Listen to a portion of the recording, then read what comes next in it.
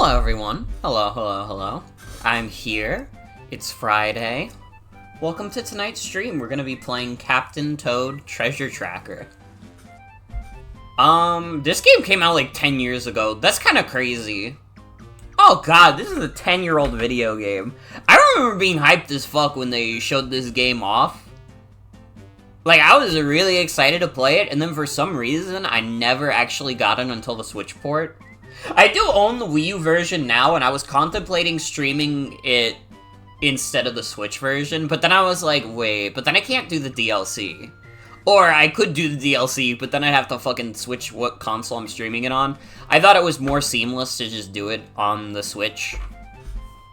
So, yeah, it's a 10-year-old video game. It came out 2014.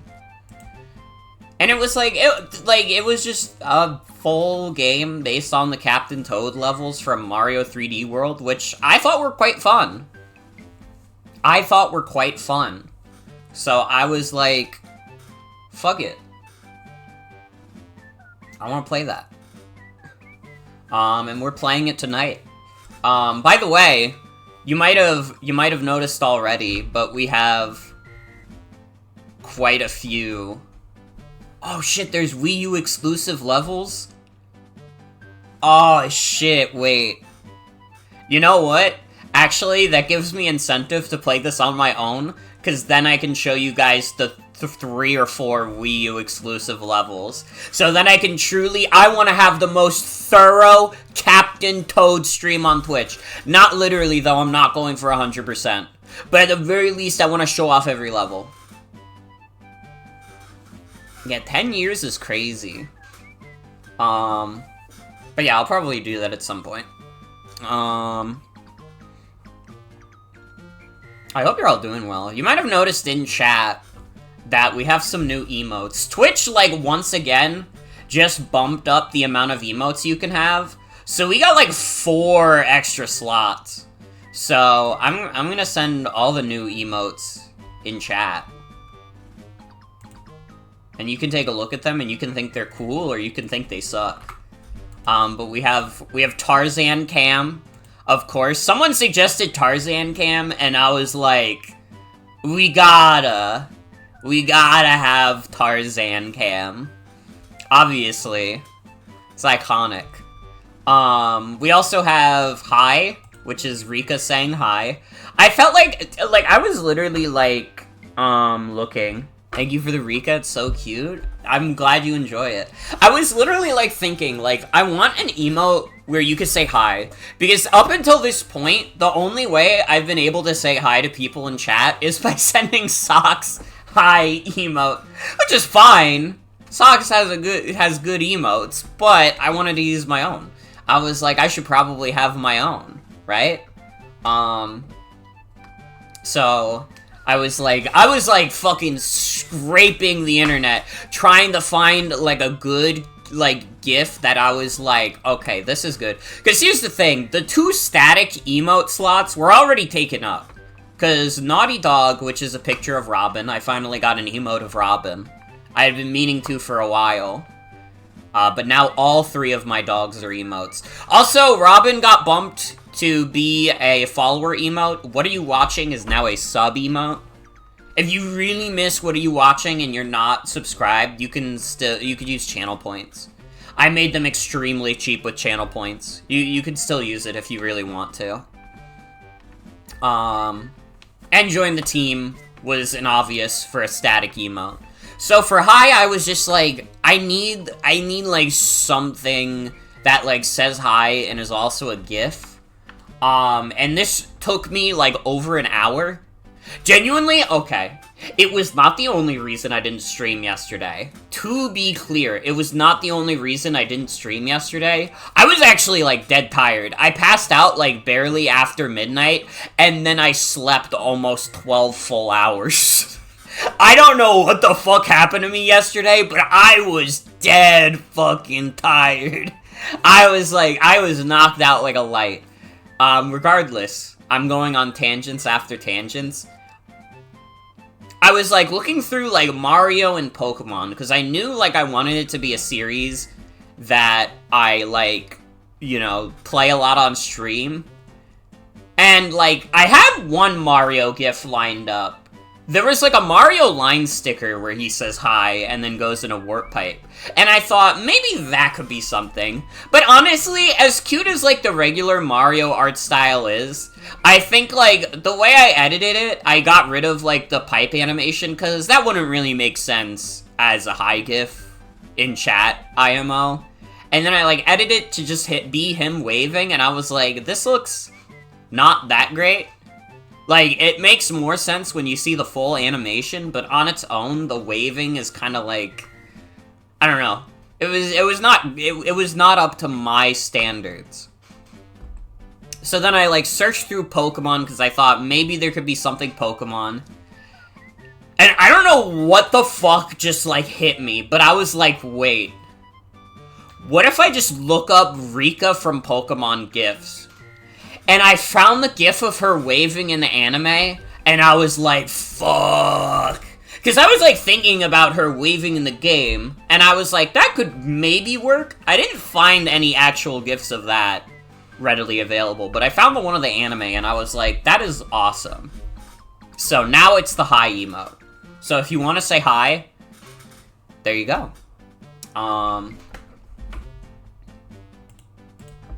Exhausted streamer spends an hour searching for a GIF that says hi, Mrs. Stream. So true. So true. Anyways, that's not right. That's not right. This is right. Captain Toad. I do not know when the last time I played this game was. It might have actually been when the DLC dropped. Oh, there we go. Music wasn't playing for a second. Oh, does this game not have multiple save files? Oh, dude, wait. Oh, we can't do it! I forgot that Labo VR. It just, like, you put the fucking Switch into, like, a headset. Fuck. That would have been so funny. That would have been so fucking funny. Damn. Okay. We're gonna have to play this on Swagger 2. I didn't realize that this game does not have multiple save files. Because I was thinking Mario 3D World has multiple save files. Why the fuck wouldn't Captain Toad? Yeah, Labo lost.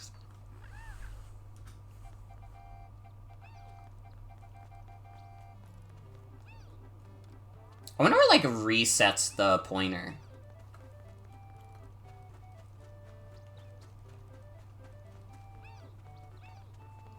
Yeah, I gotta use the Joy-Con pointer.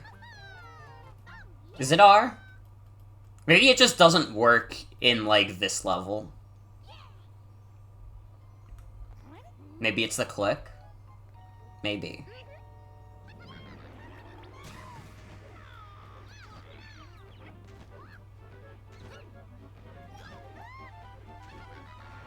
No, what are they doing? What is that fucker doing?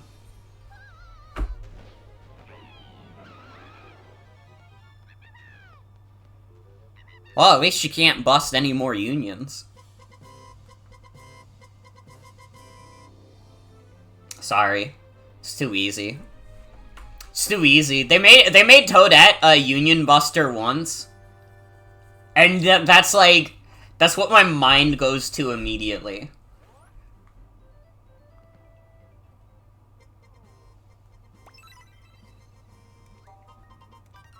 A mode where you could play with VR goggles.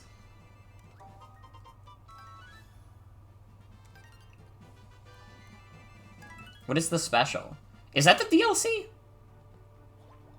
I think that might be DLC. The working class has a long memory. Okay, that is DLC. We are not doing that right away. I wonder what the amiibo implementation is. Okay. I actually think I do have a Toad amiibo. Hold on. That I actually think I have.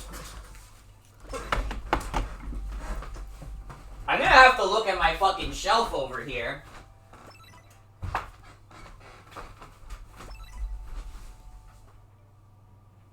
Let's see.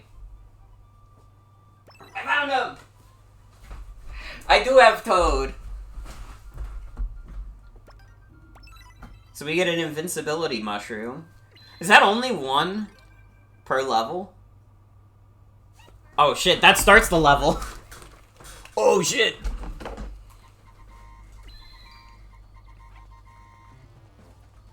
So wait, what does that do? Does that just literally make me invincible for this whole level? This whole level, it doesn't have any enemies as far as the eye can see?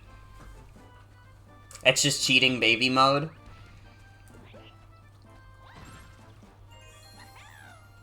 Oh, there's one enemy. Okay. Guys, there's actually one enemy.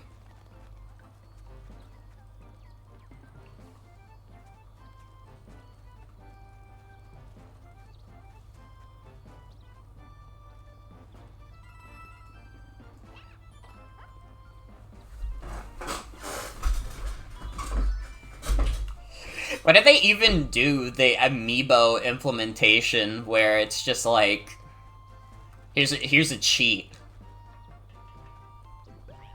Pay to win ass mechanics in my fucking... Well, this isn't a $60 Nintendo game. I think this is a $50 Nintendo game.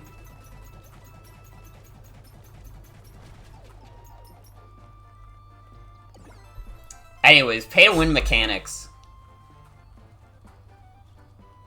Remember the $25 fast travel amiibo for Skyward Sword? That's like maybe the craziest thing they've done with amiibo in recent memory. Is have you like pay for the Skyward Sword amiibo. Was Captain Toad $40? Why did I think it was like 50?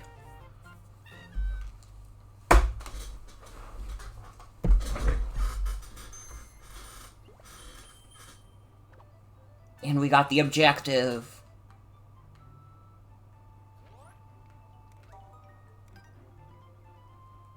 Oh yeah, we can do hide and seek with Toad.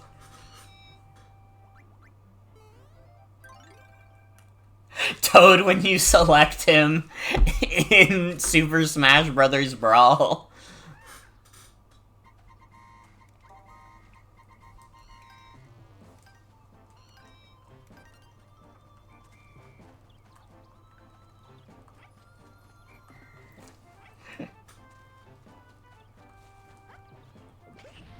$40 on the eShop?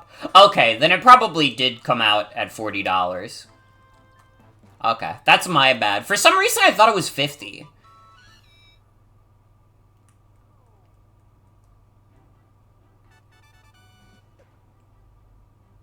Wow. Wasn't that an enriching experience, finding the Pixel Toad? Don't you feel enlightened having done that? Well, what's everybody else up to? How has your guys' past couple days been?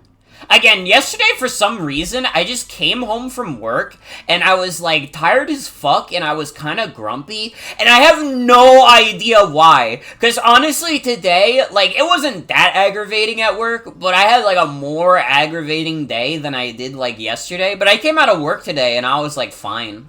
I was doing okay. But yesterday, I came home and I was, like, mad at the world. I was like, fuck. What the fuck? Baloney, negative emotional aura. Kinda true. Kinda true. Been Final Fantasy XIV rating? Hell yeah. Looking at pictures of insect legs? Ooh.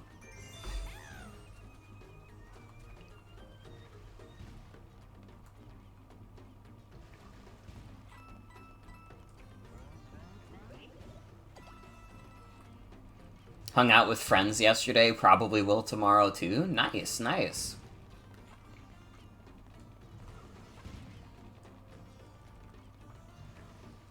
Dude, I went to GameStop today, and I didn't buy anything. I did not buy anything, but I've been checking there to see their pre-owned section. Because I'm always curious, and like, dude, they're starting to get, like, actual stuff again. Like, I don't know, I went to, like, GameStop today, and they had, like, a copy of Mario Party for, like, the GameCube, and I was like, can you imagine if you found anything that cool at, like, any other GameStop? Like, holy shit, that's, like, an old video game that people care about. To be fair, the price was, like, 60 bucks. It was quite pricey, but also, like, that's kind of expected for GameCube. I do not know the price of Mario Party 5. But I saw that at GameStop, and I was like, damn, that's like a real video game that you would, that like people would want to buy.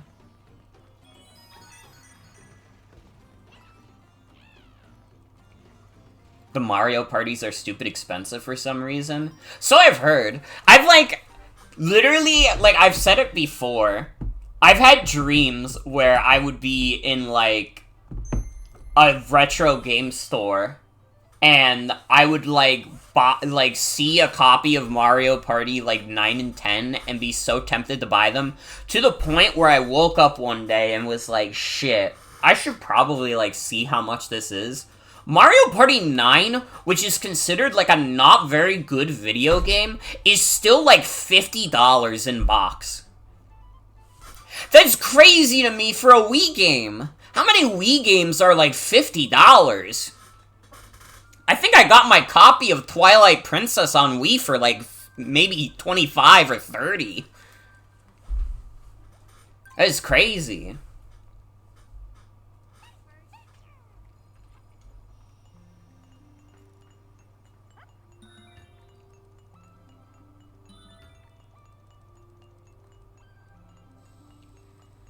The Wii version of Twilight Princess is 50? No, it was, like, 30. Oh, I didn't meant to do that.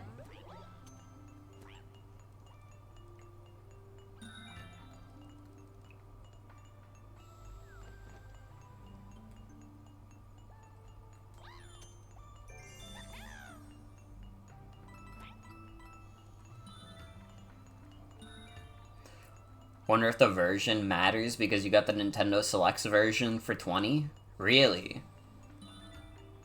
I don't know, I remember getting that from kind of like a shady retro game store, so maybe that was part of it. Like, I don't know, like, me and Jen went to this one retro game store, and, like, I don't know, it was a little strange. Talking about new back in the day? Oh, true. Well, back in the day, Nintendo Selects were all 20 bucks.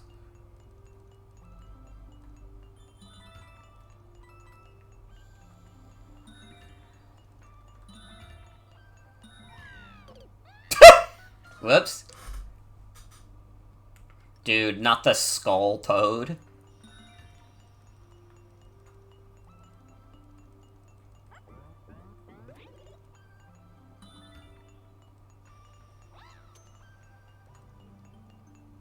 Be crazy if it was worth more used than new then. I mean, that happens to some video games. That just happens naturally to some video games. Is the Wii version of Twilight Princess really considered the worst? What's, like, the best version, then?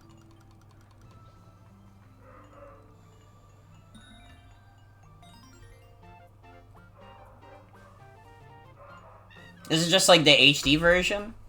I see.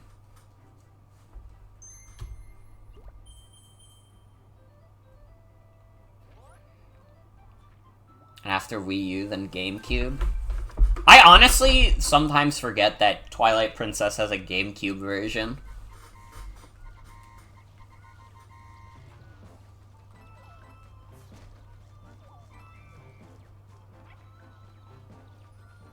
That's like, I don't know. That's like the same level as, like, Breath of the Wild having a Wii U version. Like, you never really think about it. Think the mirroring of the world irks people? Is that enough to make it the worst version? If it's the only version you ever played, it's not like you would notice. Think about Wii U Breath of the Wild because it's the version you first played. You know what's funny? I do actually now own a copy of Wii U Breath of the Wild. They made Link right-handed evil. It makes me think of that one old, like, Brawl in the Family gag where, like, every so often Nintendo would release a non-lefties friendly game, and they would just have, like, Nintendo characters say, "I hate lefties." I remember this very specifically from a gag where the comic artist was talking about Kid Icarus Uprising.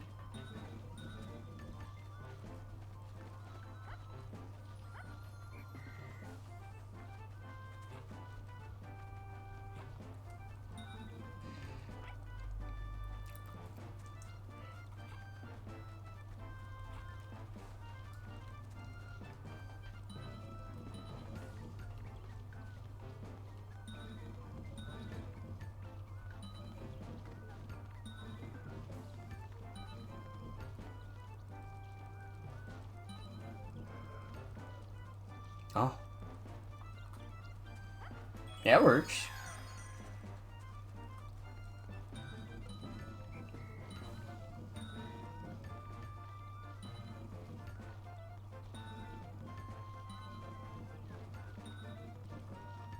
I'm a genius of Toad. I'm a genius at this baby puzzle game.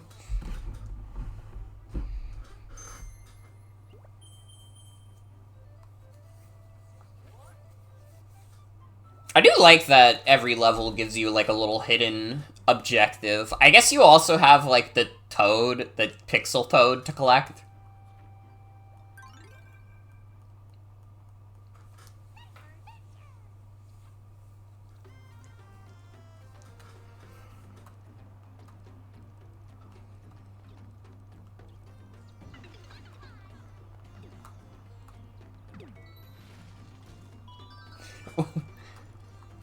Man, this camera can be interesting sometimes. Spotify!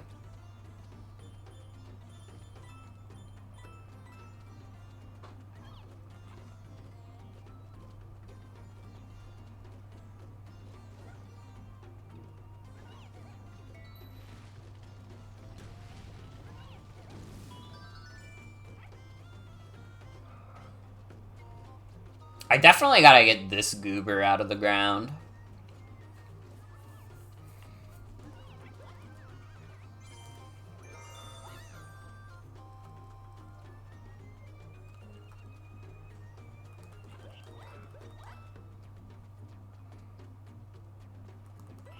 God, you know what, like, my strongest association with this game is?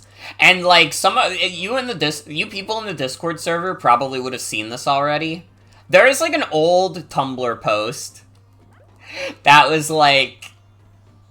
It was a screenshot from the game where, like, a Shy Guy is looking out the window of a train, and Captain Toad is just, like, laying in bed. And it's like... The job was simple. Seduce and murder Captain Toad. But Shy Guy never anticipated getting so attached to a target.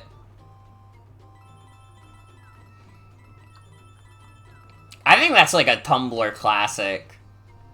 That's like an enduring post to me.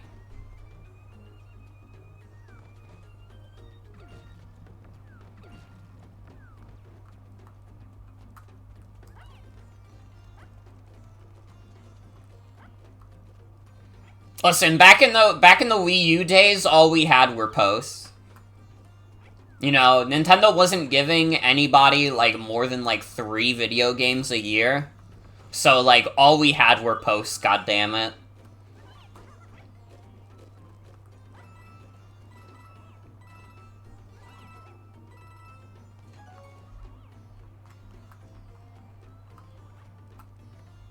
Only got 1 diamond? Oh, fuck. I fucked up that level. Well, that's okay. I got the bonus objective at least.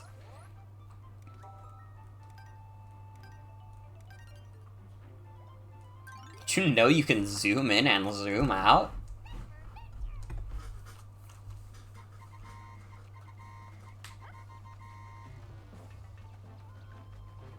This game is awesome for realizing how dope Shy Guys are as an enemy. Best Mario enemy, by far.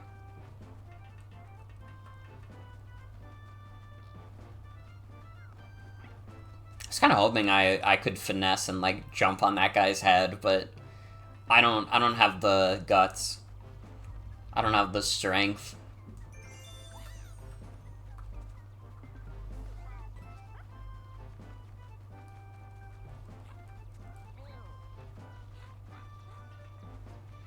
You know what is crazy that I saw that they did have at GameStop that I would, like, absolutely not spend the money on? They were selling copies of, like, Pokemon Y for, like, 45 bucks, like, without the box, and I was just thinking, like, that's crazy. Without the box? That's absurd. I wish that they kept more of the boxes with, like, 3DS games. Yeah, Pokemon prices are stupid.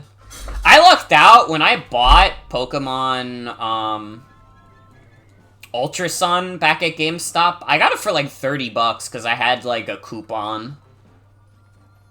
Which is like, that is not the price of Pokemon Ultra Sun and Moon. They make you pay like fucking 50 bucks for that. And that's like crazy because like that game came out like not even 5 years ago. Well, no, it came out, like, 6 years ago.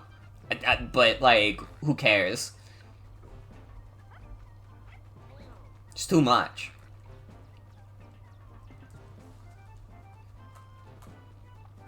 Yeah, it's like... It is reminding me that at some point I gotta grab a copy of Pokemon X and Y before the prices go, like, even crazier than that. Because you know what else they were selling? They were selling fucking Pokemon Diamond for like 80 bucks. And I was like, you're insane. You're actually crazy. Fucking Pokemon Diamond? Insane. And hi V, welcome. Welcome, welcome.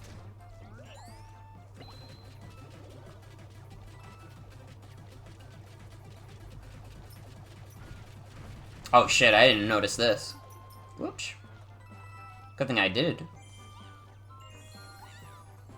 Your ass will never get a copy of Pokemon Pearl physically. I do have a copy of Pokemon Diamond, but it doesn't work right now. And I'm wondering if there's a way I can fix it. Because I would really love to never have to buy another copy of Pokemon Diamond. Not that I probably would play it anyways, because I literally have Platinum. And also, honestly, I have BDSP. Like, listen. BDSP is not a great remake for many reasons. I still think it's better than the original Diamond Pearl. I would play BDSP over original Diamond Pearl any day. My craziest opinion is that I might even play it over Platinum sometimes. Even though I own Platinum now, it's just like, I don't know. It's mainly just the speed of the game. The fucking Gen 4 Pokemon games are so damn slow on original hardware. One leg up Diamond has to BDSP as Torterra's shiny sprite still rules. It is true. That is very true. The sprite work does look way better than BDSP's graphics. I won't pretend like BDSP is a pretty game. Sad we never got Platinum as DLC. They should have just had Platinum in the base. Honestly. I mean, everybody has said that. I will say they, like, kinda had it a little bit. Like, you know, you had the Pokemon in the underground, so it's not like you were missing out on, like, a lot of the Platinum Mons. Which was really the big thing that, like, Platinum changed. So I'm glad we at least got that, but it's still, like...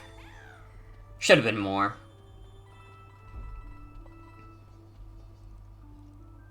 In HGSS, they got rid of his swag? That's so sad. As early as then, they were like, this guy, fuck this guy. Blow him up.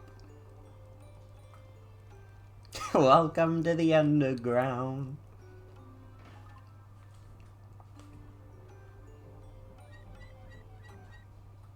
Pokemon mandates. Oh, God.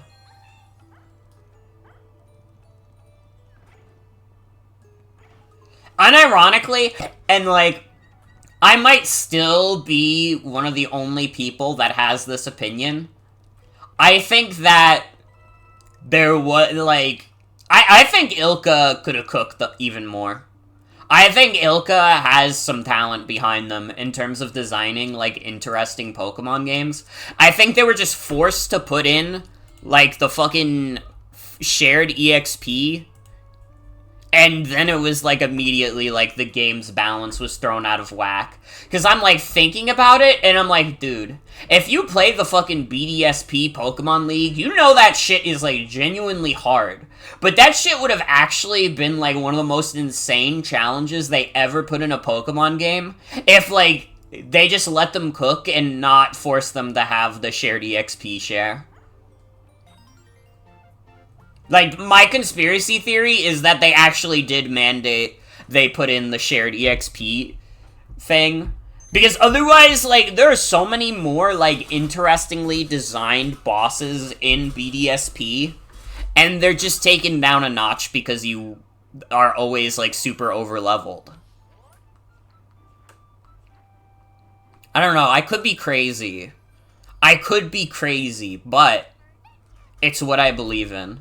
I don't know. I genuinely think, like, the Pokemon League in BDSP is, like, really fucking good.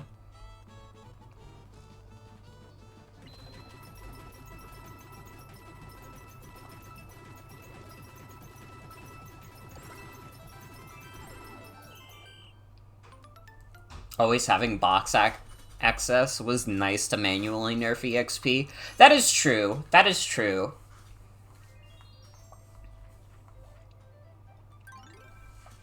That's always how I've tried to, like, play modern Pokemon games. Like, at least, like, early on, I'll be, like, cycling through a bunch of Pokemon before I settle on a team. But also, I feel like most people, like, kind of go with the same team. Don't mind EXP share at all. I think that shared EXP is, like, it is not a net good or bad. It's just that the game has to be, like, balanced around it, you know? Like, I feel like Scarlet and Violet is very much a video game that I feel is balanced around having a shared EXP system. You know, I don't have a problem with the level balancing in that game. I mean, you could argue, like, oh, they should have had, like, scaling EXP and stuff, but that's, like, that's, like, a whole nother debate. I don't necessarily think that, like, you know, Scarlet and Violet is, like, that much easier or harder if it had scaling in it.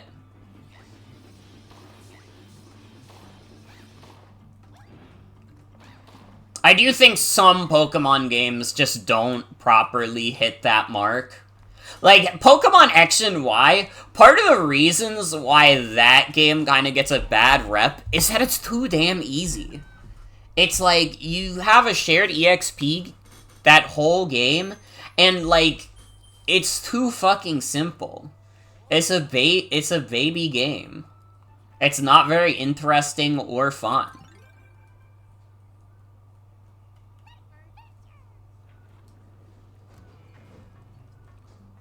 Who knows? X and Y could happen this year on stream. I still gotta do Pokemon Black and White 2, though.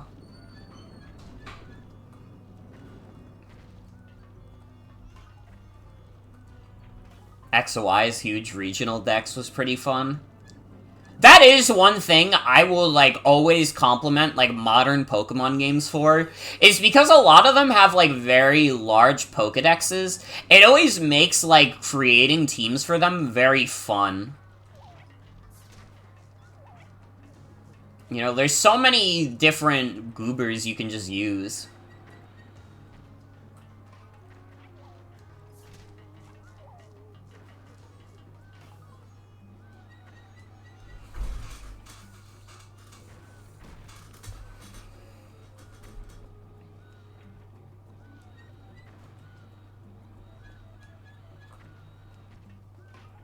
That is not very intuitive without a touchscreen, I gotta admit.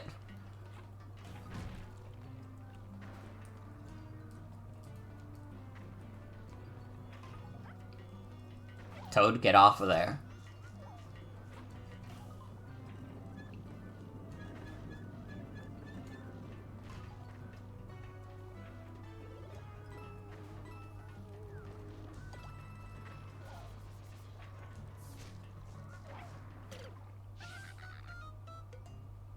That was a slip-up. Whoops!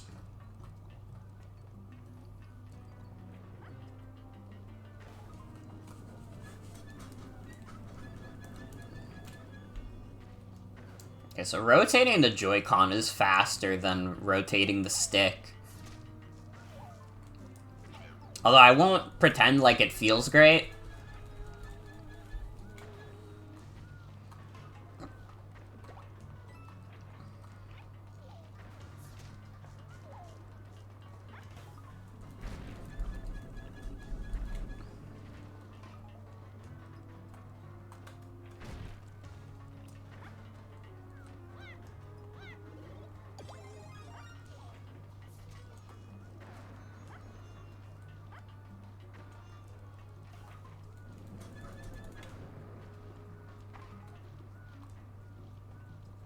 You'd think they just have you turn your wrist like a key. Wait, shit, you're literally right. That would be so much easier.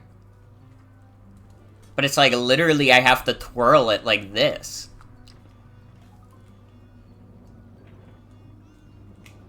See, like, that was me trying to use it like a key.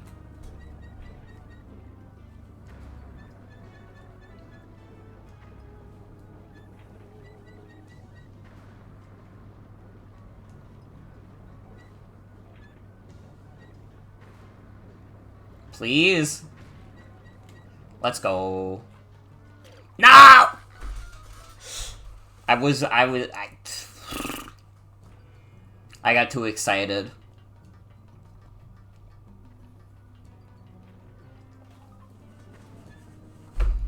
Man, okay, this is not, like, happy news to talk about, but, you know, we talk about, like, current gaming events, and, like, man, a bunch of people getting laid off at, like, Microsoft is, like,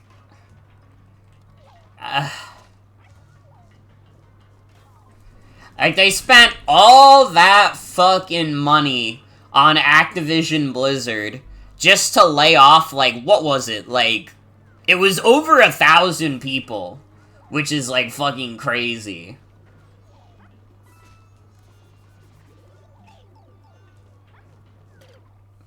What the fuck? Am I stupid? I might be. 1,900. Oh, I thought that was across all of Microsoft. Was that only an Activision Blizzard? Because if that was only an Activision Blizzard, that's fucking crazy. From what I heard, Toys for Bob got completely fucked over. Like, Toys for Bob almost got completely gutted. Which is, like, really tragic because they were probably the studio at Activision Blizzard that was putting out the most interesting things. Like, listen, even if you're not, like, a huge Crash or Spyro fan, like, I don't know, that's more interesting than whatever the fuck the rest of Activision was doing. Oh man, no, I would definitely take more Call of Duty over Crash 4. Sorry, that's a little bit of a hater take. They also gutted Sledgehammer Games, which is one of the main COD studios. That does not bode well for that series. I know that people are already pissed off about recent Call of Duty. So, like, imagining, like, at that point being like, oh yeah, just gut one of their big studios. That seems like a little crazy to me. Like, that is like a game of, like, 4D chess that you are, in fact, losing.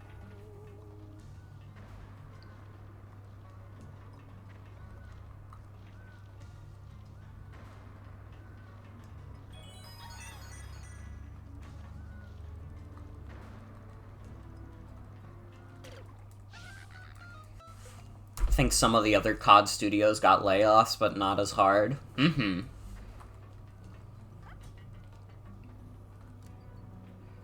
Beanox might have been hit bad, too.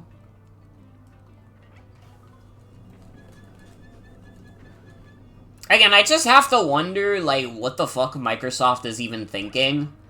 And I mean, what they're probably thinking is, yes, Bill Gates will get a nice paycheck from all this.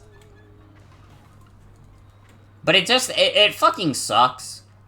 And it fucking sucks that, like, the state of the industry is that this year, there's almost been as many layoffs in January as there were in all of 2023, which was already a historic year for video game layoffs.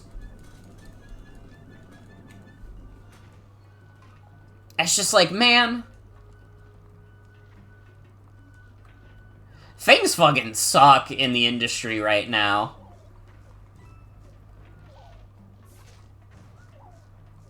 It did make me also learn, though, that apparently, like, a big thing is that Japanese companies cannot do the same. Like, they can't just, like, lay off a bunch of staff like American companies can.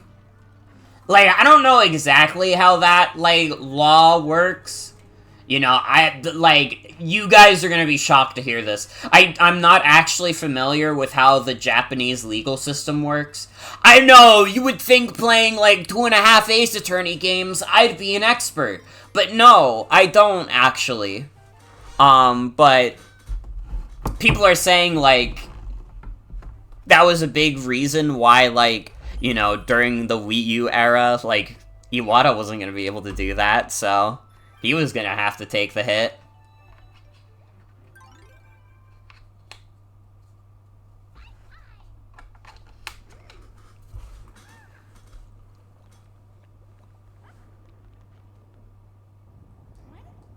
We got our first boss of the game.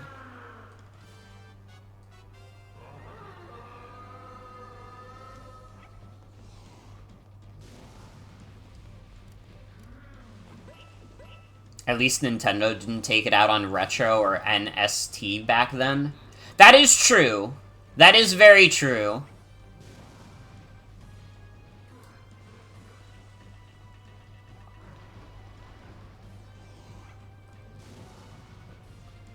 And I mean, in general, I think that the consensus is still, like, listen.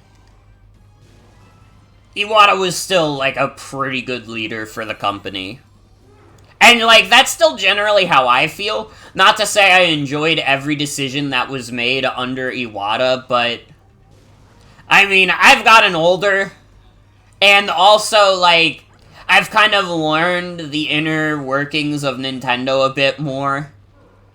Like, they just have a board. Like, part of the reason that Nintendo always seems so behind the times is that they just have a bunch of, like, ass old people that have been at the company for, like, fucking ever that don't even really, like, understand video games.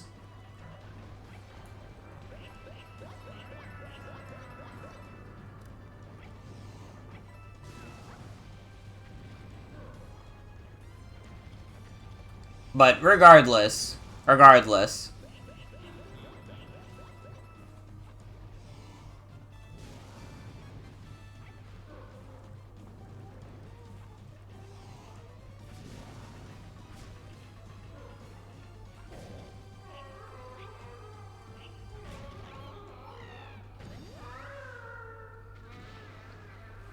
You remember it used to be every investor meeting, people were like, have you thought about mobile games? I mean, to be fair, what the fuck else were they gonna do during the 3DS and Wii U era? Like, yeah, of course they were gonna dip into the mobile market. They had fucking nothing else going on.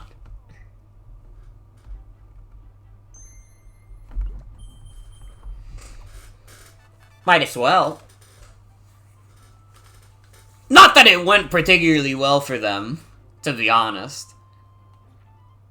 Huh? Oh, it plays a little cutscene.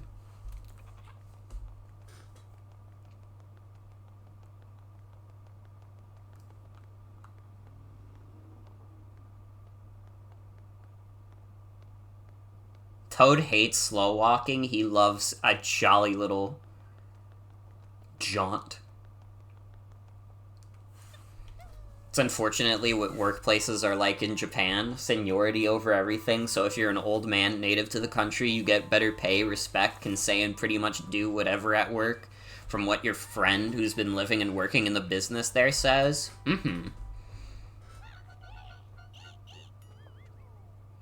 Yeah, it is a big part of why Nintendo is often behind the times, as it were. But I mean, I'm not saying anything new by saying that. I think we're all pretty much in the know that Nintendo can often be a very backwards-feeling corporation.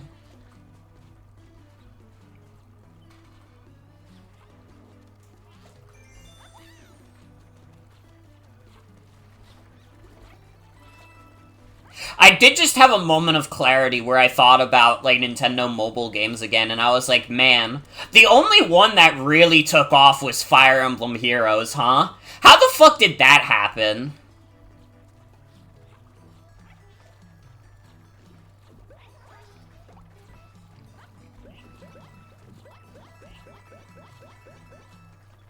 Also, I'm with you, Splee. I'm definitely with you in some regard. I think that sometimes them, like, having a very old-school mindset is, like, good, but there are other things where it's, like, really fucking bad. I mean, obviously they've always had the most backwards thinking when it's come to, like, fan works and such. But I mean, again, that's not anything that anyone here hasn't heard before. Talking about the ethics of Nintendo is like, we've done this song and dance a million times.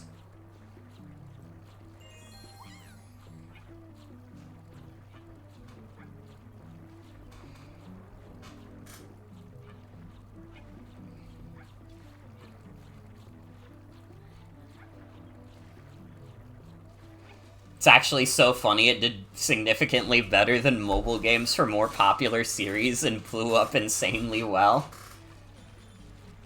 Yeah, and then, like, the newest Fire Emblem that dropped after Heroes was Three Houses, and then that became the next most popular game in the series. So everybody wanted that in fucking Heroes. It was a perfect storm.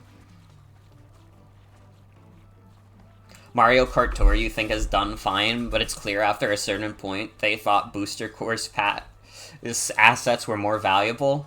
Well, probably because, honestly, they probably made more money off of Mario Kart 8 than they ever did with Mario Kart Tour, you know? Like, Mario Kart Tour has no doubt made them some money. It's still, like, one of their more successful mobile games. But honestly, I wouldn't be surprised if they literally made more money off of the Booster Course Pass. Just because, like, fucking everybody and their grandma owns Mario Kart 8 Deluxe. Like, actually, I think if you go to the old person's home and you ask them about any other video game, like, unless it's, like, on the Wii, they'll have no idea. But if you say Mario Kart 8 Deluxe, they'll be like, oh, yes, I played that at my grandson's. I actually main Wendy. Who do you main?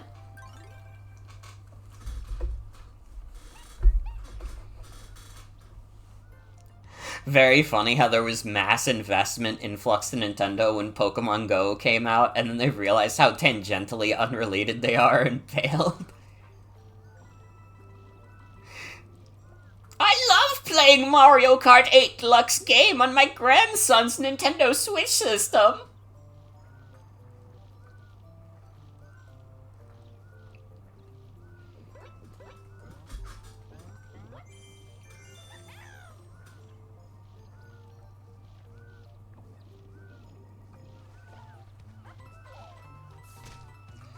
I will say, and this is my like, most insane Nintendo opinion, and, like, this is not me saying the way they release games on NSO is good, but I actually do prefer the NSO system over Virtual Console.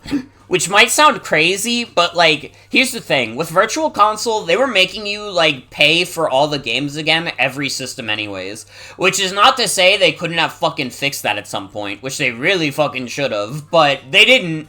Every time a new system came out, you had to re-buy your Virtual Console library. Meanwhile, you pay the subscription service, you get the games, and, like, then it's fine. Which, I kinda like that system more. Like, having, like, a games on demand for your, like, retro games, that makes sense. Instead of making you pay fucking $8 for the pleasure of playing Super Mario Bros. The Lost Levels and nothing else. That's, like, insanity.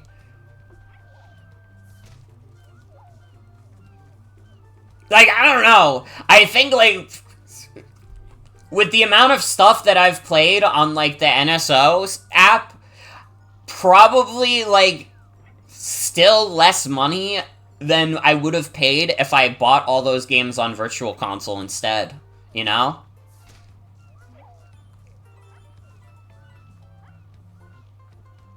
They were so real for bringing back the 3D Land Beach theme for this level. It's a banger. It really is. Now, do I think Nintendo should be trickle-feeding all the NSO games? Absolutely not. It's fucking crazy that, like, how... It's been, like, a year since GBA Online came out. There's, like, 11 games. And 4 of them are Super Mario Advance. How the fuck is there not more games on, like, GBA Online? How the fuck is there not more games on, like, N64 and Game Boy also, to be honest? Like, I feel like with NES and SNES NES... Like, yeah, there's still some work that could be done there, but for the most part, they've gotten out, like, a lot of the big bangers. You know, at least the ones that they would reasonably be able to grab. Like, I think the SNES is, like, missing a lot of Square RPGs, but I don't think Square Enix is gonna hand those over lightly when they still sell most of those SNES RPGs.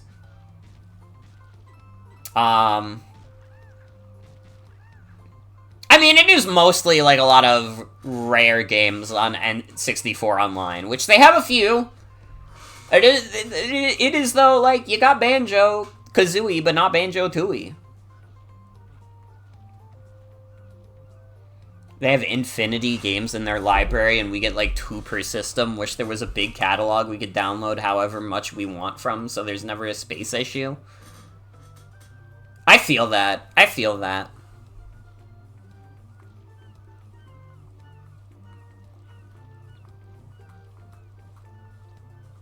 Honestly, you know what it is also? Like, they probably could, like, still have NSO be the way it is, but have, like, separate apps for, like, each game. But you know why they don't do that? Because when the console launched, they didn't have folders.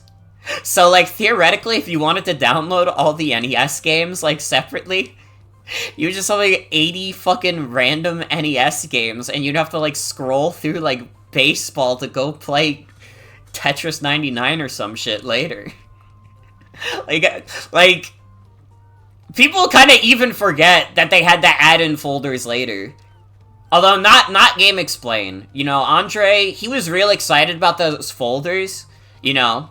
He wasn't excited about paying his employees, but he was very excited about those folders.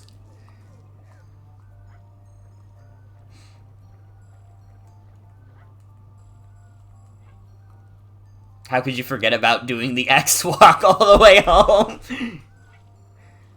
That's, like, one of the funniest, like, Game Explain moments of all time. I used to watch Game Explain a lot when I was, like, a younger person. But obviously, like, once, like, the stuff went down, like, no. I do watch, a lot of those dudes move to Good Vibes Gaming. I watch them every now and then, and they're fun. I mean, like, really the only problem I have with them is the problem I have with, like, any Nintendo YouTuber, where sometimes, you know, you gotta give up the goose. The Switch Pro isn't happening.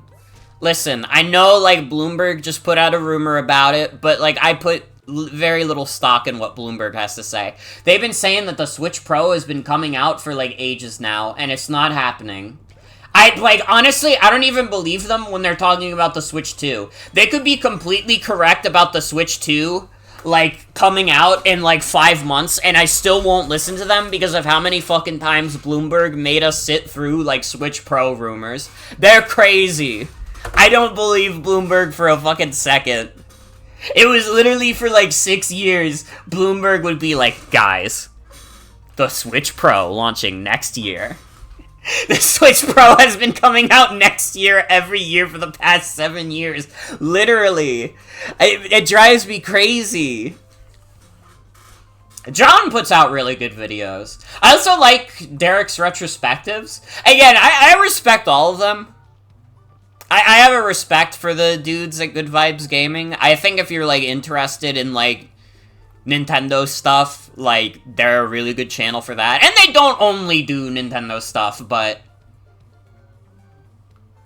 do you genuinely wonder if they were gonna have one, but parts shortages made them go the easy route with the OLED? Maybe. I don't know.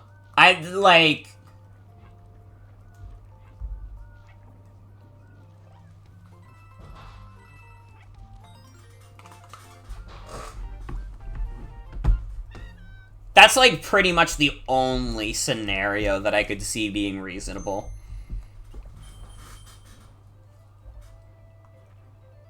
And even then, that feels like I'm giving too much benefit of the doubt to Bloomberg.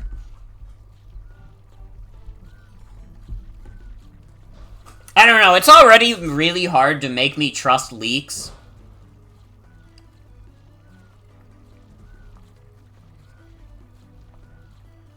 Except the one Pokemon leak that happened when Scarlet and Violet was getting leaked, and they just showed a picture of Grusha and said he, him. That was, like... that was one of the more iconic moments in leaking history. I think about, like, that one Twitter account just posting a picture of Grusha with he, him all the fucking time.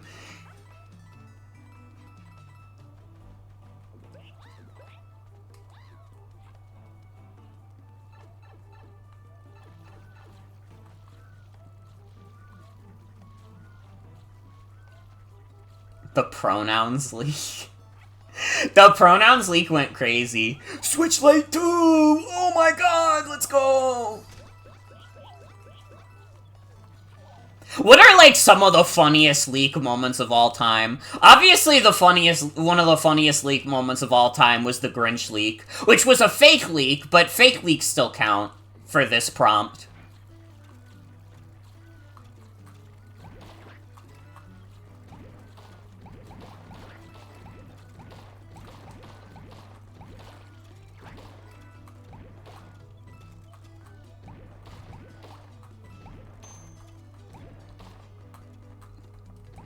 They added Grusha to Pokemon Masters recently, and he has a voice I was not expecting. Do we count people leaking US military secrets to win arguments on web forums for military games? Absolutely. That might be, like, the pinnacle. What's the one game where that happens, like, multiple times a year? Is it War Thunder? That's not Warhammer. That was the other one I was thinking, but I was like, no, Warhammer is some other random nerd shit. Is it War Thunder? But if that's the game I'm thinking of, where they constantly, like, leak US military secrets to try and get their, like, favorite tanks, like, buffed or nerfed, like, so fucking funny.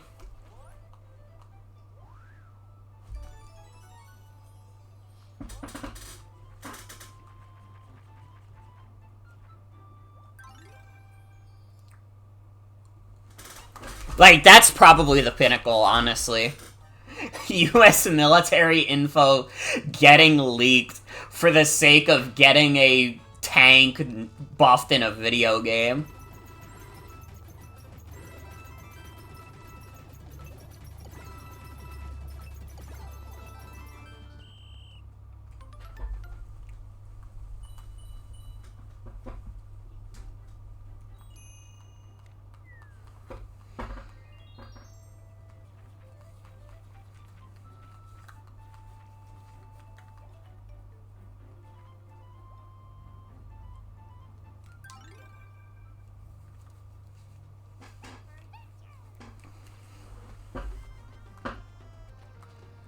Oh my god, you know what's like a funny leak that I forgot about? Fucking Grotesque Steve. Do you guys remember the Grotesque Steve leak? Because I still do, and it still, like, disgusts me. I didn't even know about it when it happened. I just got told about it later, and it was, like, one of the more sickening things I've ever been shown. What was the Smash 4 leak?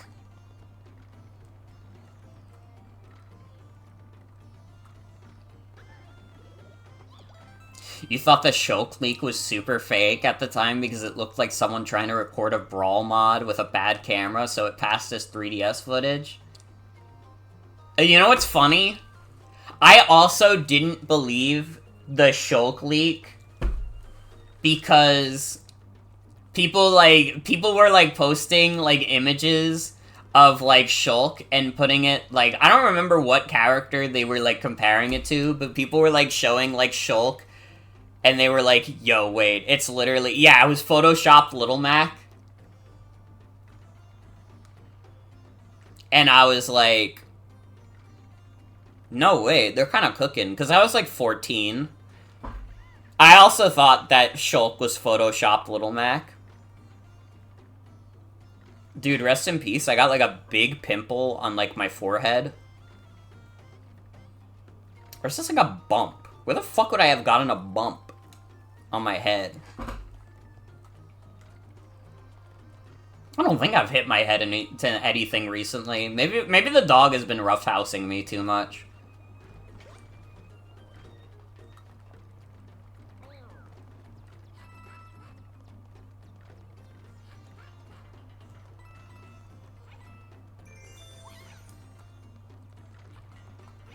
I literally believed people when they said it was a photoshopped Little Mac. And I was genuinely surprised when Shulk was actually real. And, well, I could tell you that where I learned Shulk from Xenoblade existed, but unfortunately, that would not be a pleasant topic to talk about on stream. Not anymore. Maybe like a couple weeks ago, it would have been like a fun thing to say, but... Nope. Sonic Frontiers leaks were so interesting. It's crazy the game went through that much player testing.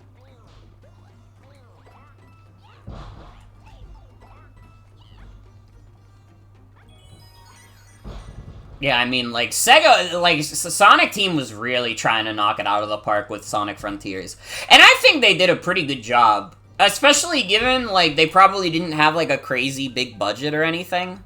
Like, I think they did quite well.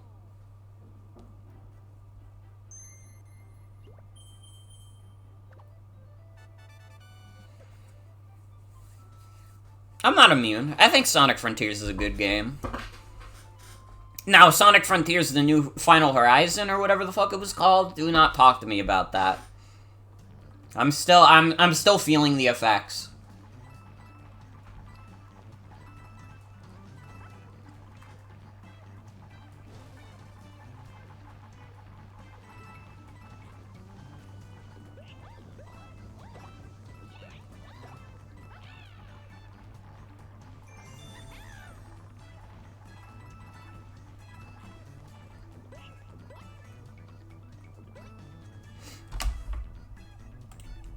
I will only ram my head against a wall if it's Fang the Hunter, thank you very much.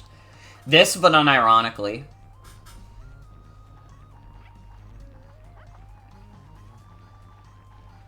It's so fucking weird. Like, I don't even think it's, like, that I'm, like, more used to 2D Sonic games. I don't know. I just think that, like, doing the boss rush in Sonic Frontiers, like, actively pissed me off so much. Because I was like, here's the thing. Here's the thing that's, like, this is what I genuinely think. When I was doing Sonic Frontiers, The Final Horizon, it felt like I was getting stopped at the exact same spot every time. While in Sonic Superstars, I was, like, making, like, slow progress. Which is still better than no progress, in my mind.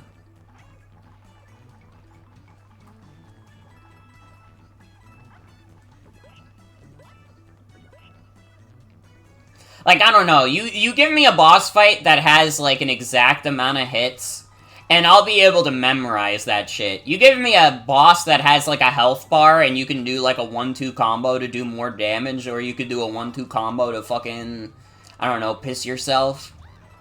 Like, I don't know, that's where things get complicated. I need, like, if you're gonna give me, like, insane shit in a video game, keep it fucking simple. Keep it fucking simple for me.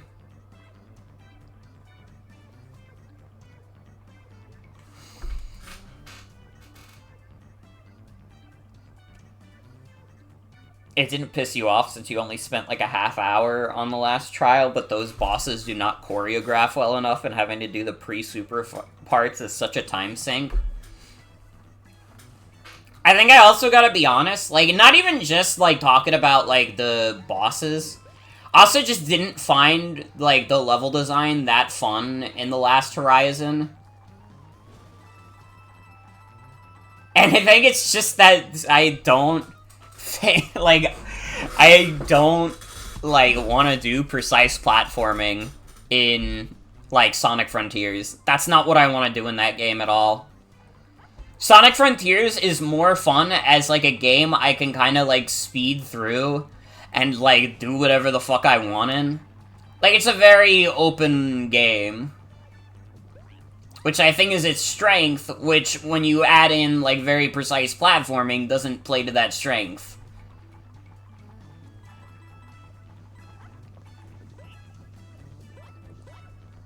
And I don't know, I'm still, like, I don't think that the level design of, like, Trip's story is that frustrating. I don't know, that might be my most insane take, but I didn't find, like, the actual levels themselves that frustrating. It was really just that, like, the final boss of that game is, like, really long. I still think the dragon is worse. No matter what happens, I'm always gonna think the dragon is worse. How the fuck do you hit that one?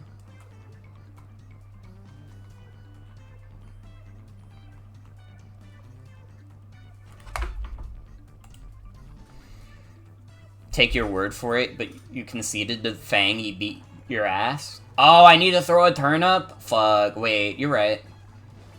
Well, I guess we're not getting it then. Unless I die again, which at this point is not gonna happen.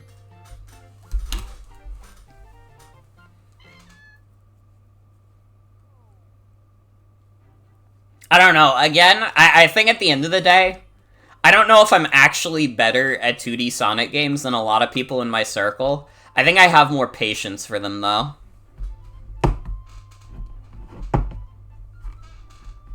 Although, I don't know, I feel like I have a decent amount of patience for bullshit in 3D Sonic games. For some reason, I just did not have that patience for Sonic Frontiers.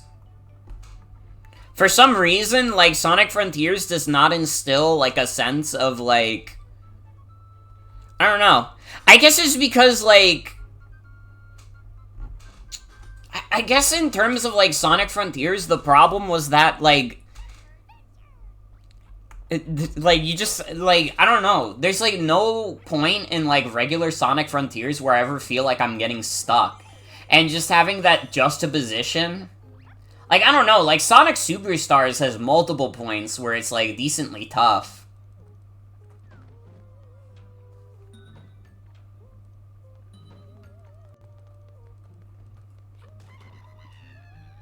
just feel like you spent over 2 hours on Trip's final boss and it broke you. For some reason, that did not happen to me. I played that and I was like, I don't know. I came out of it with, like, a different understanding of the world.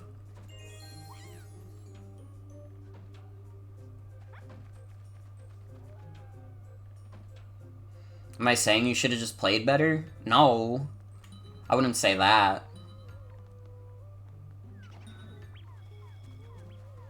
Again, I just think, like, in general, I have a higher level of patience for, like, 2D Sonic games than most people do.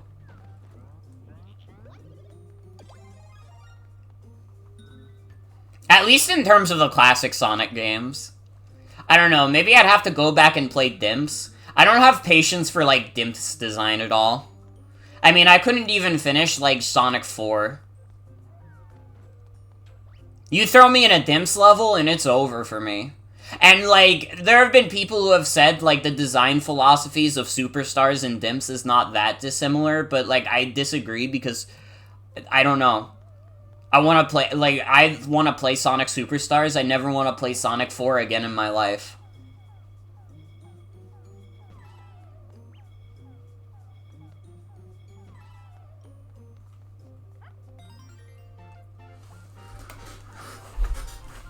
Yeah, like, boss design, like, yeah, those are some Dimps-ass bosses, but level design,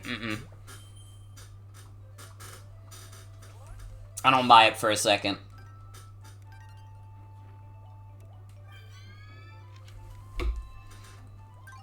The train level!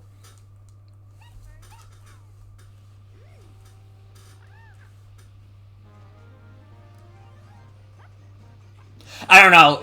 Another thing to keep in mind is that Sonic 4 broke me in the middle of a level, rather than at any of the bosses.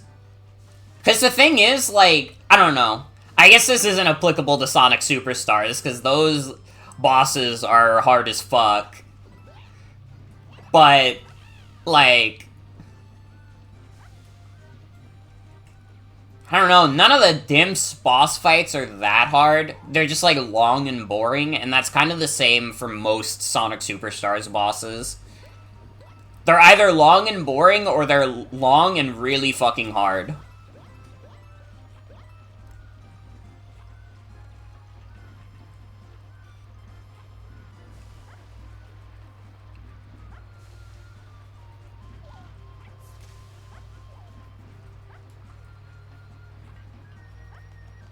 Hey bro, what's up? The final level has like 2 or 3 bottomless pits. It can't be a Dimps final stage.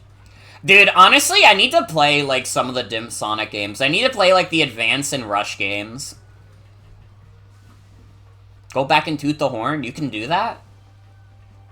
Wait.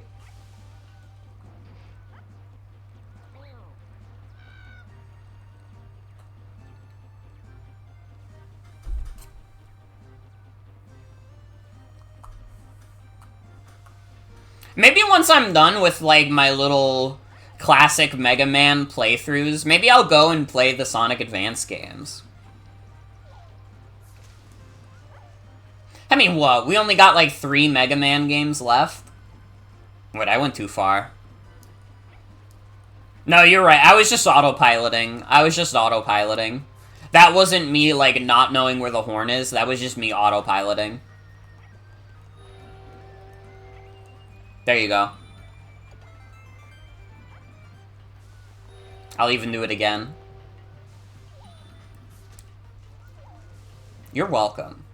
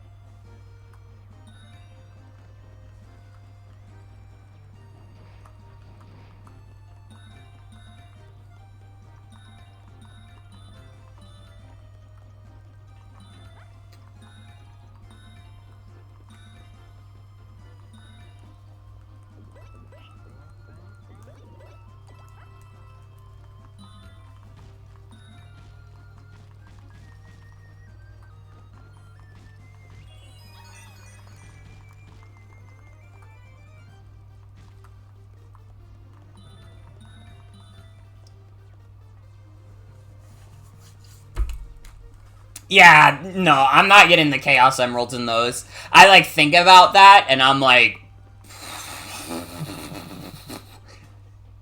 Dude, Sega was crazy for that. Is there, like... Fucking, like, all of the advanced games all have, like, different ways of getting the Chaos Emeralds, and all those different ways somehow manage to all be terrible. Like, there was something devious cooking.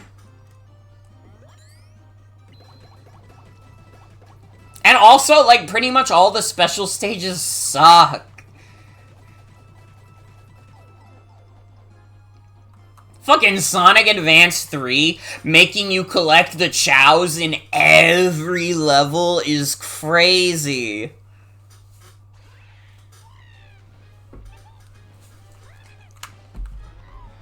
Sonic Rush to the polls!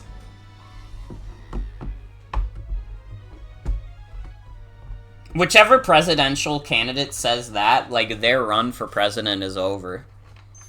Who, we could trick someone into saying that.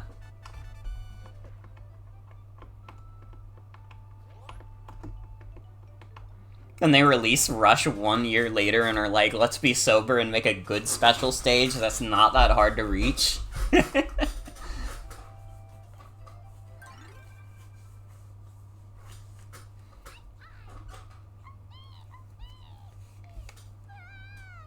One thing you hated about the advanced games that you wish wasn't there because the rest of the games are so cool.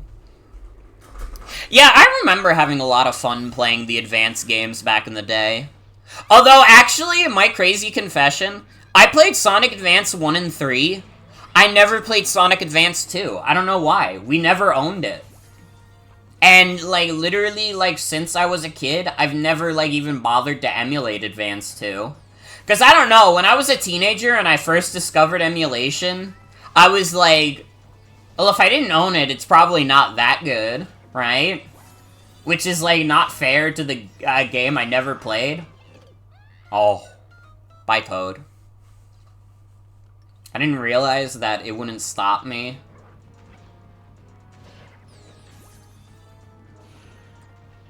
If you have no tolerance for running bosses, it sucks. I mean, like, you gotta keep in mind, like, we were literally talking about it earlier, I'm the insane person who has tolerance for, like, Sonic Superstar's, like, worst boss. So, like, I don't know if there's much I don't have tolerance for when it comes to Sonic bosses.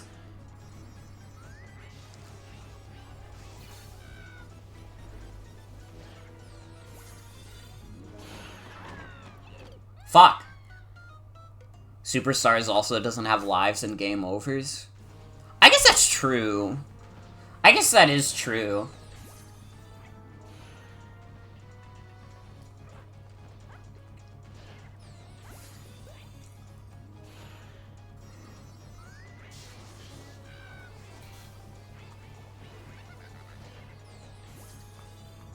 Yeah, I mean, if I gotta cheese those games, I gotta cheese those games. Hopefully it doesn't come to that, but we'll see.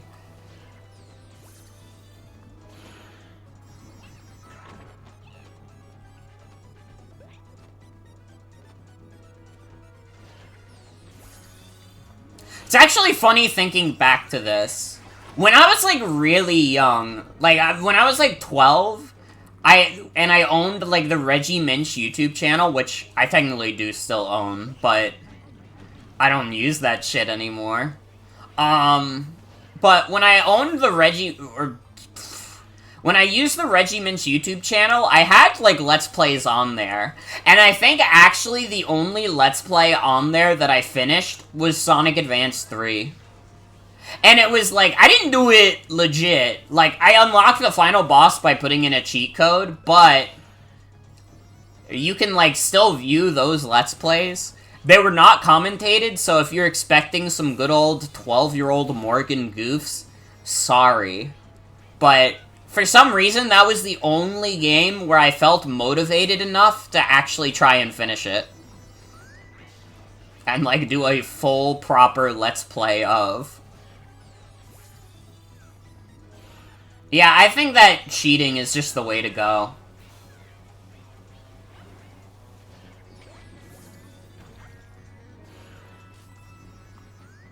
Because really, when you're an adult with a job, do you really get much pleasure out of saying, yeah, I unlocked the supersonic fights in the Sonic Advance games legit? That doesn't bring you joy. If anything, it only haunts you. It's like, oh man, I could have, like, invented a new type of phone. But instead, I got the supersonic fights in Sonic Advance.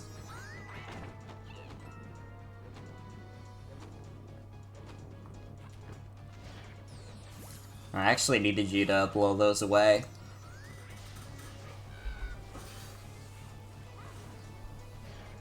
Same with Sonic Pocket Adventure. See, that's a game I've never played. I've never played Sonic Pocket Adventure. What system is that on again? Wasn't that like the fucking Neo Geo or something? Neo Geo Pocket? Neo Geo Pocket Color.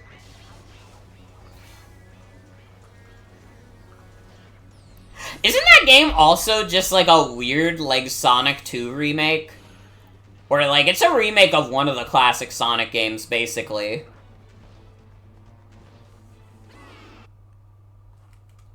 Wait, what happened? Huh? Game?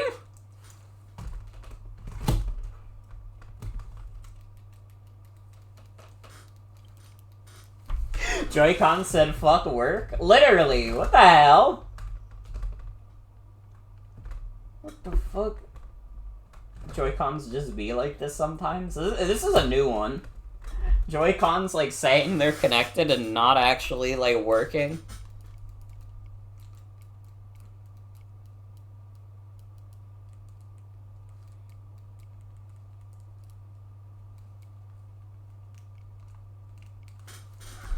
What the fuck?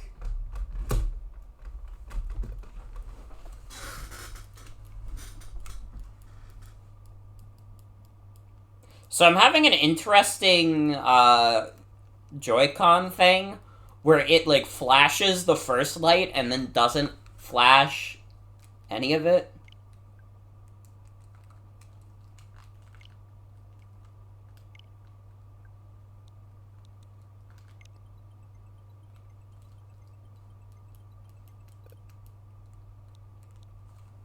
It's not... What the fuck? It's not detecting this Joy-Con. What the hell? Okay, hold on. I'm gonna try something. We go to handheld mode. Okay, so it detects both of them are on the console when I'm in handheld mode. I guess maybe that's what I had to do?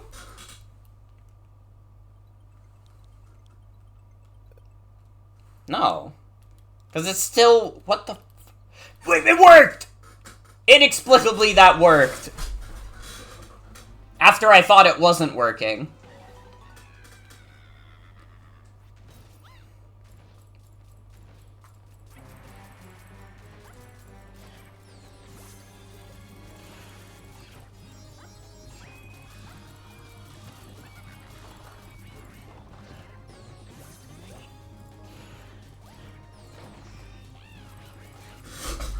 Okay, we can play Captain Todd.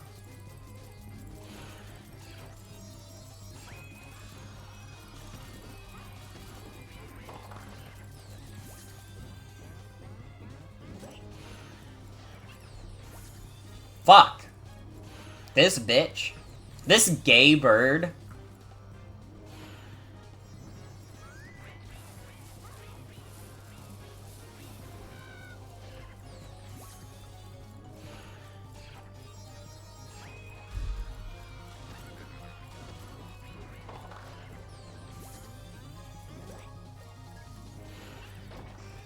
Fuck out of here.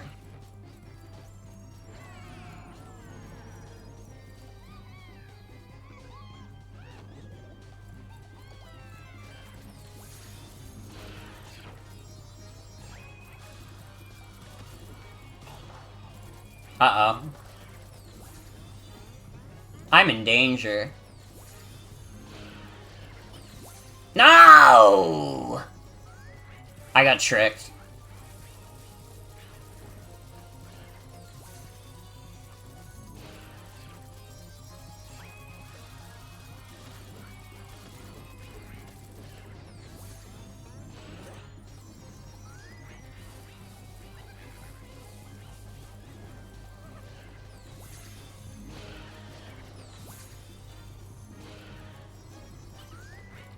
No!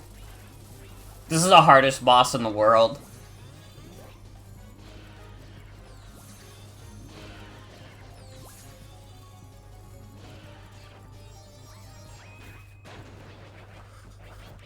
Never mind, it's easy. It's literally free.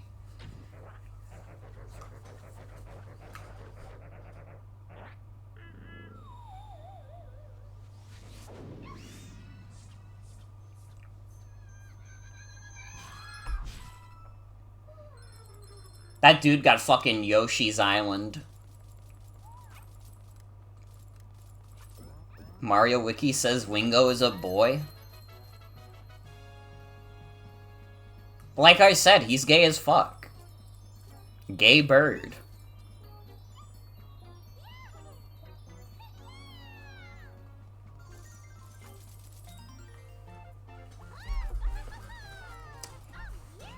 Toadette, can you return me to my big form?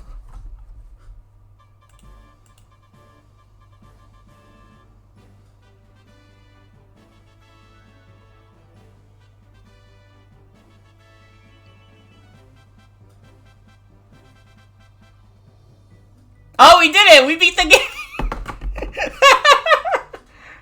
Hey, wait a minute! Wait a fucking minute. Damn, does it really play the end credits for every book? What the fuck?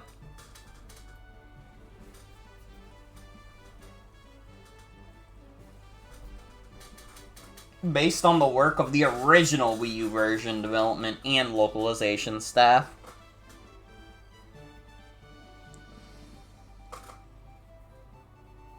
That ending happened out of nowhere. It really did. I forgot that this game even does this. What is the point?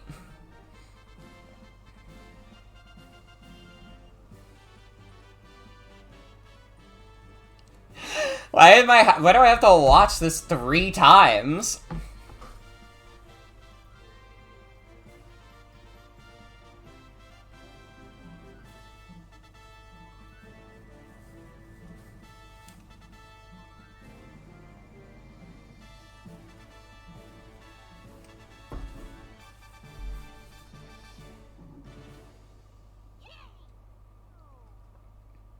Layers upon layers of post-game, true.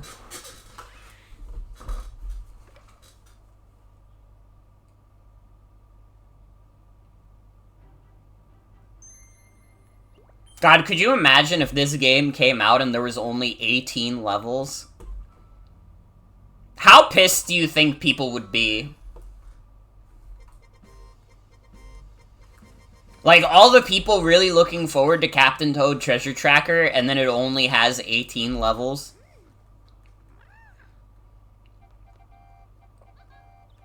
I'm having deja vu.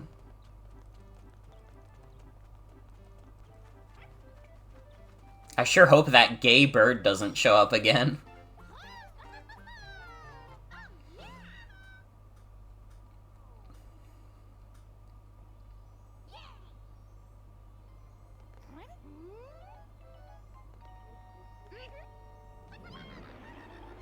Fuck's sake.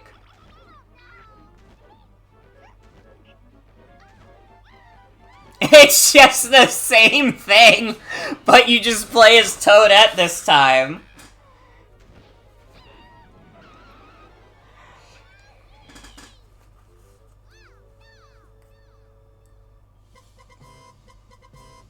This is the sequel. Welcome to Captain Toad 2, everyone.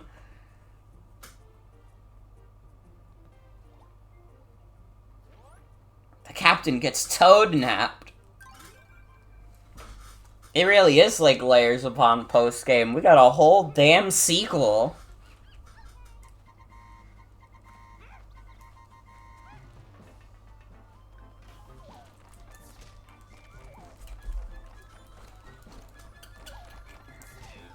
Ow. Fucker.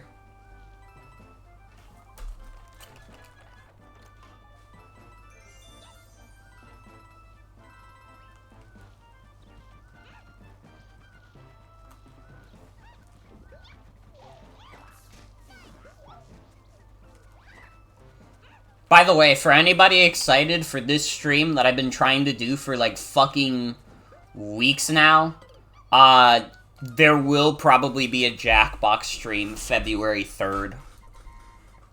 I think I might actually be able to get some gamers rallied for Jackbox on the 3rd. It took a fucking eternity. I had to cancel it like 3 weeks in a row, but it's finally happening.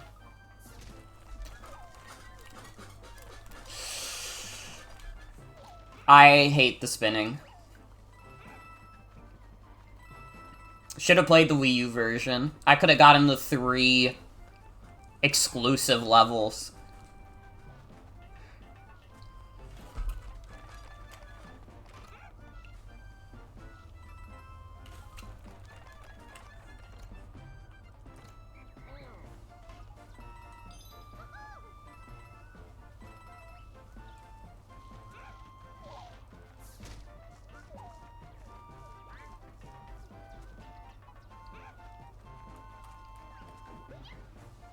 I'm trying to think of any other video game news we've gotten.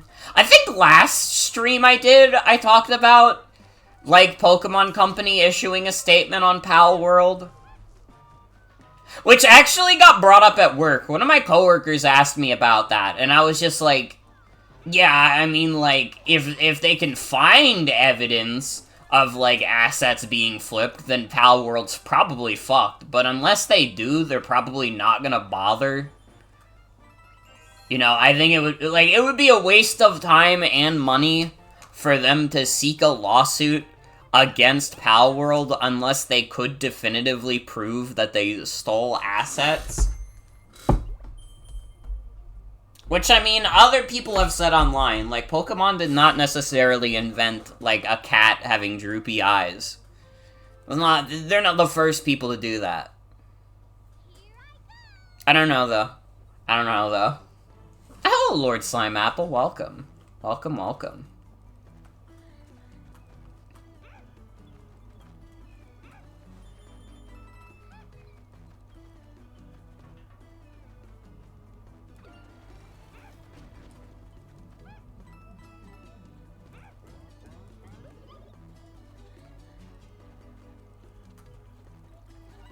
I do like that this game has, like, vague Super Mario Bros. 2 inspiration. Which, granted, Super Mario 3D World also had. That is not necessarily original to Captain Toad, but...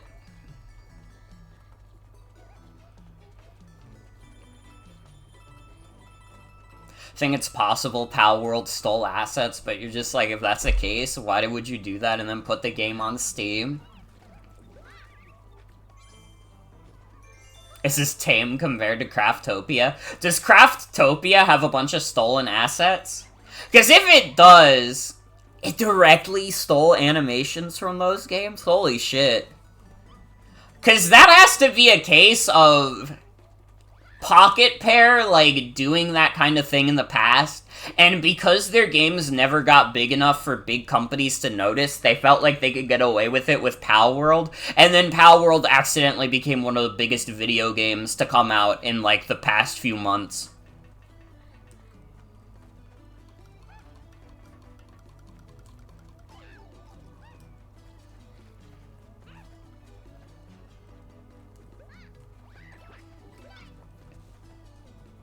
And I've said it before, my ultimate take of Pal World is that it's just, like, a very lazy product. And it's, like, kind of funny to me with how much people are like, oh, this is gonna make Game Freak, like, really put their all now. And it's like, what lesson are you supposed to learn from Pal World other than be lazier? Is you get rewarded. Like, I'm sorry, it's a little bit of a hater take. You can like Pal World, I don't give a shit. I'm not gonna morally indict people for being into Pal World, it's just like... It's just a lazy game.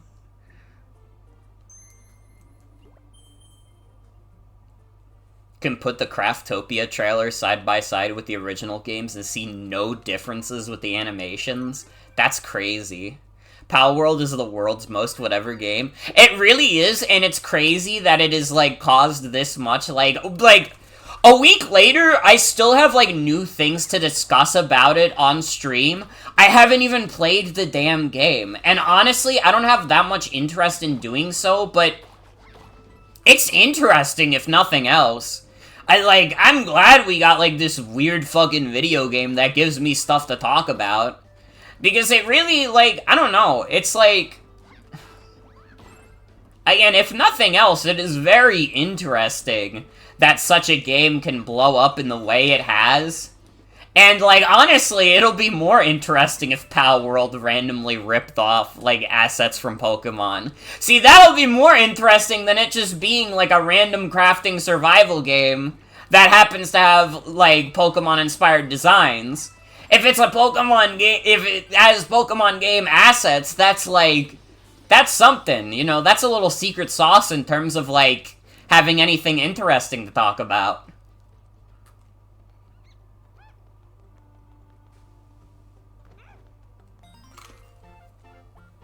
So honestly, I kind of hope they did rip off assets. Not because I care one way or the other, but just because it creates a more interesting story, you know? It enriches our world for a very popular video game to steal from another really popular video game. That's the kind of discourse we need. It's not wrong to love drama. I appreciate you saying so, because it really is just, I'm in it for the drama. I want to see where this goes. You know, now that we got, like, a potential legal thing going on, I'm like, now I want to see where this goes. Like, I don't consider myself someone who's really into drama, but right now I'm like, ooh, this is a little spicy.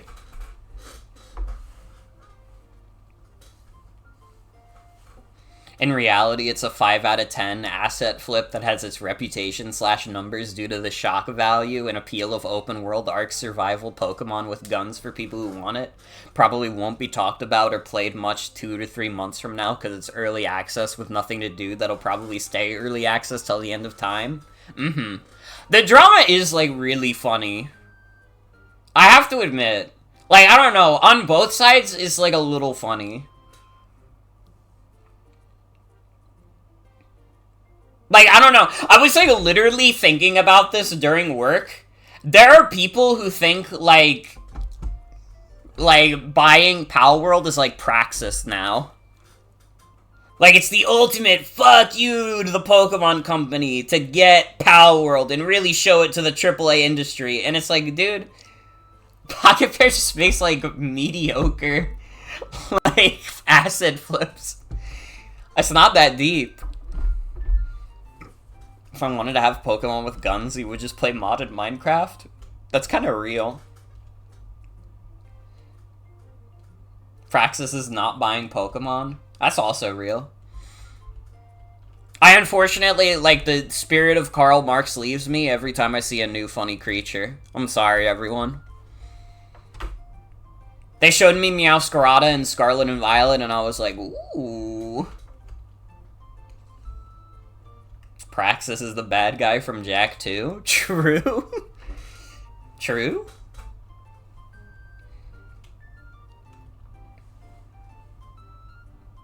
Pokemon will still sell 20+ million copies sticking to the same structure and shortcuts regardless of how well Palworld does? People also fail to realize there are other monster-catching games other than Pokemon. Literally.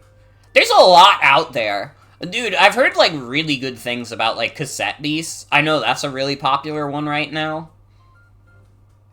And, like, they just had the Dragon Quest monsters. Like, they had a new game come out. Monster Hunter Stories is one that I played and I thought was decent. I didn't finish it, but I played Monster Hunter Stories too, and I thought, like, hey, this game's alright. I just remember getting stuck at some point. Like, I think I got past, like, the first major part of the game, and then I just got kind of stuck because the level curve got crazy. Yeah, I think we all have infinite media pile. There are too many damn video games.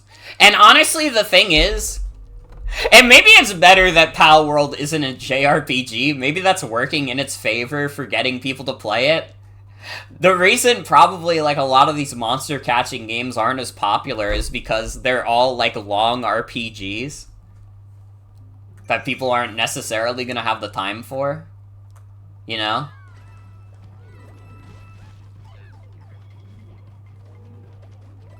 Okay, this is kind of dope, like the zombie chase. Yeah, I did play a bit of Monster Hunter Stories too, and I thought it was good. I just, again, I got fucked up by the level curve at some point, and I could not figure out how to get around it. It was, like, very early into when that game came out, too, so I don't know if there were exactly many good walkthroughs for it yet.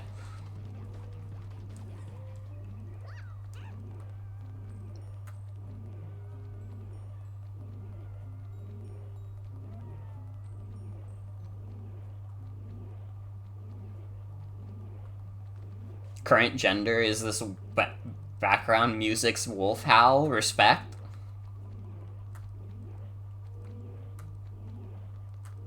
You can't find a copy of Dragon Quest Monsters? That's so sad.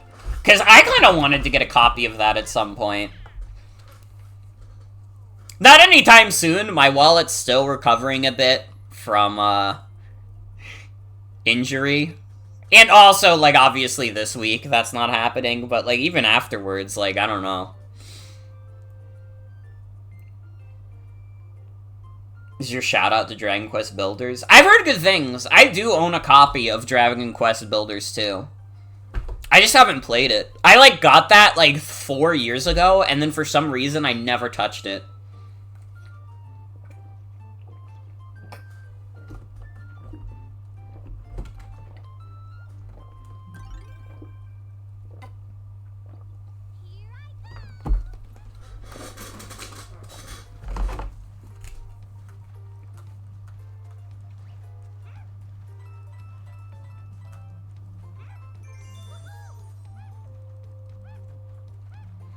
Never finished one, but you did play it during a sick time.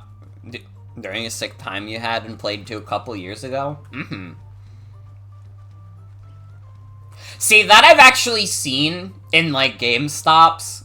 The Dragon Quest Treasures game, and I don't know. For some reason, the idea of playing as Baby Eric from, like, Dragon Quest XI did not appeal to me. Maybe the gameplay of that is, like, really fun, but I just, like, I don't know. I saw it, and I just didn't care. Dude, honestly, maybe one of these days I should stream Dragon Quest XI. It would be a really fucking long game. But honestly, like, after, like, doing Pokemon Scarlet and Violet for, like, fucking 12 parts, I'm like, maybe the world is ready. Maybe the world is ready for a Motherfucker Morgan RPG stream that goes on for, like, fucking 50+ hours. Do you, like, honestly in chat, do you think society is ready for that? Do you think we've matured enough?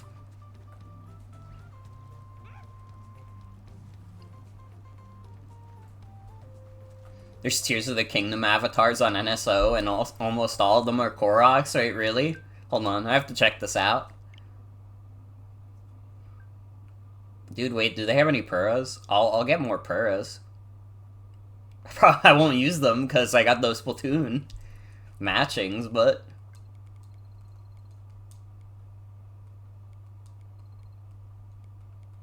Dude, they got the big fuck you tree.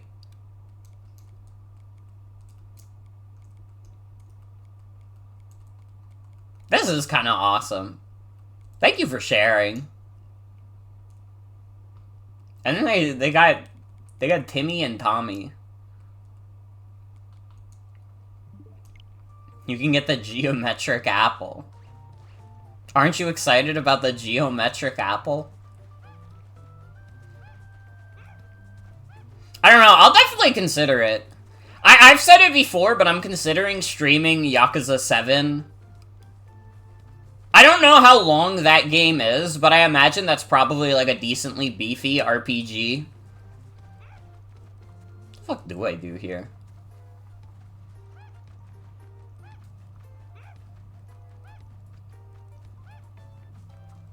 All the Yakuza games are quite long, fairly beefy. So that might be a long-ass one. I think, like, really the longest RPGs I've played on stream were, like, 40 hours, and they were both Final Fantasy VII. I played Final Fantasy VII and Final Fantasy VII Remake, and both were about 40 hours long. Dude, it's fucking crazy thinking back to the Fates Marathon and, like, playing through all 3 of those in, like, 42 hours. What the fuck was I smoking in, like, 2021? Why did I do that? I really don't like those games. So, like, doing them that quickly is, like... That was insane.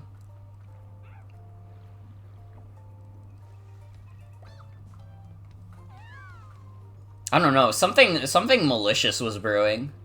Sometimes we do things simply because we can. That's true. That's real as fuck.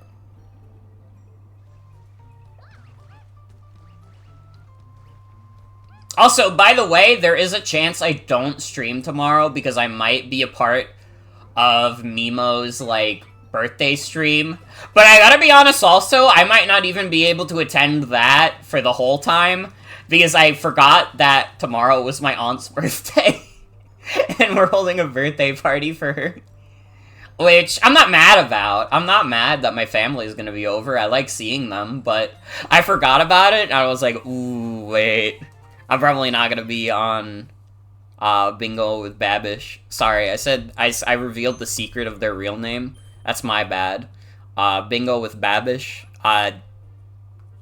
Fuck. Check this out.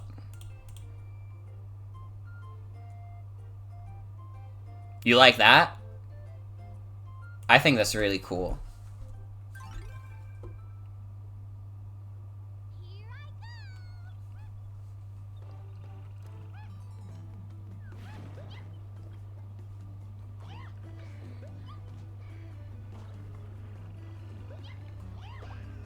Get out of here.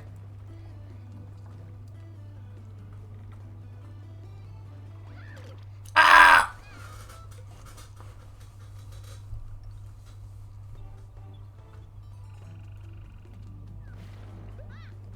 It has been discussed, and do not take this as something that will happen anytime soon, because you know me, I get lazy, and this would be a big project to do, but there has been consideration of a Motherfucker Morgan-themed God game deck made by me. Not officially, it wouldn't be like an official God game, but I have, like, thought about making it, and, like... Listen, the joke of the Swagger 2 card having Undying, it writes itself. Like, it really does. Thinking about all the games you want to play, and I feel it. I feel it. There's too many video games, and I'm sitting here playing Captain Toad. But you know what? Respect to the captain. It's a game I've been meaning to replay anyways. It's the right decision? It kinda is, to be fair.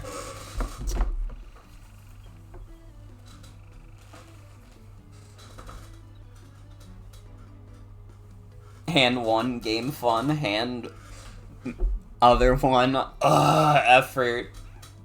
Truly.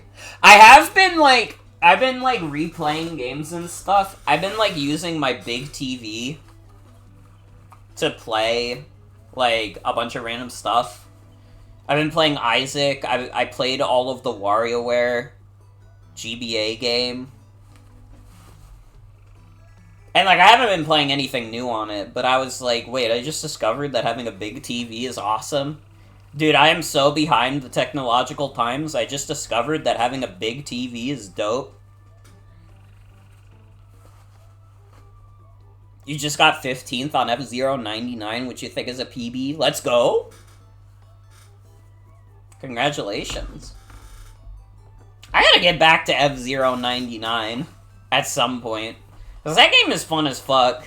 But I think I also have to accept that I'm probably not getting the F-Zero Royale at any point.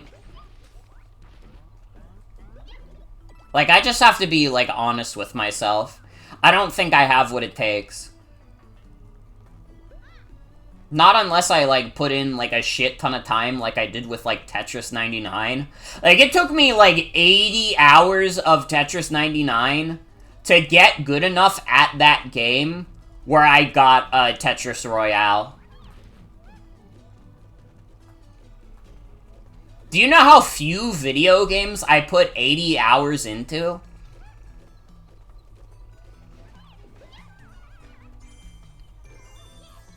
You only won in Mario 35? I won a few times in Mario 35. Mario 35 was definitely, like, one of the more attainable of the Battle Royales.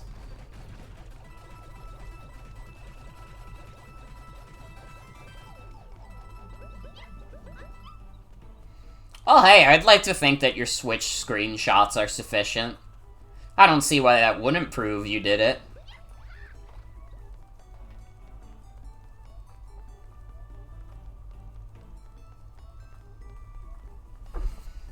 You will not survive Captain Falcon's challenge. I really won't. I love F-Zero, but I'm not actually... Like, I love F-Zero. I'm not actually that good at F-Zero. I think that, like, if I'm speaking in terms of, like, quote-unquote beating any of the games, I don't think I've ever actually done that. I think I've played through all the levels and such, but I don't think that actually means I've beaten any F-Zero game. I just think they're cool. And they are. F-Zero is badass. And it still makes me sad that F-Zero gets, like, not a lot of respect from Nintendo. Because F-Zero is badass. But I mean, everybody knows that. Yeah, I'm a human being on Earth. I know that F-Zero is good. When are you gonna tell me something new, Morgan?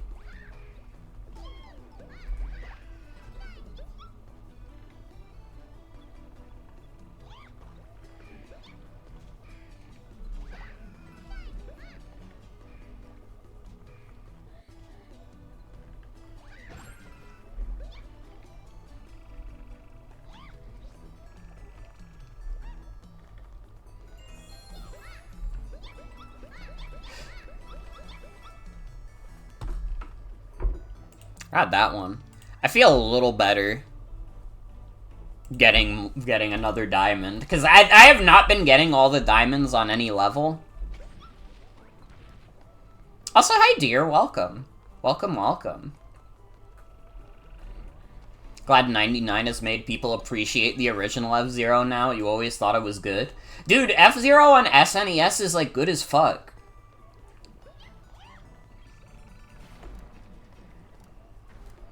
F-Zero is way better than Super Mario Kart.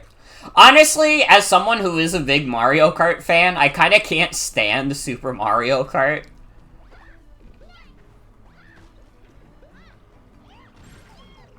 I don't know, I feel like I tried to do the single player in that game, and it kinda drove me to madness. Like, I don't know, that shit was making me see the skull. The fucking cheating AI.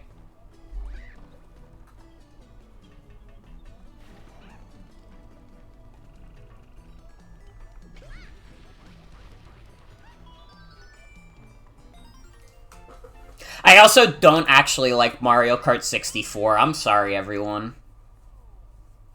I did not care for Mario Kart 64.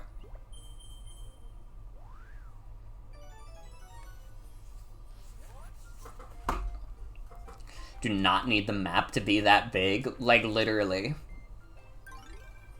Mario Kart 64 has great maps, but you do not like the way it controls. Yeah, that's how I feel.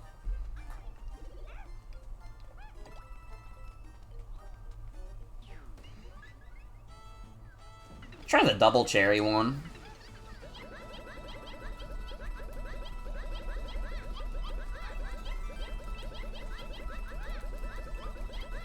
Oh, this is significantly less profitable than the pickaxe.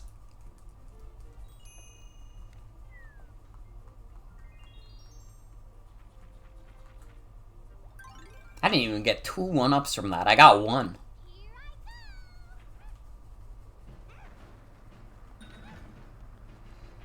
I do think it's kind of wild how, like, the coin system in this game just does not, like, level by level, it does not carry over.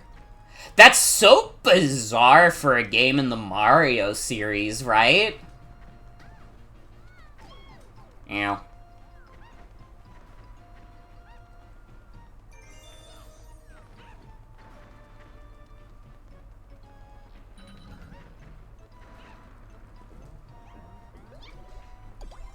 Not that we've been at risk of game overing in any of these levels to begin with, but...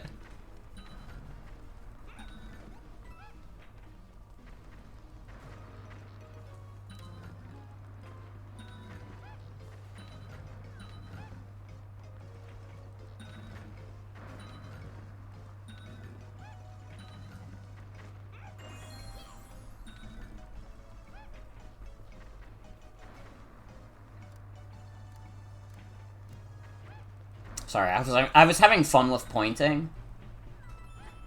It'd make more sense if coins didn't still give you lives, but they do. Yeah, that's the bizarre point. The bizarre part, rather.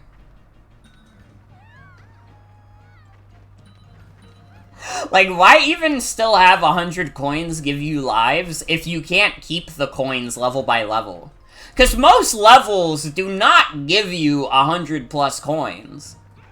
That is very, very rare for this game. But they still kind of treat it like it does. I don't know, it's not necessarily a design decision that ticks me off. It's just a design decision that kind of confuses me.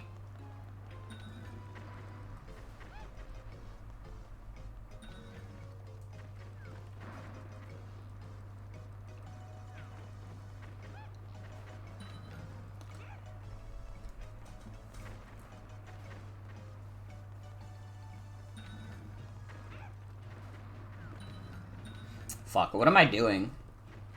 I'm dumb as hell. I forgot how to play the damn game.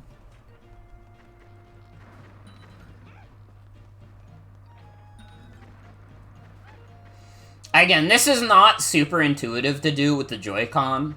I must admit. This is a game that feels much better in handheld mode. But I mean, you probably already knew that.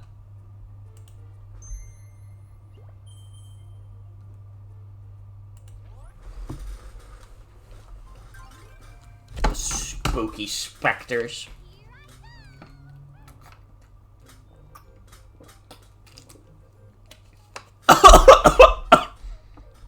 Uh-oh, water went down the wrong pipe. Uh-oh.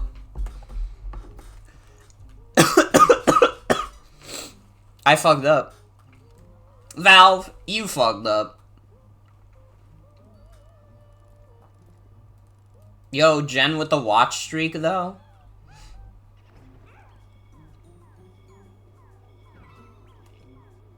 Right as I'm fucking choking.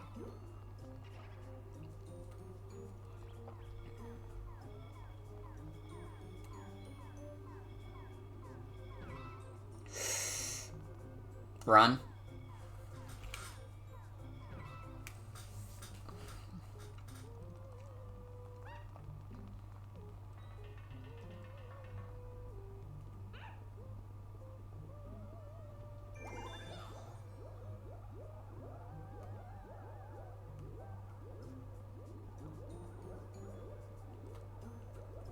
I want to be able to make those noises.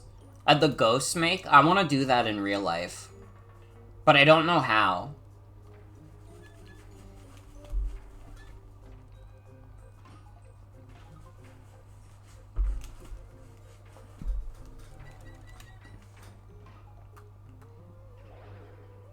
Turned it up? Well, no, because then I'll get embarrassed about how I can't do that noise.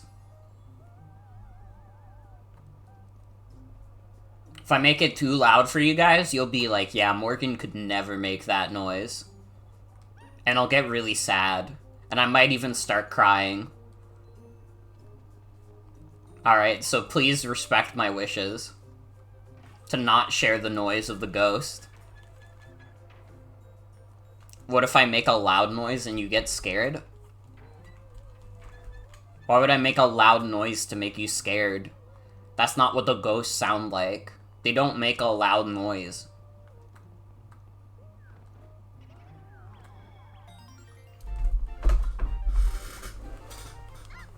Not on purpose? Well, if I make a loud noise accidentally, like, that's just God interfering with my stream.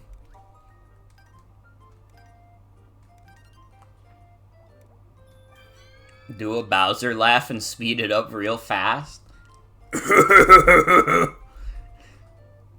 Okay, now speed that up.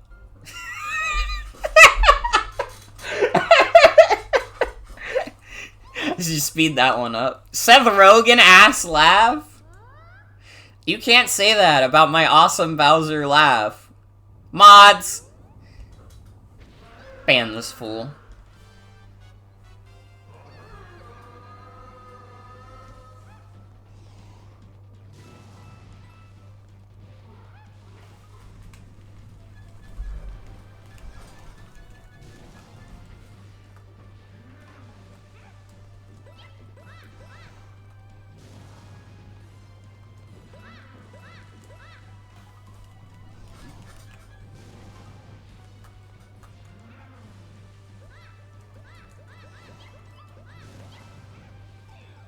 Uh-oh.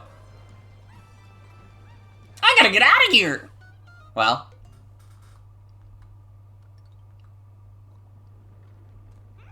I fucked up.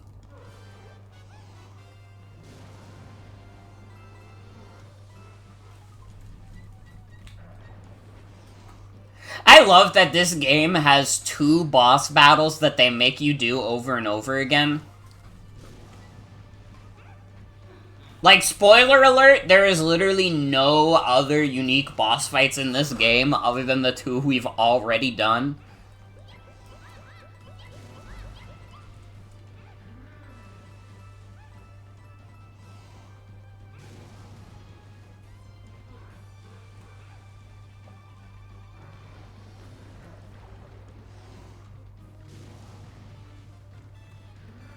Mario Galaxy if the standard game had 30 stars. Kinda real.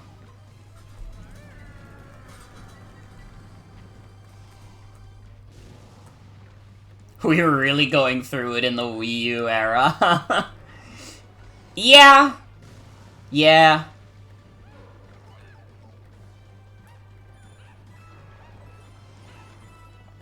Again, this is, like... And, like, this game is really good. Obviously. Man, this game being a shining beacon in the Wii U library when it's just, like, a pretty fun puzzle game is, like... That shit was rough, man.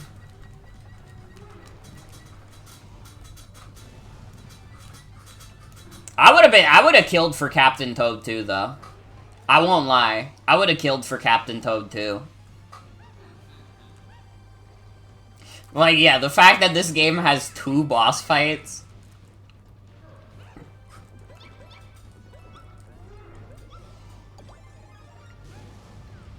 Guys, can't you not wait for Animal Crossing Amiibo Festival 2 to come out? It's like how people insisted Shantae 2 was great just because it was the only decent thing on DSiWare. Guys, it's peak though!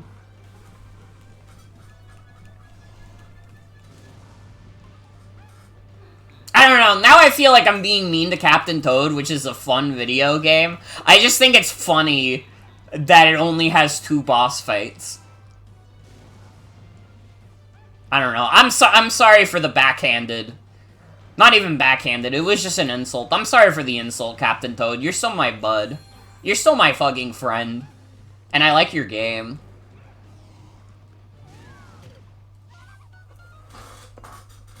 The way people acted about Amiibo Festival like it killed their family was kind of funny.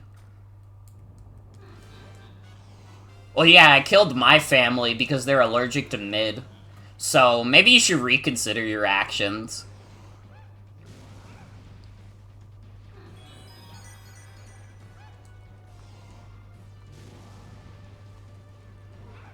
At least it also came out in 2014, which was the most packed Wii U year. That is true. That is true.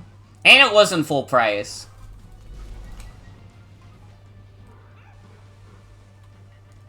I actually do like this game a lot.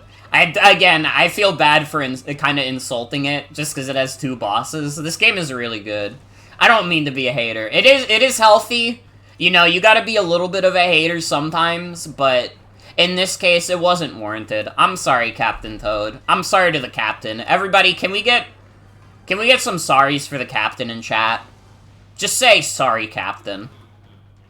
For our insults against him.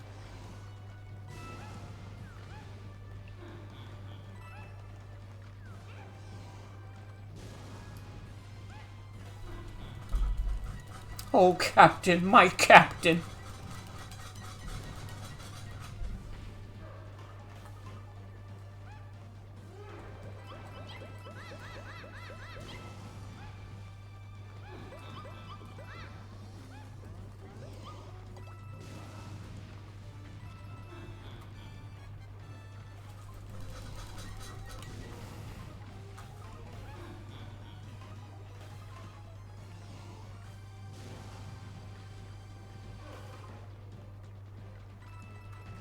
Forgive me, Captain, for I have sinned.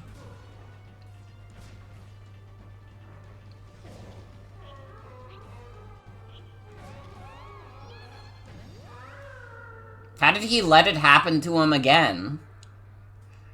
This dumb bitch never learns his lesson.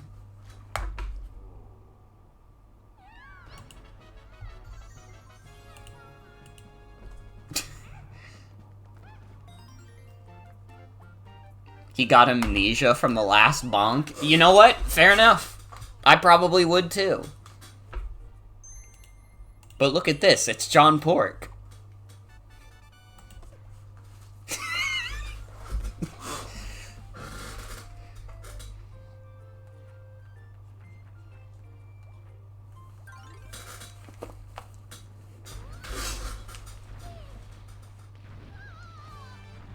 Can hear the ring.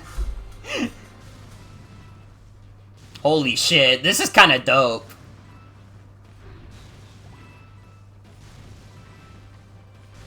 I forgot about this part. I really do like this as a companion game to Mario 3D World. Isn't it kind of crazy that Mario 3D World has like 2 separate companion games in this and Bowser's Fury?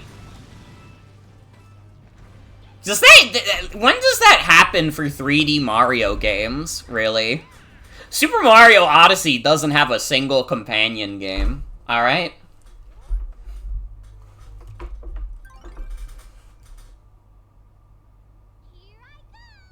They tried to retcon this as a tie-in to Odyssey. God.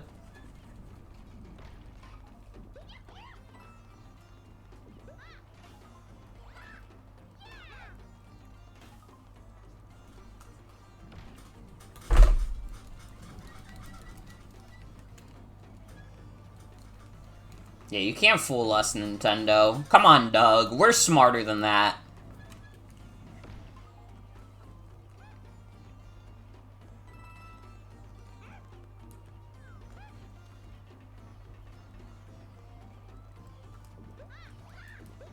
Can I talk about, like, something, like, completely random?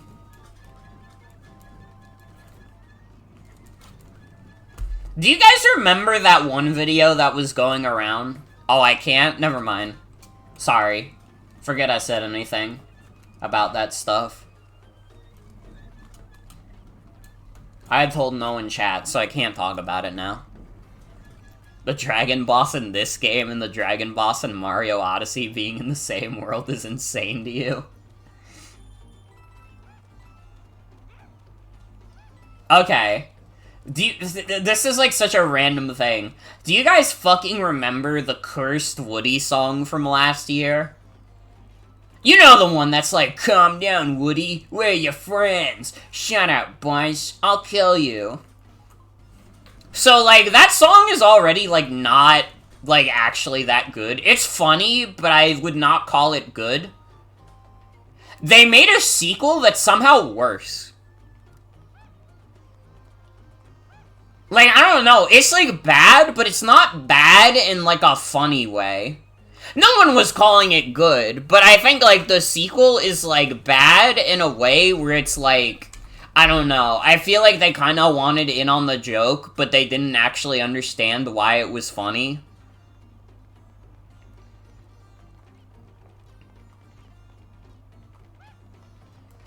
Like, I don't know. Like, the sequel song... Pan Disease. Like, the sequel song is about how Buzz was actually pulling the strings and made Woody go crazy and made Woody think that he killed Andy or whatever, and it's just like... I don't know, it's just like a really random... Like, one thing is that it's a really random retcon to the first song, which is like, okay, whatever, it's the fucking cursed Woody song. But also, like... It's just like... I don't know. It goes from, like, being absurd in a funny way to being absurd in a stupid way. Like, I'm just hearing, like, Buzz Lightyear talk about how he was, like, expertly manipulating Woody. He's like, I'm the gaslight master. And I'm like, how did we even get here? How did we even get here? This doesn't even make sense with the context of the original song. Honestly, maybe I'm more into the canon of the Cursed Woody series than I thought I was.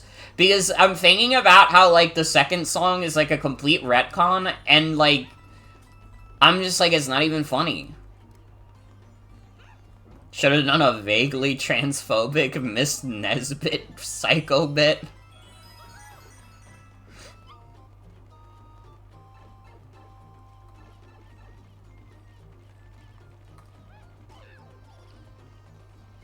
These guys are tough to dodge.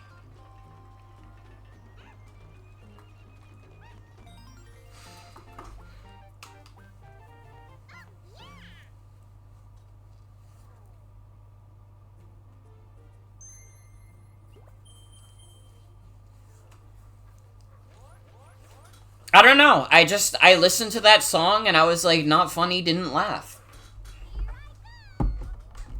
It did not earn a lol from me, nor a lamau.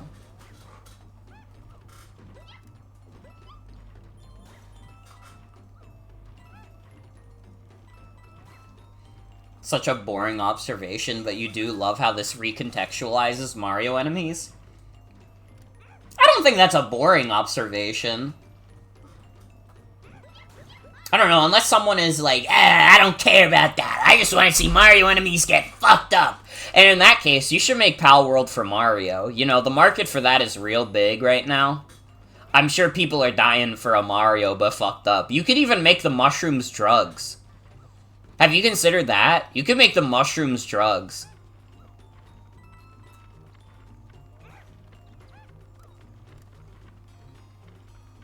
But I think it's a cool observation, even, and I think it's true as fuck.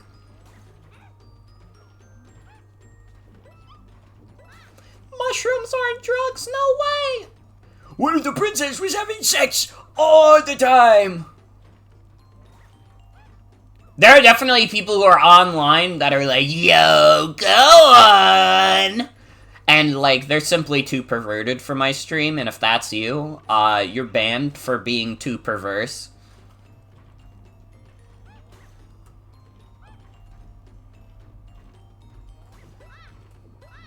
Alright, we only allow respectable perverts on my stream. Your brother sent you that Mario and Unreal Engine 5 video unironically? There are too many people who, like, strongly believe in that video.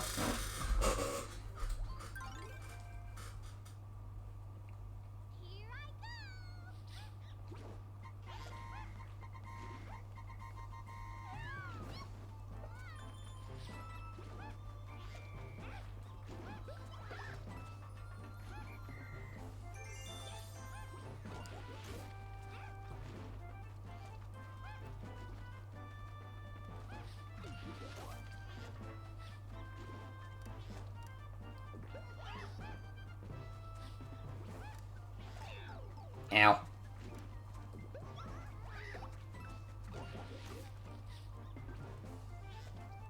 Oh, that's it. That's a level.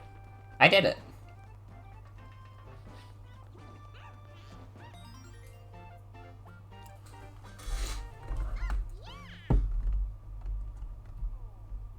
These enemies are so cute. They are. Dude, I got the secret objective, though. I might be cracked at this game. You know what I thought about? This is like another random aside. It's like another completely random aside that's gonna make me sound like an old person. But I just like thought about it and I was like, is Riz just like the modern day swag? Someone can correct me if I'm wrong. But is that what we've been building up to? Is Riz just actually like modern day swag?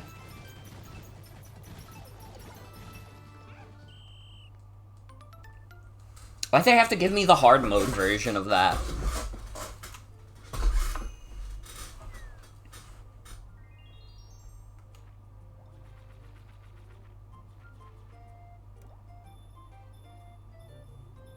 You're so old person brain that when you first saw it, you thought it was people referencing putting on the Ritz? You think it's something else? What does it mean to have Riz? I don't know, this is like, being like a late Gen Z is like, so weird. Because like, I'm not quite a millennial, but also just like, I don't know. It comes from charisma. Don't you need to be like charismatic to have a little bit of swag though? Like, I don't know, I still, my theory, I feel like I still have something going on. It's just another AAVE word stolen? Is it? Okay, that makes more sense.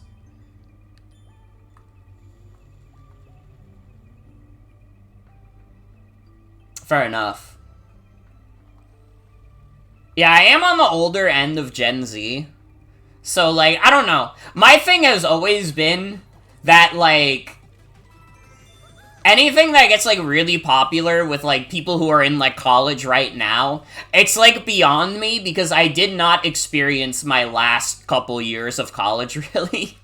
Like, my last semester of college, I, like, spent it with, like, some younger, like, Gen Z people, and they were just, like, I could not, like, I don't know, not in terms of, like, the slang they were saying, because, like, I don't think they were really, like, saying a bunch of slang or whatever, or, like, in this case, like, appropriated AAVE, but, like, the one thing I noticed was that I think because, like, they didn't get to experience, like, their last few years of college, like, they're just more awkward. And I don't mean that as, like, a bad thing.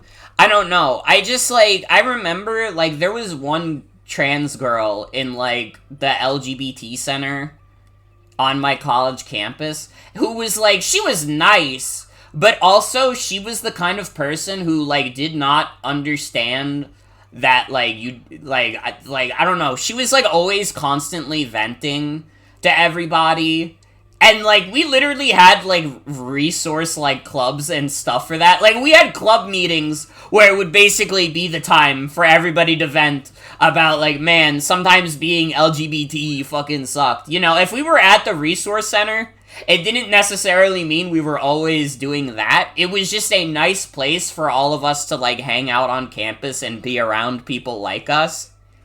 But she was, like, always, like, telling stories about her life, and I felt bad. I wasn't gonna tell her to stop, but I was always thinking in the back of my head, like, man, I barely feel comfortable talking about this during, like, the appropriate club hours, and she's just, like, bearing her soul to me, like, randomly. Like, what if I was an asshole? What if I was just some, like, shit sucker? You know? I don't know, she was like, I would not have felt like doing that level of venting.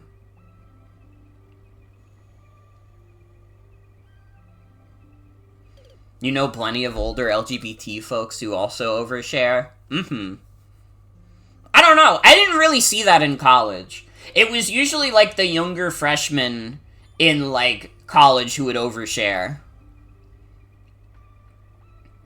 A lot of people that were, like, around my age or, like, maybe a year, like, younger or older, like, kind of knew, like, when the appropriate time was.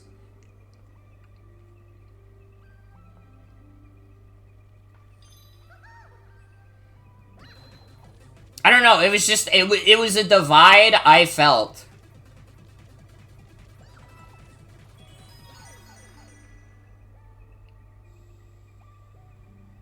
But I could be wrong. I could be wrong.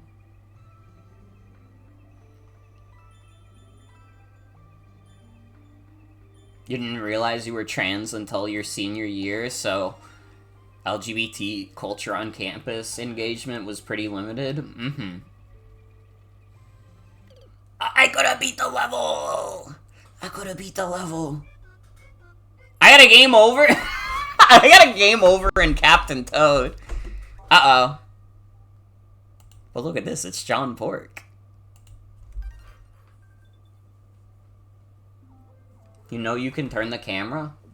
Well, yeah, but... I can also do this.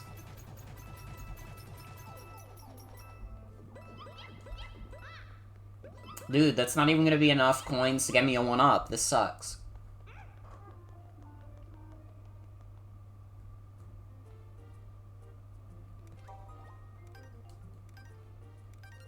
Now the game's also telling me. Trying to brag on me on my Captain Toad stream? This is fucked up. Streamer harassment. Presidential harassment. Honestly, stop the count.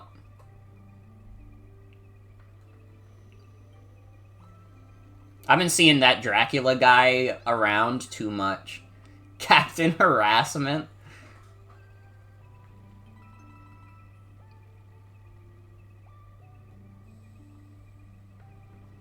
I could, like, envision that, like, you like, said Captain Harassment, and then I just imagined, like, some right-wing guys, like, bringing up an old, like, Marvel comic where, like, I don't know, Captain America says something kind of weird about women, and, like, some right-wing dude is like, dude, liberals would call him, like, Captain Harassment.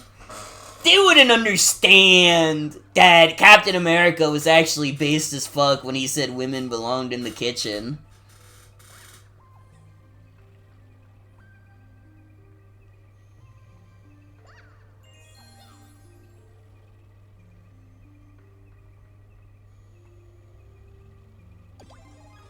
I don't think Captain America said that stuff, though. The disclaimer, I don't think Captain America said that. You can think of a few DC characters who had some bad histories with women, but they're mostly villains, to be fair. Mm-hmm. Oh, this is more fucked up. I actually don't like rotating the camera here. I don't know, it feels wrong.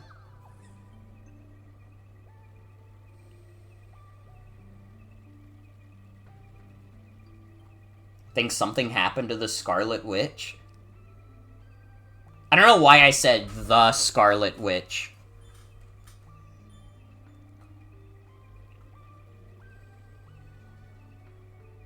The Scarlet Witch is like the name of like a Pokemon DLC. Sorry, I'm like fucking baby doo-doo game brained. That's all I got, folks. I don't got anything else going on in here.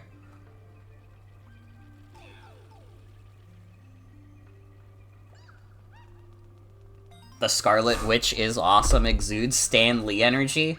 Honestly, based on what I know about Stan Lee, that's an honor.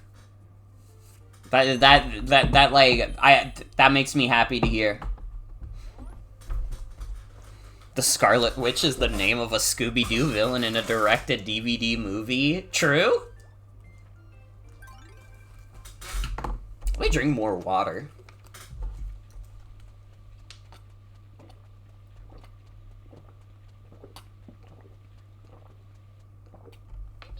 I should say Excelsior more often.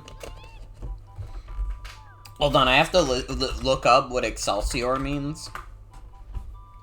Okay, I looked up Excelsior. It gave me a university. That doesn't help. Excelsior meaning higher, always upwards.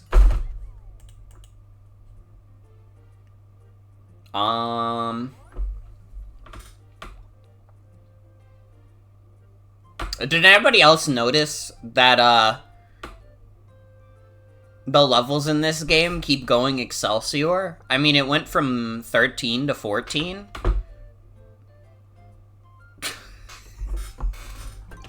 That's all I got. That's all I got.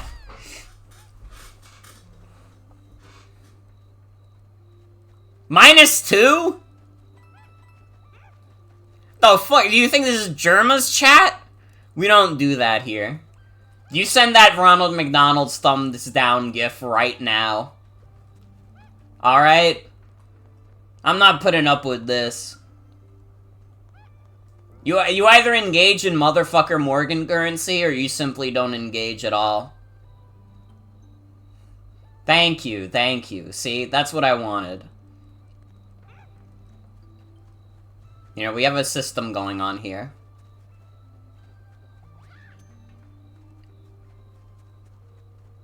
You literally didn't know this was an emote? We have so many good emotes. The world of emotes is so beautiful.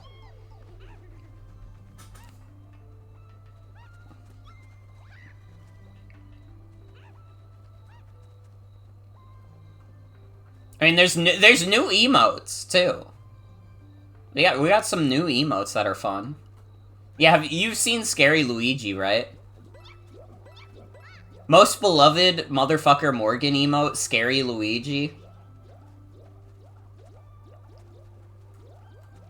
Again, like, Scary Luigi, I've said this many a times whenever Scary Luigi gets brought up. I literally just added that as an emote because I thought it'd be funny, and it makes me glad that literally everybody else finds it as funny as I do. Murdering those beautiful peepas? I'm sorry. I'm sorry, I have to do what I have to do.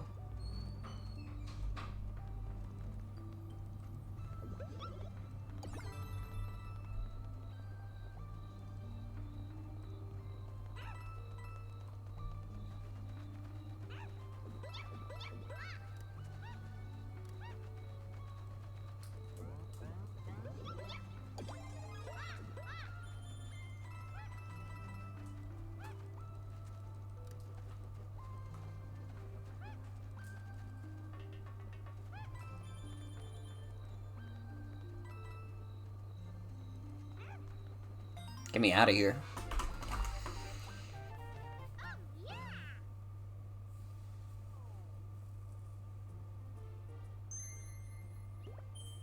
Alright, I'm starting to think this is not a pimple on my head, and I have, like, just a random, like, big bump on my head that I have no idea where I would have gotten it from.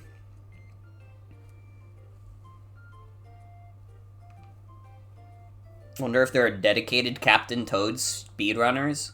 I mean, there's dedicated speedrunners for anything. So I'd imagine Captain Toad has some.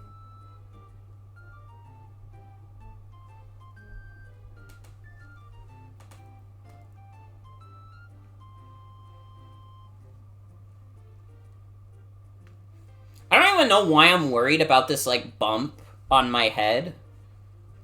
Because, like, it's hidden under my hair anyways.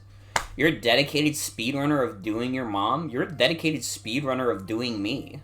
Shut up.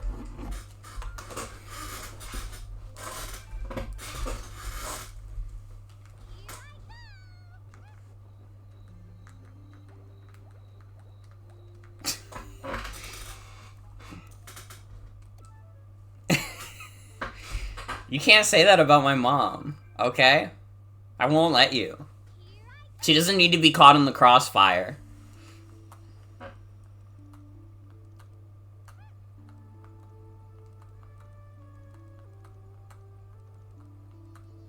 Probably some overlap with 3D World Runners since it's the same engine and same player control. I could see that. I could definitely see that.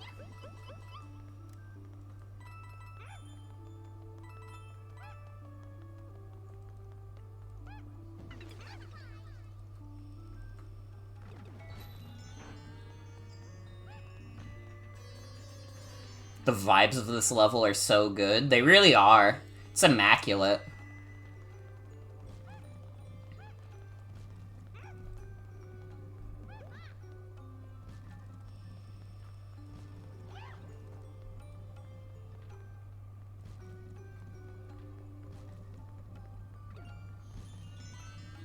Again, I do think it goes along with the Mario Brothers 2 inspiration.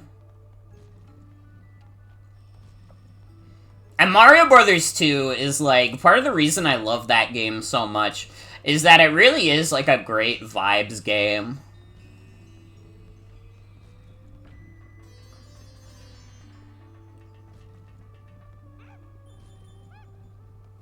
The Arabian Nights just makes for a good setting, you know?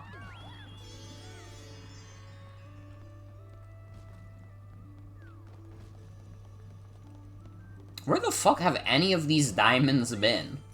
Oh, I found one.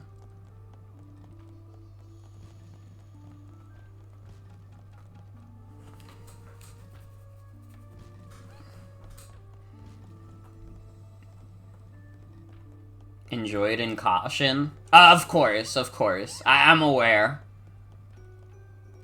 However, I will say, every day I imagine a world where Sonic and the Secret Rings isn't, like, a terrible video game.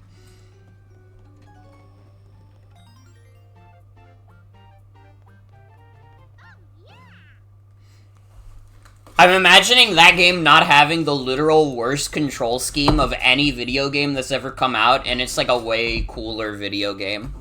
I don't know, I think it's a cooler video game in that respect than Sonic and the Black Knight. Sonic and the Black Knight just being based on, like, the like, King Arthur stories is, like, way less interesting to me. Like, I don't know, here's the thing. The Arabian Nights, you know, sometimes you can get some, like, cool-looking settings out of that. We've seen, like, the King Arthur, like, Europe, like, medieval stories, like, so many times that, like... You can't make it that interesting. What if Knuckles was British? Okay, wait, now you're kind of cooking. Wait, hold on. Wait. Idris Elba! Is he British? I guess that makes sense. I don't know, I just never thought, like... Idris Elba? That's a very British guy. Pretty sure? That's crazy. I don't know why I never just, like, thought, like, oh yeah, Idris Elba, he's, like, British as fuck.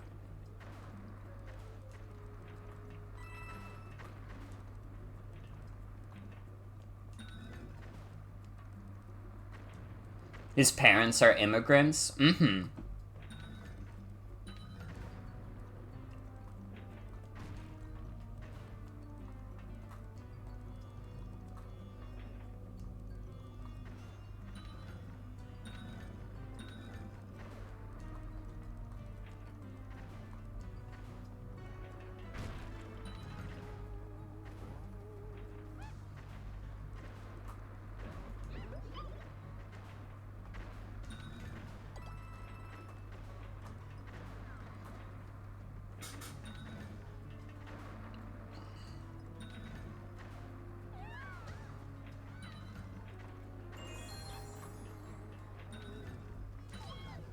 Ow.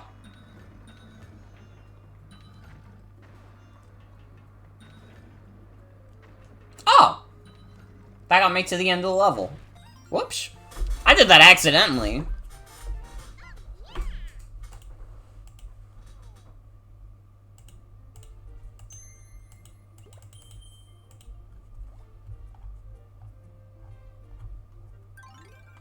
Whoops. I didn't mean to do that. Get me out of here, bruh. You know what I just realized also? which I just thought about and I think is kind of funny. This game got ported to the Switch like 3 years before 3D World did. And I guess we know why, because the 3D World port did include Bowser's Fury, but... Was I have to, like, imagine, like, there had to be people confused as fuck back in the day, right? I say back in the day as if that wasn't, like, 5 years ago.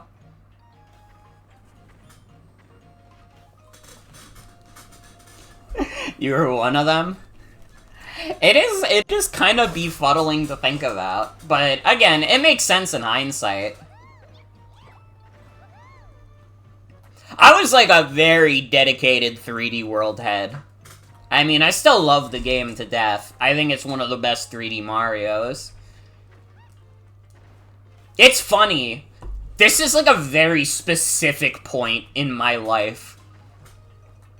So, like, after my first semester of college, I was kind of at an impasse with what I wanted to do with internet stuff. Because I kind of just, like, I was still doing super cool gaming at that point, and I kind of just didn't want to. And, like, I remember making a video essay about Celeste for one of my college classes. And, like, I was really proud of that essay at the time. If I went and watched it now, I'd probably be like, yo, what the fuck is this writing? What was she cooking? I'd be like, what the fuck? But at the time, I thought it was great. I was really proud of it. And you know what? In a way, I still kind of am. The fact that I edited together, like, an 18-minute video essay in the amount of time that I had, that's kind of crazy. I do not have that kind of work ethic these days. But doing that made me think, like, man, do I want to do video essays? And, like, I had started script writing, like, a few different video essays. I knew one of them that I wanted to do was talking about why I loved Super Mario 3D World and why I thought it deserved, like, a big Switch port. And, like, I never made that video. And, like, I guess someone could be like, oh, Morgan, you can't prove that you actually did that, though. But, I mean, I don't know what I would have to prove other than I really like Super Mario 3D World.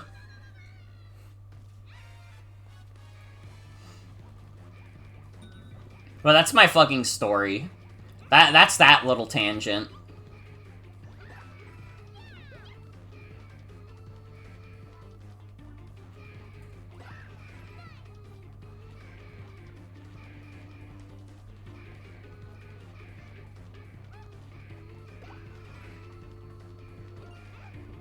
Oh, I forgot. You don't even fight the bird again in this story.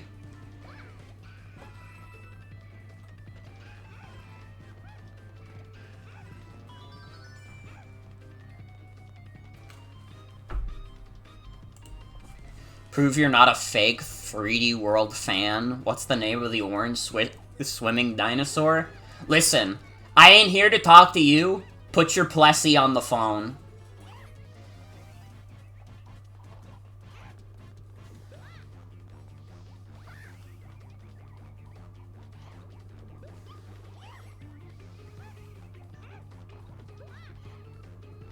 Everybody knows Plessy. What's the guy with the red hat? Luigi! Yes! I think I got it.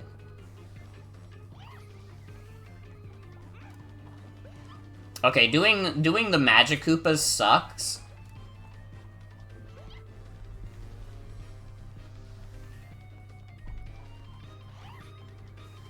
They move away too quickly. Okay, there we go. They move away quickly, so I gotta be quick. This song kinda goes, also. I mean, honestly, in general, obviously it's a bit of a more low-key soundtrack, but this game's soundtrack is really good.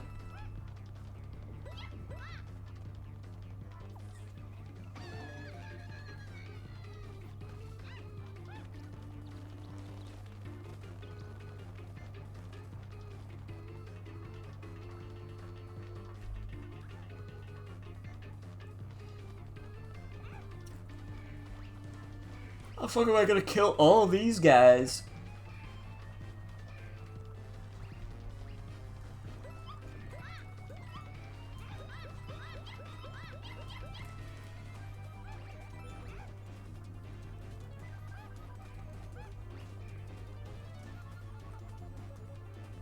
Not entirely sure, but to your ears it still sounds like Mahito Yokota. Yokota. Well, it is good as fuck, is the thing.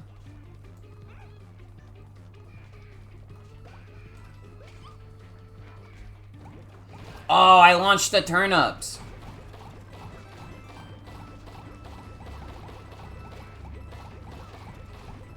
Hell on earth. I'm unleashing Armageddon upon these fools.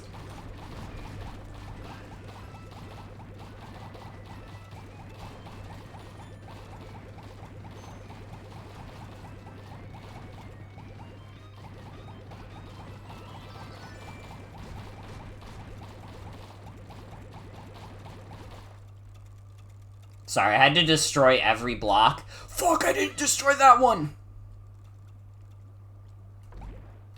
It was him in Naoto Kubo, and this was his first Mario game. Interesting. I'm not as familiar with, like, the different composers and stuff, but obviously, like, shout outs to them. They make good shit. Kubo's the lead composer for Odyssey, did Jump Up Superstar? Fuck yes. Okay, this guy's got it. This guy's got the touch.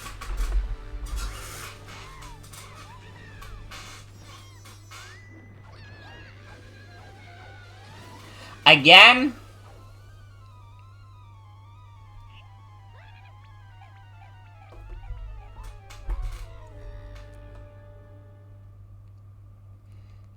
Yokota did the bulk of Mario Galaxy soundtrack as well as 3D World, Land, this, and Galaxy 2. A lot of new Super Mario Bros. Tracks starting with Wii. Oh boy.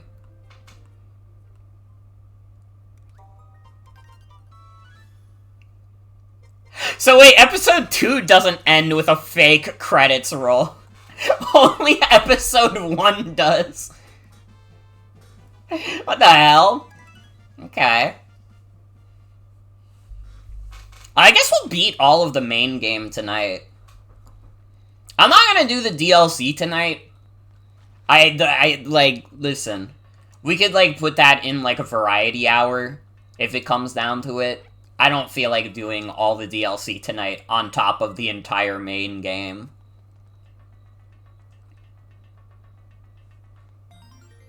But I will save Toadette again.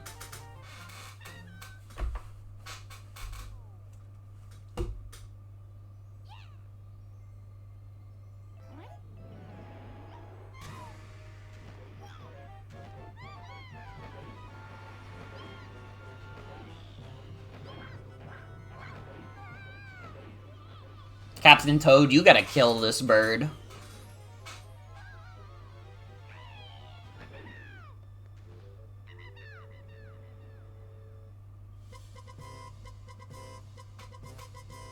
Welcome to Captain Toad 3, everyone.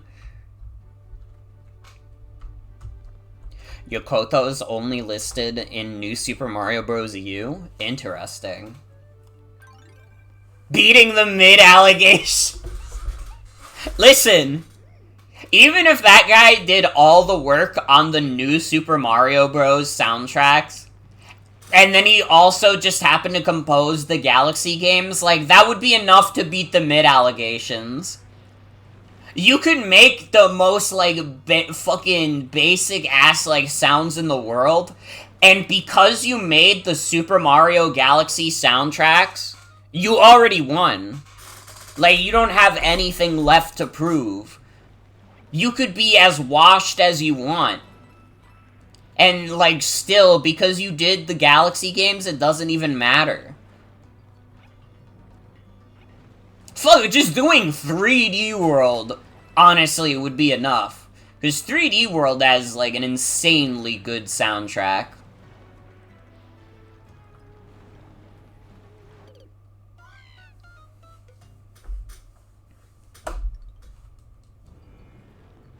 Yeah, Wonder has some good songs in there. I don't know if it's quite a bop. It's not, like, the most bopping soundtrack ever, but it's got some, like, pleasant tunes. I don't mind it. It's definitely a nice shake-up from the new Super Mario Bros. Soundtracks.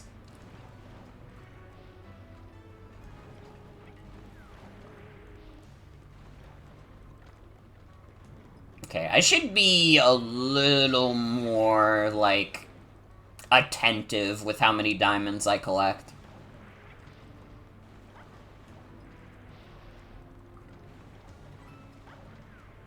Why? It moved too fast. And Toad can't fall that fast. He doesn't have the gravity.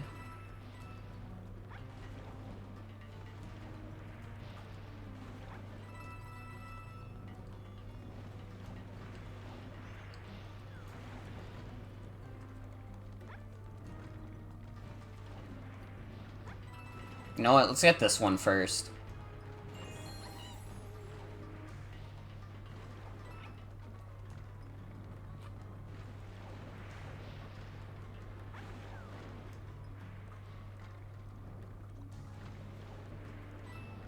The only person who with a page on the Mario Wiki is Shiho Fuiji, who did the music for New Super Mario Bros. Wii, Mario Kart 8, and Odyssey.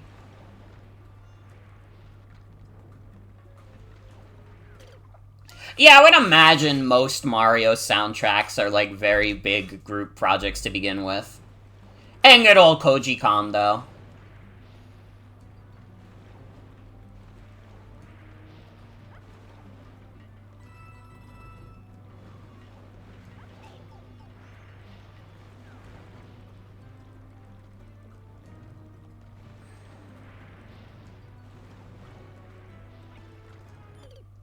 We already got another game over?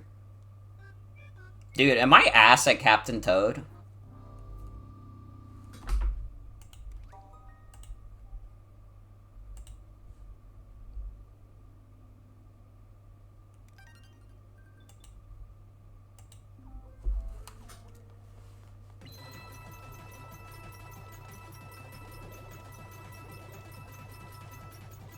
Dude, yes, give me yummy, yummy one-ups.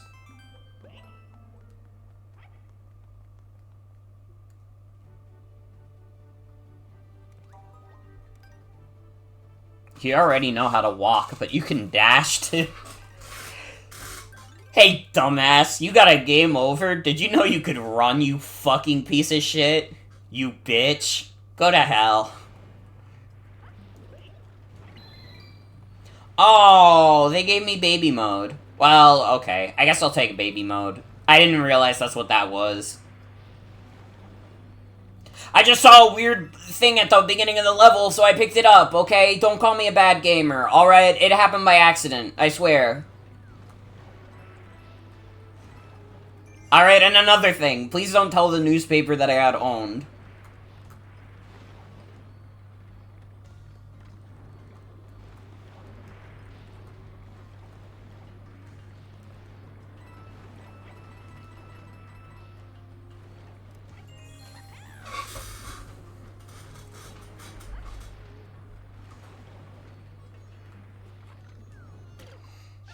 Dude, honestly, I'm, like, thinking about it. I don't know if Mario misses in terms of soundtracks. I mean, obviously... Oh, no, don't pick it up again. I don't want to win in baby mode. Obviously, like, yeah, the new Super Mario Brothers games, but other than that, is there, like, a Mario game with, like, a bad soundtrack? Okay, I just remembered Yoshi's New Island. And Yoshi's Woolly World. But do those count? Do we count those? Are those Mario L's? Should Mario be punished for Yoshi's sins? Or not Woolly World, Crafted World, sorry. Woolly World's soundtrack was fine.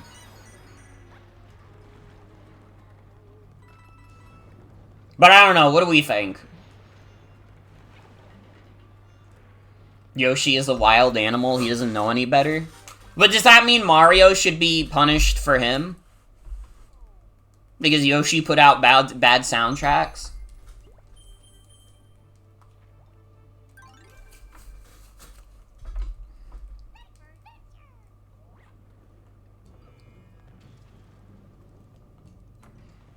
You can think of some others you think as mid, but you don't know about bad? It would be hard to come up with a bad Mario soundtrack. I'm gonna throw my hat in the ring. Maybe my craziest Mario music opinion is that I actually do really like the Hotel Mario soundtrack. Like, I don't know, it's not the craziest soundtrack in the world, obviously, but there's actually some quite good tunes in the Hotel Mario soundtrack. It's very whimsical, you know? It's very whimsical. If you don't believe me, listen to some Hotel Mario music sometime. Just listen to the fucking song that plays while they're reading Bowser's letter. That's actually like an unironic banger. Okay? I'm not crazy. Hotel Mario even has some good music.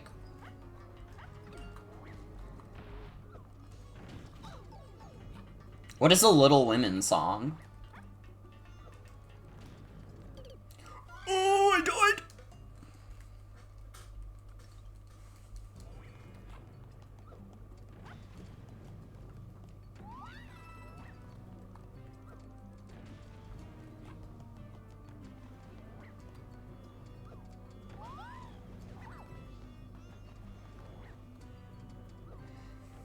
In an old Hollywood adaptation of Little Women, there's this piece of score that sounds super similar to that Hotel Mario sound. Yeah, you can link it. I'm very curious about this. I mean, I won't play it on stream, because I can't...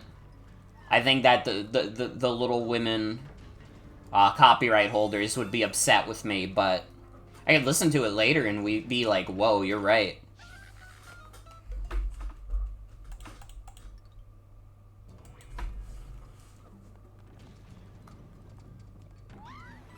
Yeah, go right ahead.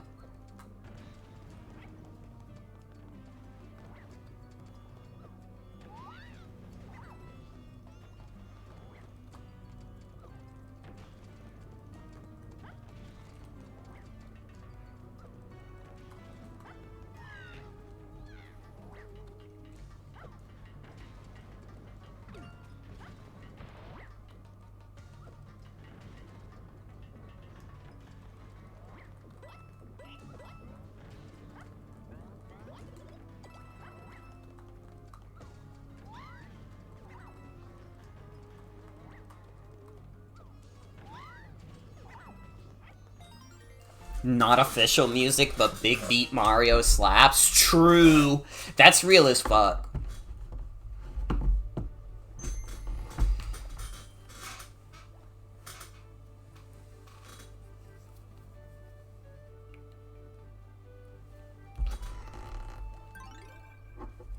I agree with you, I think. But also, I'm thinking about, like, the shitty, like, songs that play, and I don't remember if it was Mario 3 or Mario World. But I'm just remembering the songs where they sing like this and they sing like that. Mario's on the run and he's gonna get caught.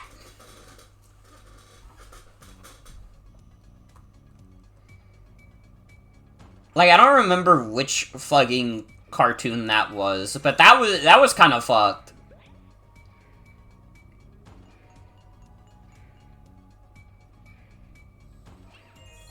Are they the ones that replaced the licensed music in the original broadcast? Maybe?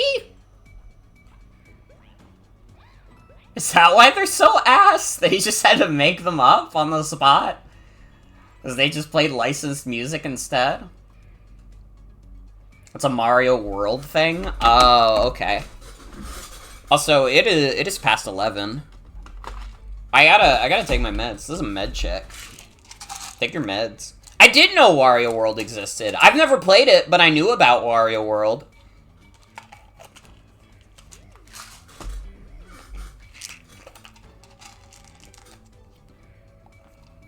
Is it cool? I don't know, I've never played it. It's fine.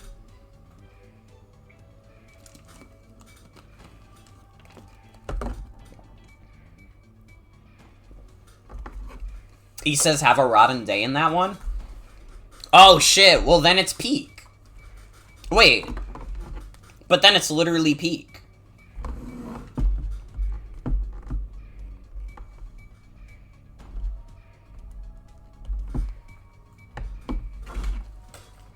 Wario says his funny line.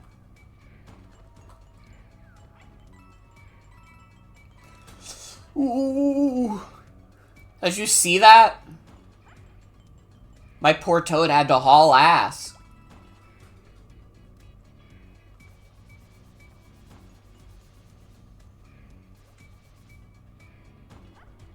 Nintendo should make games like Wario World again. Honestly, unironically, I agree.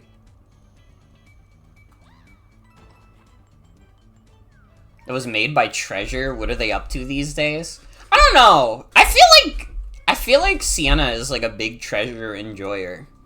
I should ask her.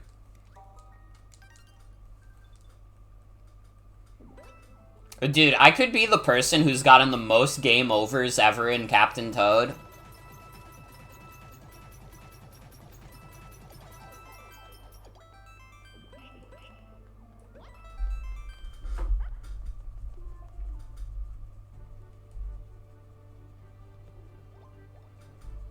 Their Wikipedia page only has entries up to 2014. Oh, it's so over.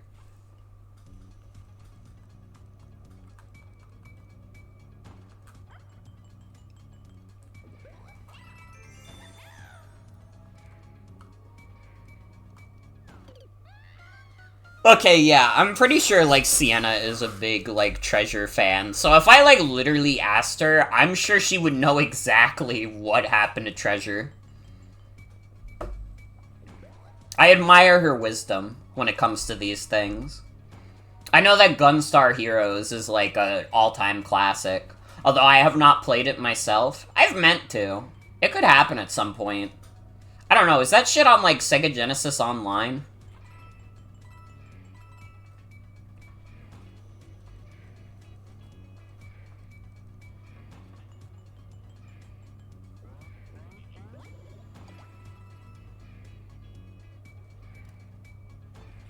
Think so, it's in most Genesis compilations?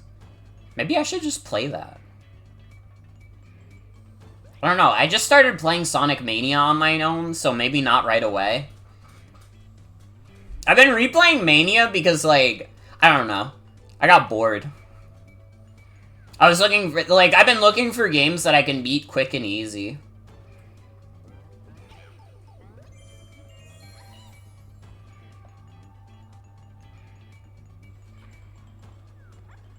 It's always a good time to play Sonic Mania. It is. To be fair.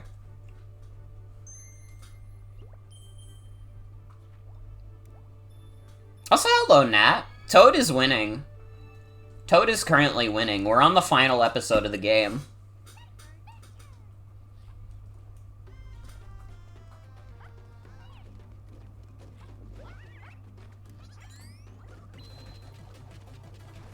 This bird is kicking his ass? Don't say that. It's not true.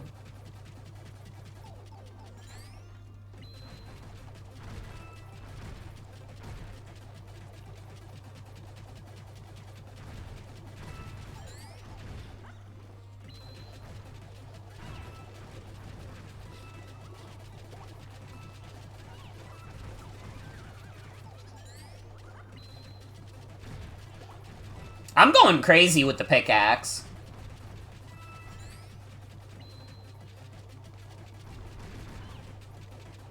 Do real birds like eating mushrooms? Is this like an ancient rivalry thing? I don't know. I like birds. I don't know if I'm knowledgeable enough on birds to say if they like eating mushrooms or not. I'll be real.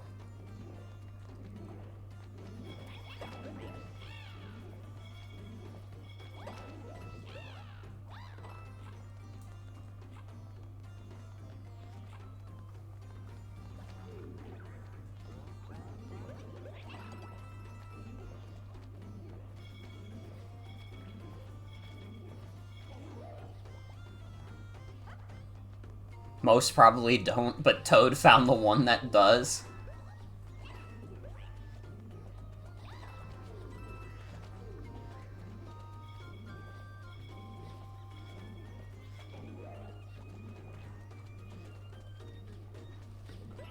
The studious reader seems to browse his book at night.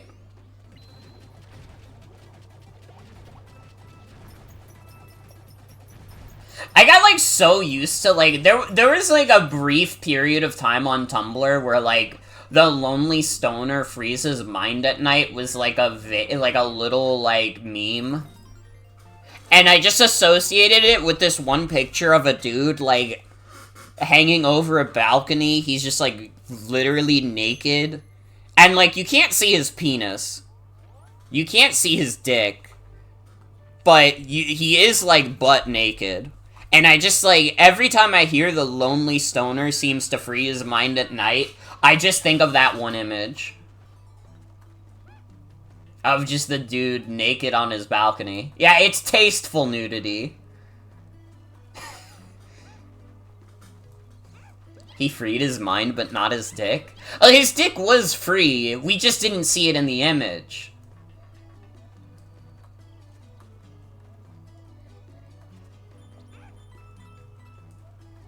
That song plays sometimes at the store I work at, and I don't know, every time it plays, I'm always like, damn, I would have assumed that, like, the store owners would be, like, a little too prudish to hear, like, stoner.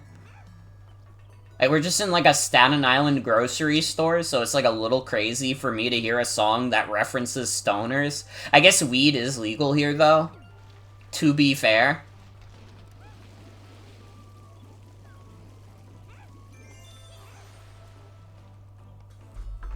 Can I check this out? Oh, this is dope. Who is the kitty?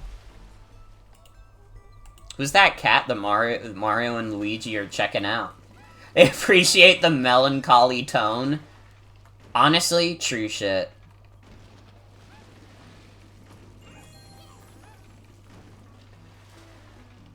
It's the mascot from Puzzles and Dragons. Oh, that makes sense.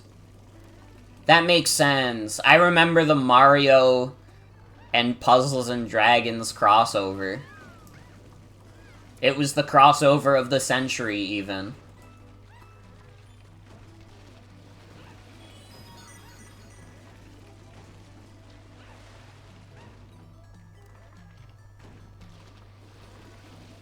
You're not a real Mario RPG fan if you haven't played that. Noted, I haven't played Paper Mario up until now, and I'm still a real Mario RPG fan, but not Puzzles and Dragons. I haven't played that, so actually I'm faker than there's ever been. Listening and learning. Paper Mario's optional? Cosign, because that was some true shit you just said. I haven't even played it, and I know what you're saying is facts. Dude, wait. Imagine Sweet 16 on DS is available on Amazon right now? Too bad I can't buy anything other than, like... Otherwise, I'd get Imagine Sweet 16 for $10. I have played Mario Rabbids. I think Mario Rabbids is pretty good.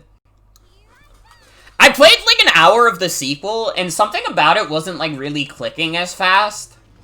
Maybe Mario plus Rabbids had a slower intro than I remember, but I don't know. I didn't instantly get into Sparks of Hope, but maybe part of it was just that, like, Ubisoft moment. Maybe it's literally that I just kept thinking about how much I hate Ubisoft, and I couldn't get into it.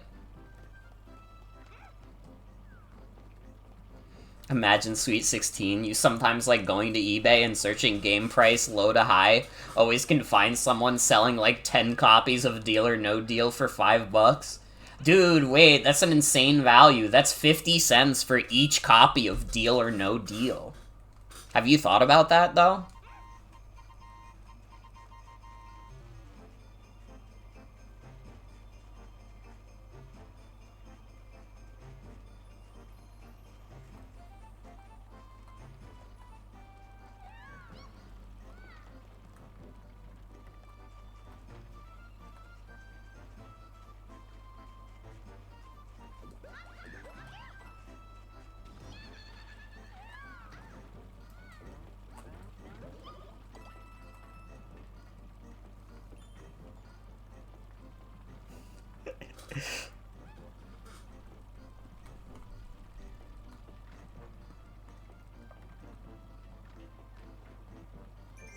Dude, honestly, since we're in the part of the year where, like, video games don't really exist, I need to, like, consider, like, checking out eBay again. Although, actually, there is some stuff earlier this year. It's just for consoles that I don't own. Like, I'm sorry, I'm not buying a PS5 just for FF7 Rebirth. I'm waiting for the PC port. What else comes out in February? Don't say Persona 3. I was never gonna go buy Persona 3. eBay stream? Wait, you're actually spitting. An eBay stream would kind of go crazy. Suicide Squad comes out on PS5 too. I said video games, not like live service, like whatever the fucks.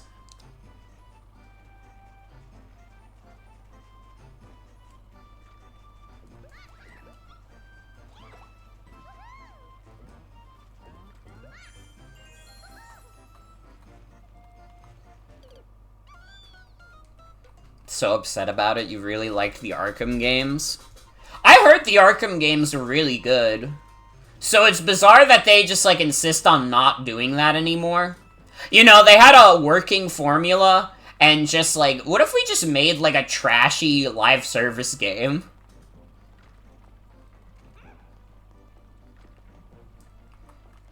Like, personally, I cannot fucking wait for the live service bubble to fully pop.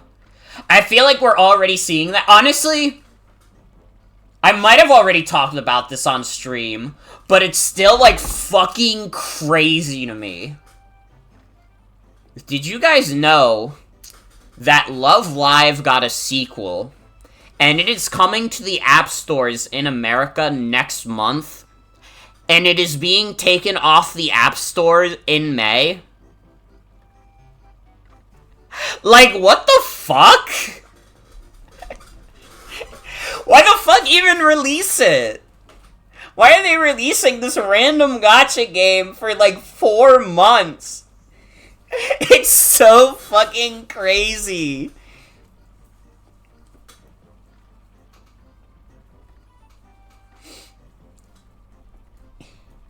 And here's the thing.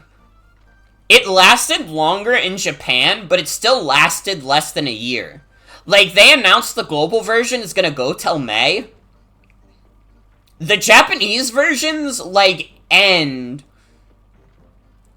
in March. Like, that shit is gonna be gone in Japan before it's gone in the West. Which is just a result of how long it must have taken to translate everything. But, like, why even release it? Why even put the translators through, like, the work of, like, translating all that, and then it just doesn't come out? For more than, like, 4 months. Dude, Mario 35, it lasted longer than the Western release of Love Live 2. Think about that. Can you just, like, chew on that a little bit?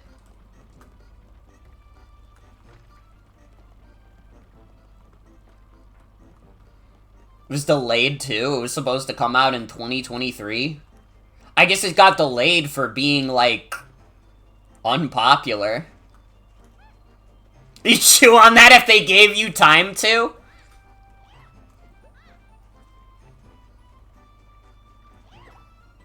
Wouldn't be surprised if it was so they could pay the devs less. It's not like they're getting residuals. Like, the thing is, like, it's not like they're getting residuals or anything. I mean, I don't know. I guess they were getting paid to keep doing their job, and now they're not gonna have, like, a game to dev on. It's just bizarre.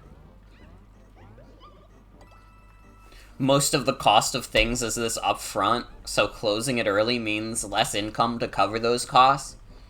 Am I being mean to the biddy bugs? I don't know. I'm trying to figure out how the fuck do I get to this damn star, is all.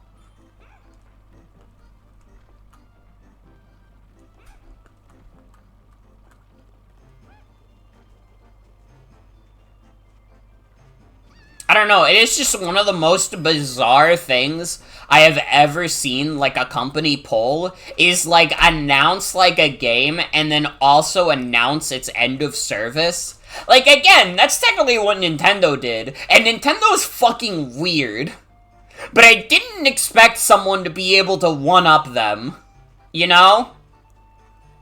Like, that's fucking crazy.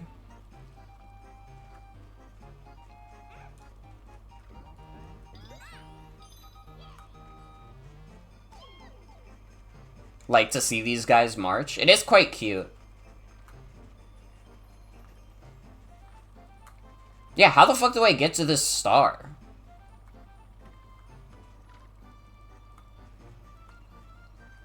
Oh, wait, I think I see how. I have to go to the other side of the map.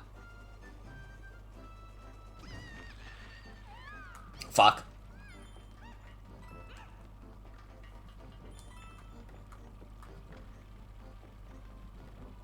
The quote retweets make it so you didn't see the second half of the tweet until you click through, so the whiplash was that much stronger. Love Live 2? Okay. Comes out February? Okay. Why is everybody freaking out about that? Oh. Oh.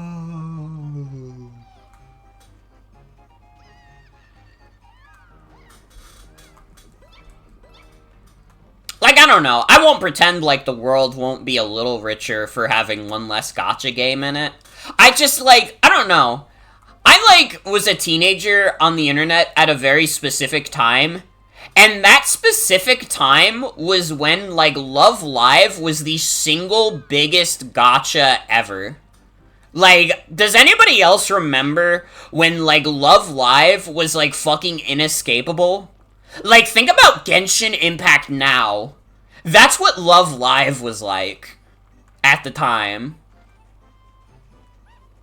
And now it's just, like, performing so poorly that a new game drops and gets shut down in less than a year. Your local arcade still has multiple Love Live machines. Only sad about the death of Love Live School Idol Festival because the other two games aren't even live anymore. They shut the previous two games down just for School Idol Festival 2. God. Just realized this conversation is about anime girls and not the cult classic Live a Live.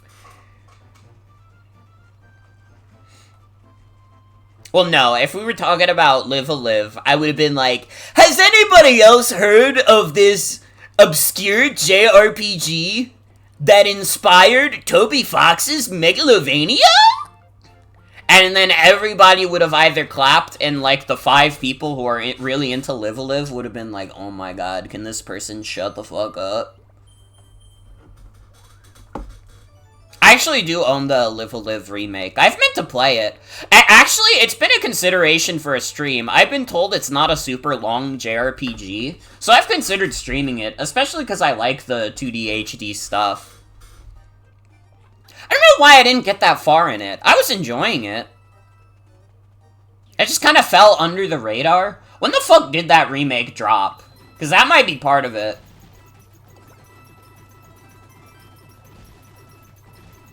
So hard being an RPG fan when you have like 30 to finish. Cosign, because that was some true shit you just said.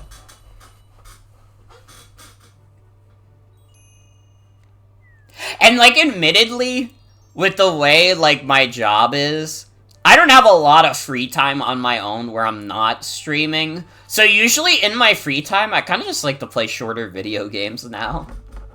Like, I still really like JRPGs and stuff. But usually, like, most of my RPG playing that isn't Pokemon ends up being on stream. And that in of itself isn't that much time being dedicated to it.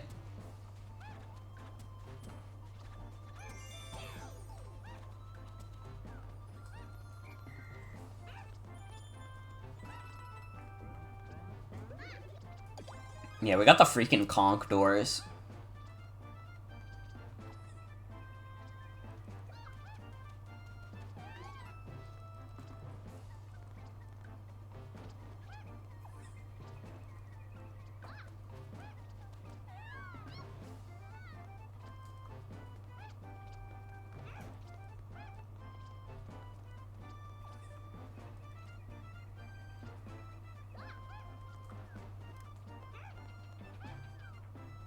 Oh.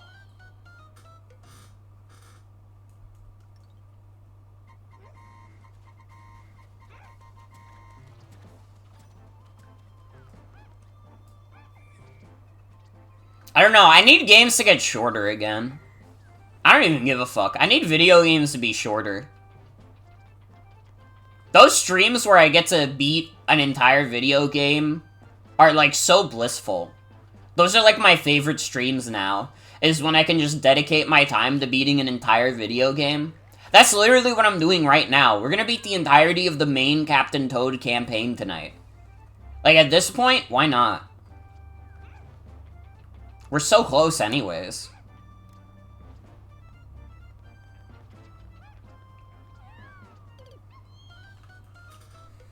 An artist you got some Splatoon pins from is making some for side order, and you really want to get the Dead Fish one? Mm-hmm. Dude, I'm up as fuck for side order. You can still beat 40-hour games in one stream? Yeah, if I want to fucking die.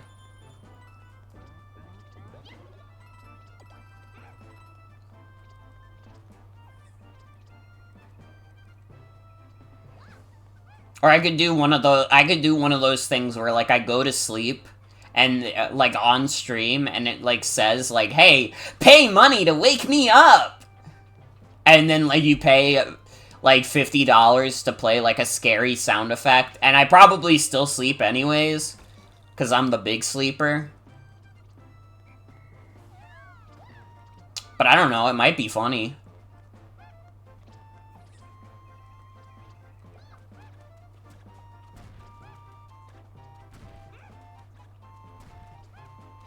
Sleeping through Codename Steam.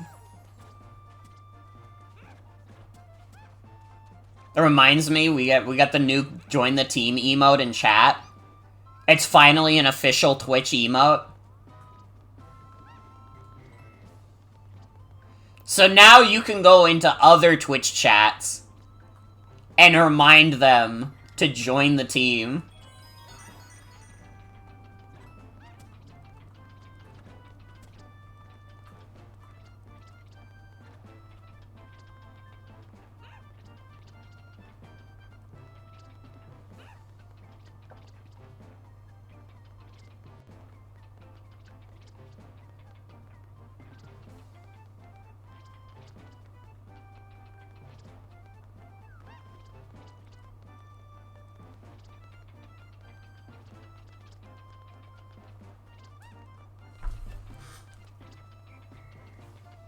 Okay, what do I do now that I'm in here? Oh, here we go.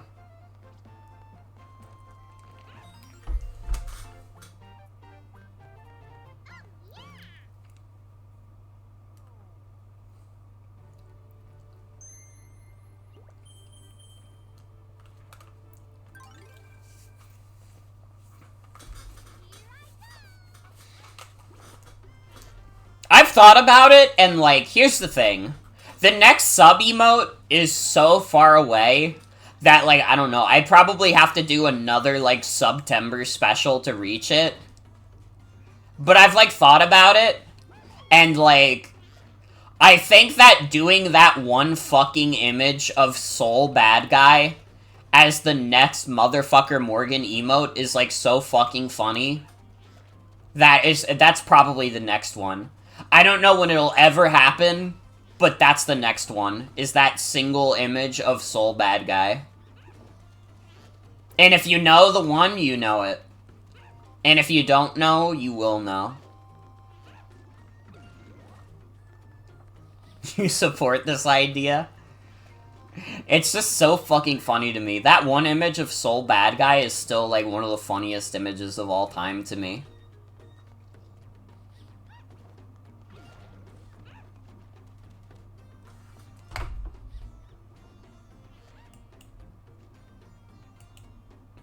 This one, yes! Yes, that's the exact one. Just having that as an emote. Wait, I should literally add that in BetterTwitch.tv. Do you think they get mad at me? I don't give a shit if they do. If BetterTwitch.tv doesn't want me to use this one image of Soul Bad Guy as an emote, they should have said so sooner.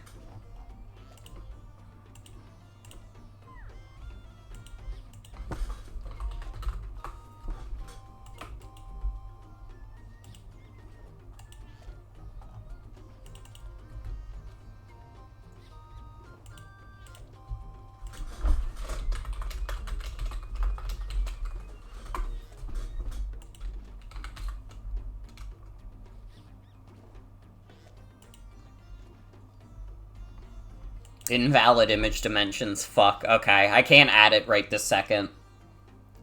I don't feel like fucking with it.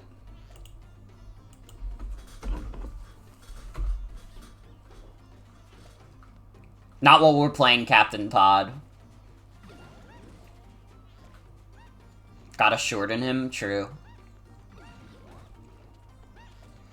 I love, like, upgrading emotes from, like, BetterTwitch.tv to, like, the sub emotes. Because it really is just, like, the upgrade is that, like, you get to terrorize other streamers with it. Like, if you go in another streamer's chat, you can send them shit, like, join the team.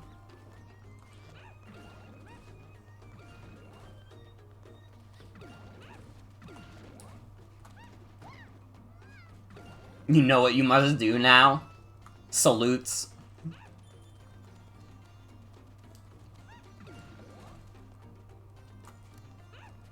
Do I not have a turnip? Look at Chibi Bad Guy. Oh shit, he's kinda badass.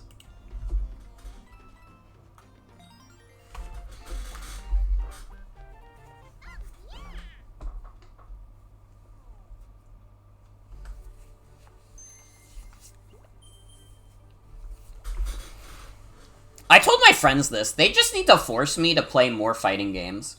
Oh, I don't have enough diamonds? Uh-oh. I have to get 4 more diamonds? What are some, like, early game, like, diamonds we could get?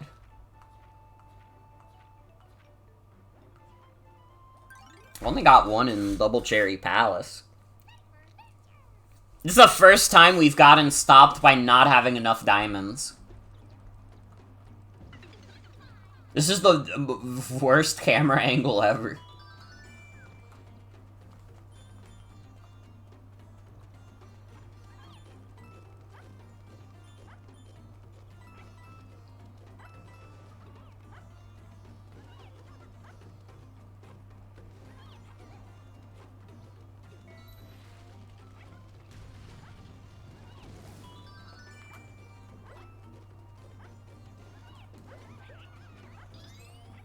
Okay, that's the first diamond. That doesn't mean anything to us.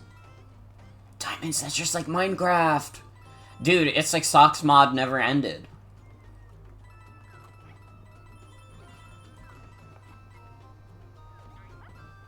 Honestly, maybe the saddest moment in my life. Not in the world, because there would be a lot of other things that would have been the saddest moment of 2023. But the saddest moment in my life of 2023 was that Socks Mod Ender Dragon never happened.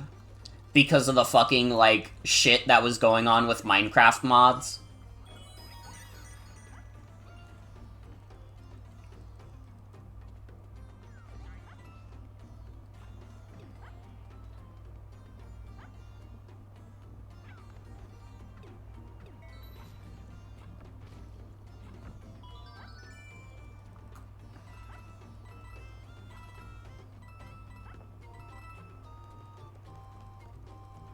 Oh, fuck.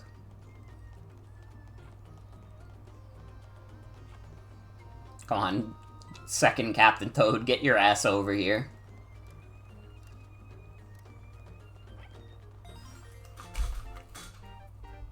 Alright, the lesson we learned is that I need to be more thorough in my levels.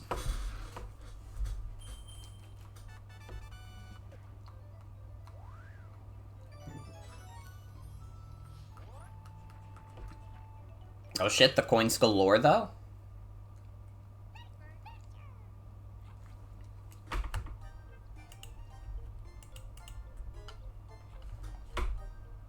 Posted in stream discussion, does that look...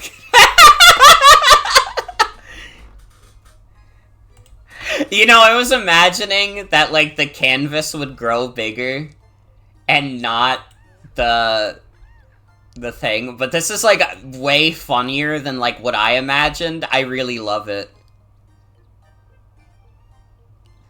I really fucking love it, honestly.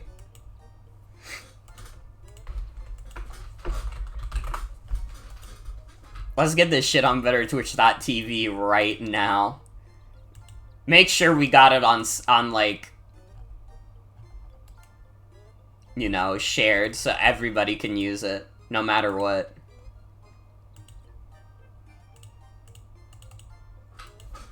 Approval notes, hi.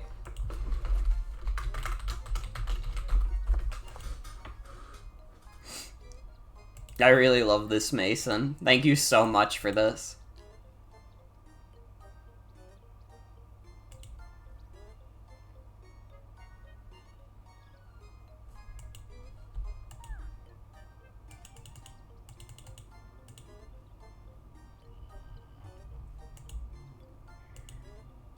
BetterTwitch.tv emotes. Soul Bad Guy has been added to chat.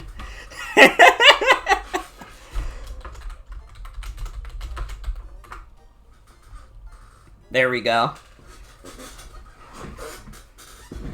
I'm a little... The one thing that's a little sad about it is that I do not believe that BetterTwitch.tv had... Oh, no, it does have an attribution. Okay, I'll, like, add you to the attribution for it. I was gonna say that it's a little sad that it doesn't have that, unlike Twitch. I mean, it's a little less easy to access, but it's still something. Oh, it's not showing up on stream at all, also. It's showing up in Twitch chat. Hold on, let me refresh the cache on chat. Alright, now let's see if Soul Bad Guy shows up.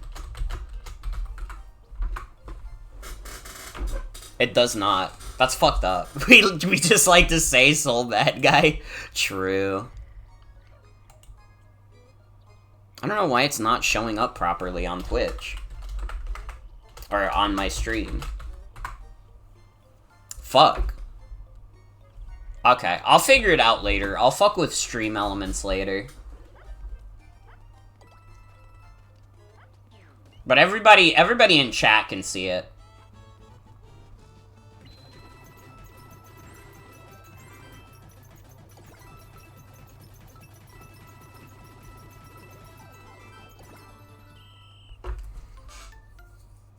Soul Bad Guy versus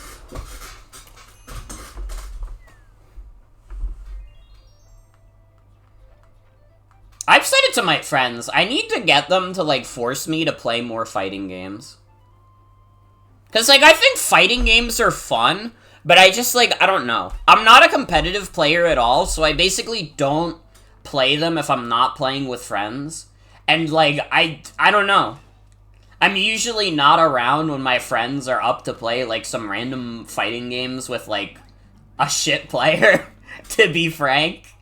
To be frank about my own abilities, I'm a shit player, but I have a little bit of fun. Guilty Gear is fun. I've really only played Strive, but I do own a bunch of the Guilty Gears. So I'd love to play more of them.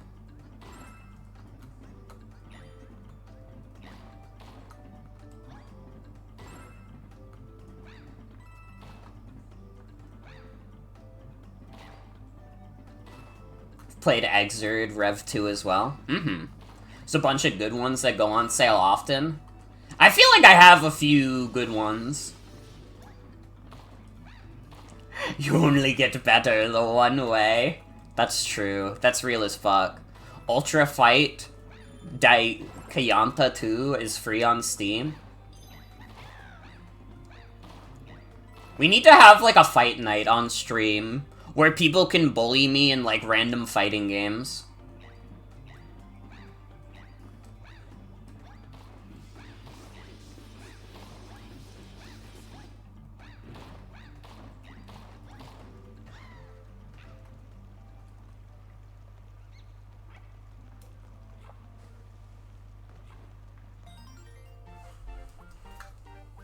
I'm trying to think what fighting games I do own on Steam. I own Street Fighter 6. I actually own that. I've been meaning to play more of it, because I have fun with it. But again, it's one of those things where I think, like, all my friends got, like, sick of it before I got into it. I have Marvel vs. Capcom 3, which I think is a dope-ass game. I think Marvel vs. Capcom 3 is sick as fuck. I have, I think, like, most of the Guilty Gears. If not all of them. I don't think I have the DLC for all of them, but I'm pretty sure I have all the Guilty Gears. Listen, they showed me Bridget, and I was like, alright, I'm sold. You don't have to tell me much more, stranger. You're like a brother to me now. The one you play has a free edition, but it's in a gacha universe, so you don't think I'd like it? Well, which one is it? Because I might not even know which one it is. Also, like, important context, is the game itself a gacha game?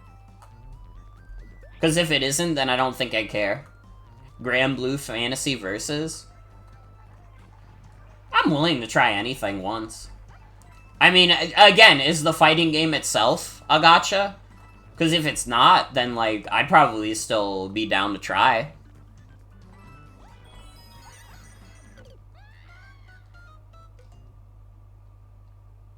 No gacha elements, but it does have battle passes. I can live with that.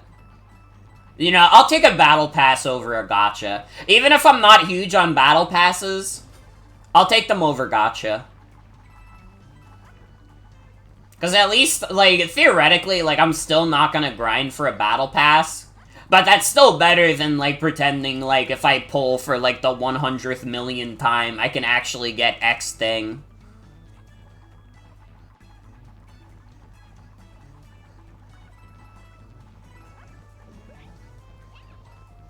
Just hit S rank a few days ago, you feel really good about it? Hell yeah.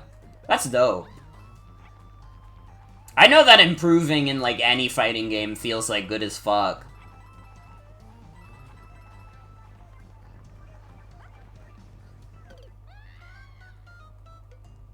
"99% of gamblers give up right before their big win." It's also by ArcSys, so gameplay is similar to Strive. Interesting.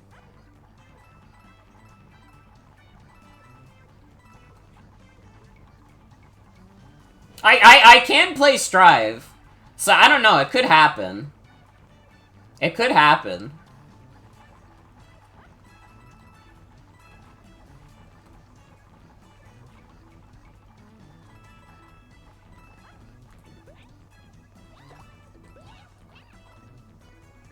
Has easier combos than other fighters that are actually pretty effective in actual matches? Mm-hmm. Street Fighter 6 single player has been really fun so far, but Capcom's business model makes you despair. What, are you not gonna spend $10 to get the Jury Pajamas alt? You not rocking with me?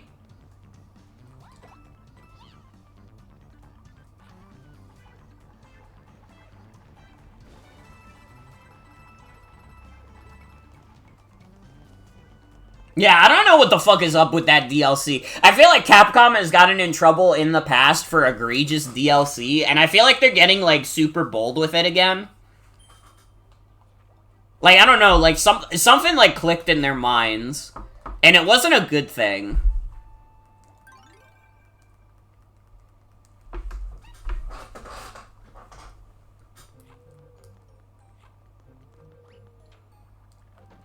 Oh, I never got this one.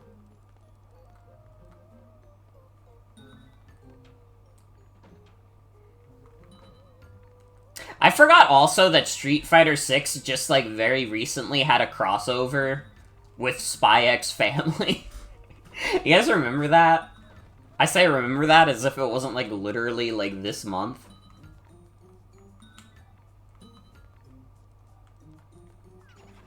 Do you guys remember 2023?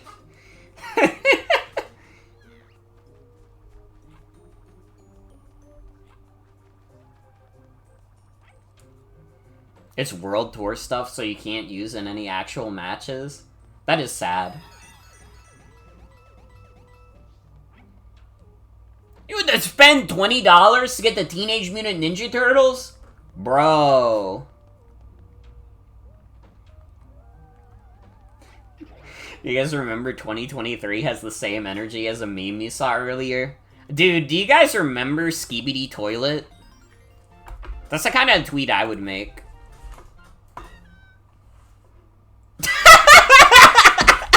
I really like this post.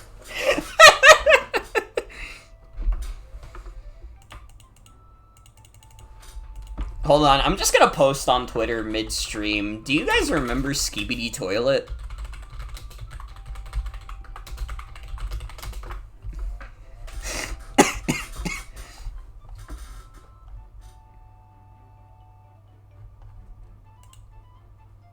Remember the Alamo? It's the only thing I remember. Stripe's so old it doesn't exist anymore. 2-week difference, in only 2 weeks we lost Soul Bad Guy. Also, I don't care if, like, I don't know. People, like, calling Bridget, like, corny or whatever is, like, I don't know, it's a little transparent. That's all I'm gonna say. I got my Bridget Nendoroid, and she's awesome. And if you can't handle a motherfucker like that, then you can't handle me at all.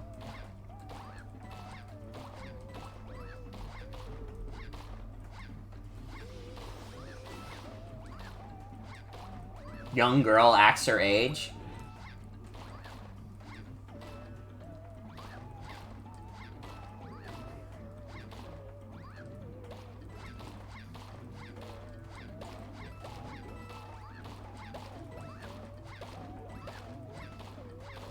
I just got a notification from Steam that just said you can now play Do You Like My Hamsters games?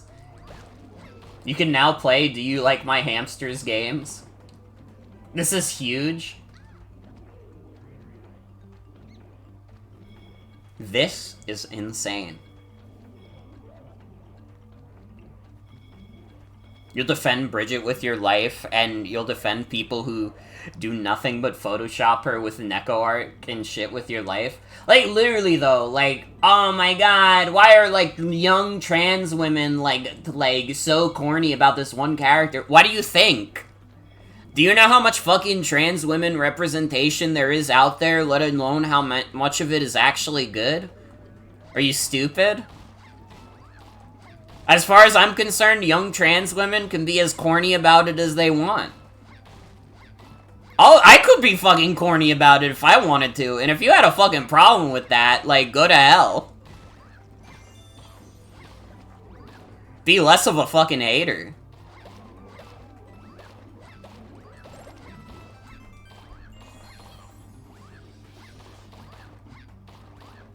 Bridget is a cute character, too. She is.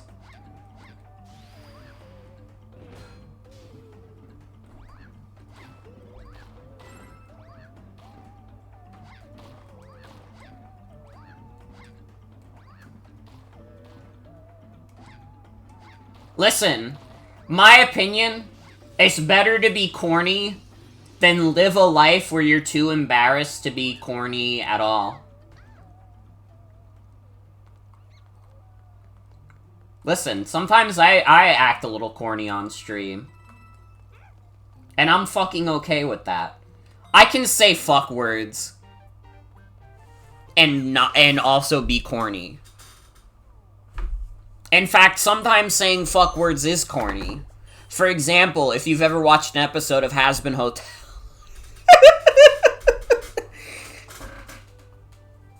Are they being so cringe and not doing cool things, obsessing over Testament? Real? Real? Real?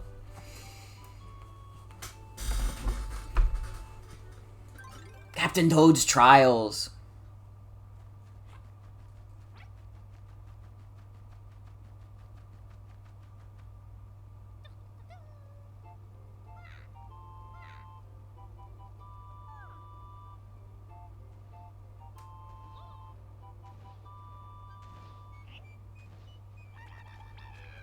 Wish they'd bring Testament's dad back. That's Cliff, right? They should bring back Cliff.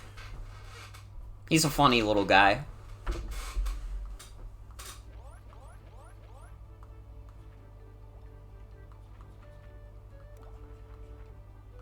Okay, so I gotta be good about actually collecting diamonds, so I don't have to go back to previous levels again.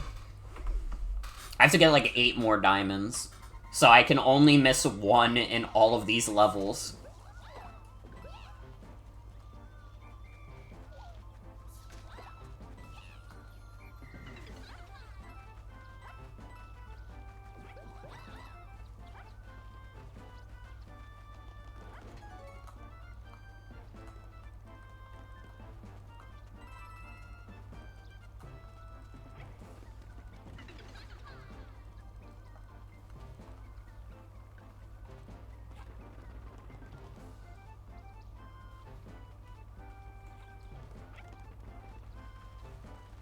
Crazy how they put Testament on the estrogen in Strive and nobody batted an eye. But they confirmed Bridget as trans and everybody lost their mind. I'm the freaking Joker, by the way.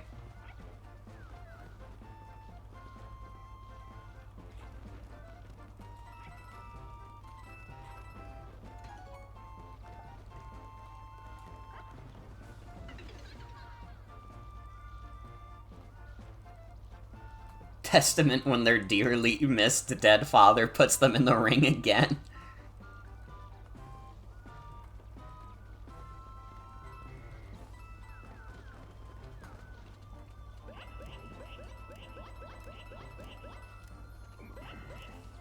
Are you wrong, or is Strive the first one where Testament is explicitly referred to as they? I think it is, yeah. Everybody else in chat is also saying so.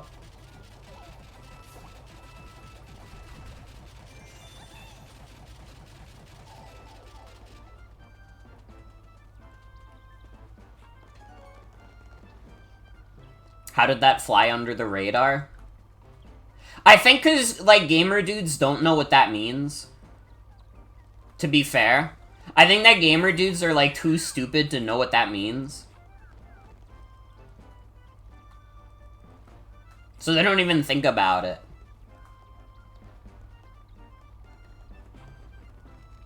Either that, or because Testament is, like, a gear, they're like, oh, well, duh. It's because they're not human, stupid. Lol. Some shit like that.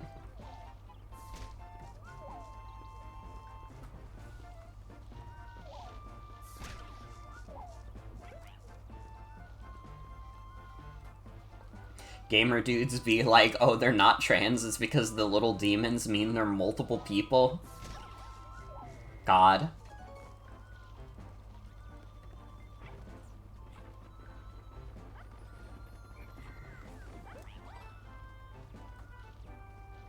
Where the fuck is this last diamond? Where the hell they put in my damn diamonds?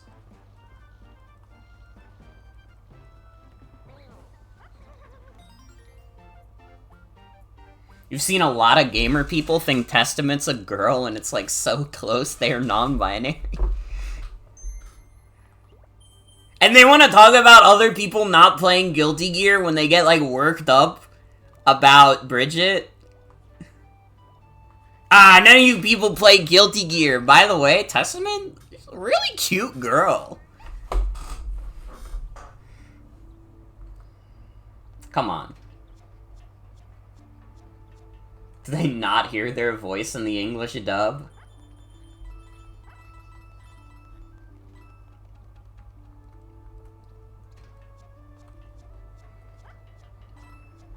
People upset about Bridget don't play Guilty Gear either. They really don't. And, like, granted, like, I'm not the biggest person to talk because I have, like, maybe, like, 20, 25 hours in Guilty Gear Strive.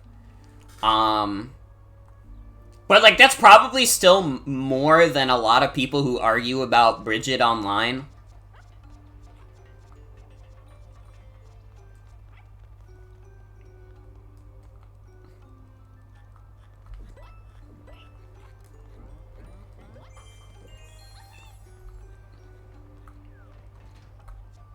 You play Strive in English because of their English voice? Respect.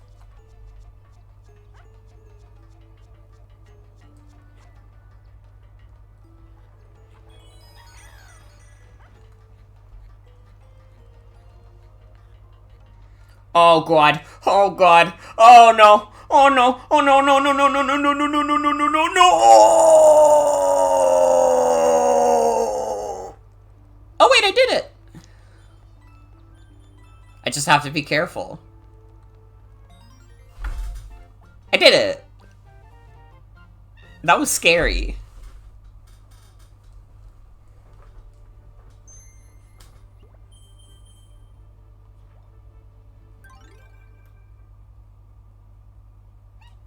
Okay, we just have to get all 3 diamonds here, and then we're good to continue.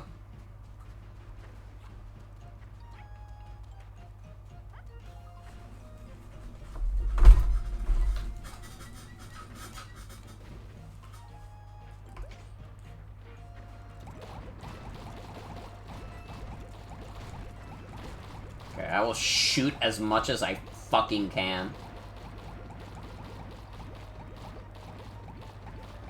Please? Get the diamond?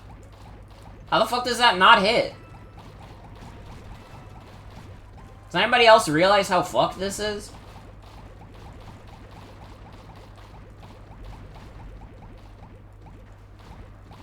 It's funny that your main is Kai because with the mods you use, it does not even look like Kai anymore. The people are aware of this, but I will say it again because it's always funny to bring up. The only, like, Guilty Gear mod that I use is, the fucking Irish Bridget mod.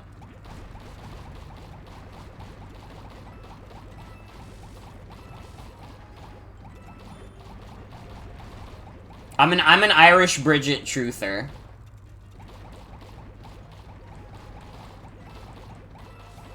The people would want you to believe that she is British, but I know the truth.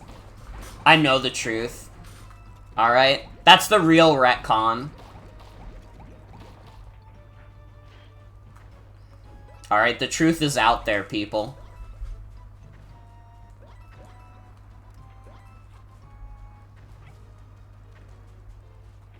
There's a mod that gives every character Polish names. That's awesome. I'm really glad to hear that. Your friend made a mod to give Kai brown eyes so we'd stop getting jump scared during Ride the Lightning.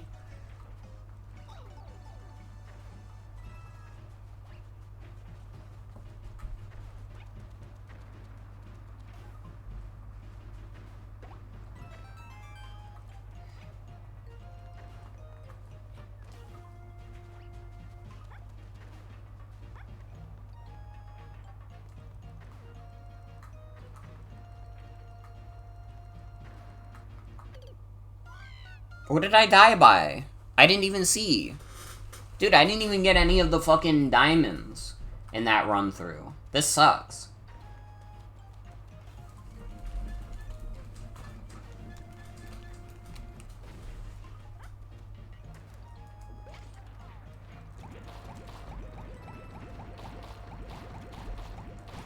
The fact that I can't get any of the diamonds through this cannon is, like, so sad. It makes me deeply fucking upset.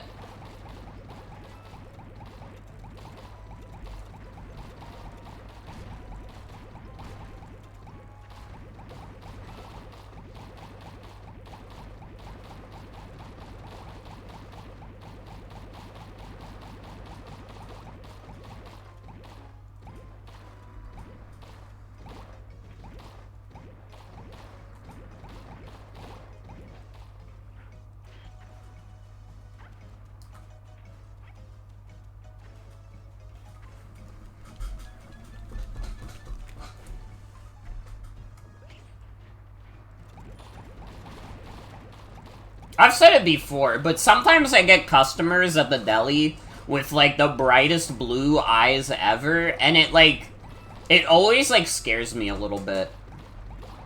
Like, I don't know, they're, like, listen, I'm white as can be, I'm pasty as fuck, but there's a certain limit to how bright those blue eyes could be.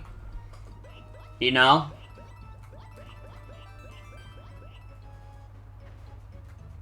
There's a certain brightness it has to be, or like a certain darkness, I guess, that it has to be before I start getting scared.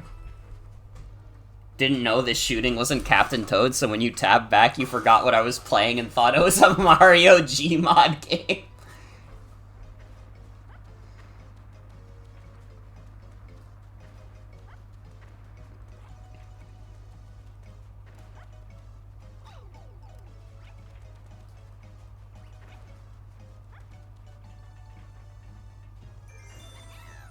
Oh, I can at least get this one.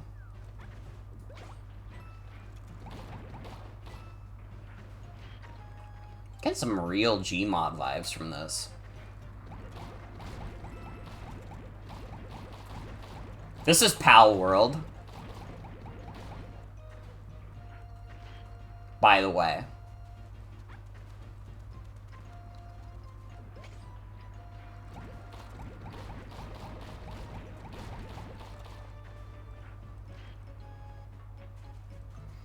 Every time something vaguely violent happens in, like, a Nintendo game now, we all have to agree to say, this is Pal World. Do we all agree? I think this is the new funniest bit. It's gonna be, like, 5 years in the future, and I'm gonna be playing, like, I don't know, like, Super Paper Mario, and they're gonna be in hell, and I'm gonna be like, this is Pal World, by the way.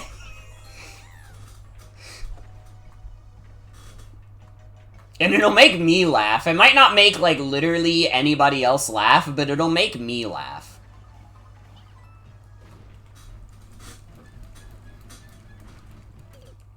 You don't want to think about Pal World 5 years from now? These bullet bills hitting the wall and dying is giving Pal World.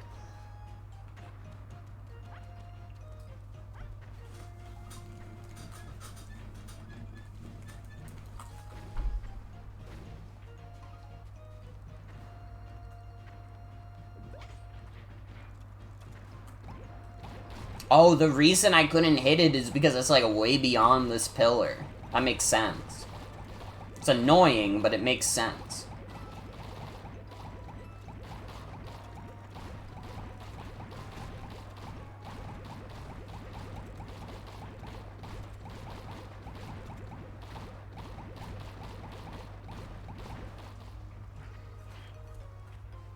I did see an interesting point brought up about Pal World that I have to admit is very funny. Sorry to talk about Pal World again on stream, guys, but I just saw someone, like, say, like, this is just the modern day bring back the national Dex.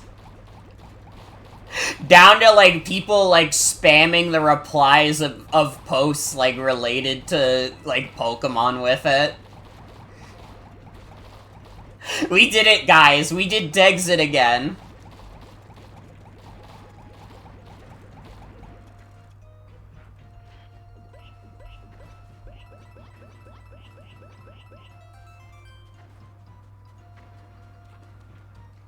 We've successfully destroyed any Pokemon discussion for the next, like, couple of years.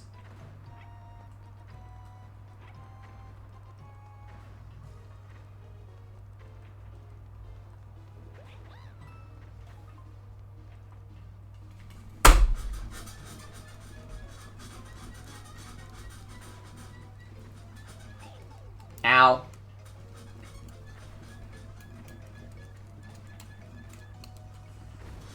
Well, what the fuck? How do I get this diamond?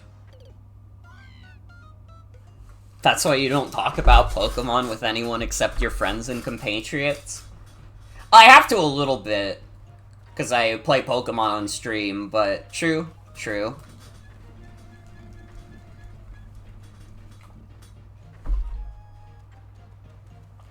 Nothing made me happier than doing the finale of Pokemon Scarlet and Violet with the fucking final boss of that game and people being like, okay, yeah, you got a point, this is cool as shit.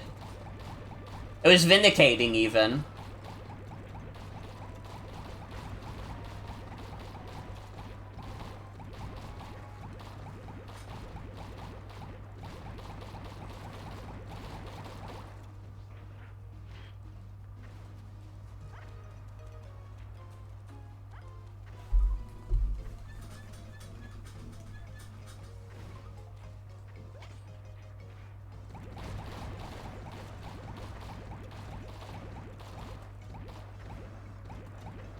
The fuck is that?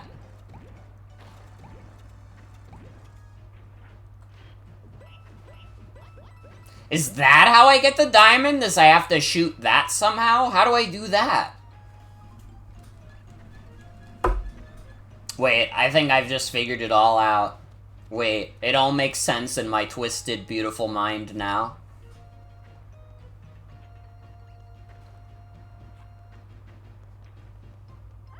Okay, no, I have to destroy more blocks first.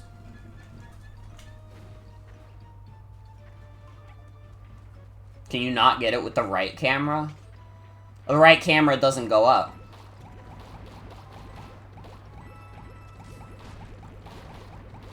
Oh, right. No way, yeah. No.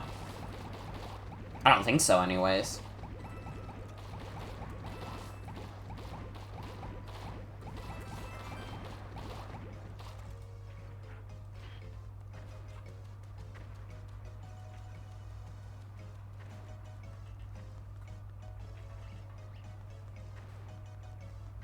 Oh, wait, fuck. I'm fucking myself up. Sorry. I'm not used to having to be thorough in these levels. Bring me back to when I didn't give a shit.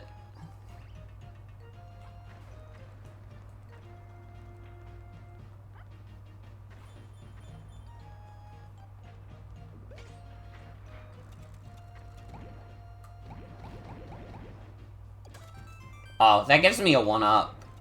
Well.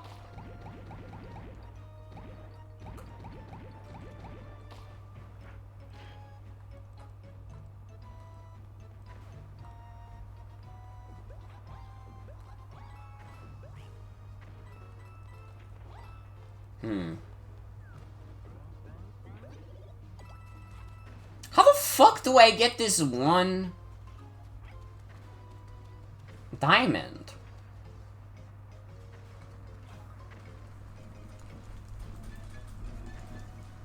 Was there a ladder on here that I missed? No, there's not. Huh. How the fuck do I get the second diamond?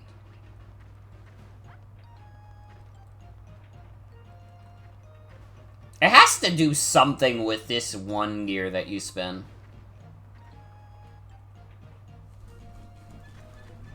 Well, no, because that just moves that.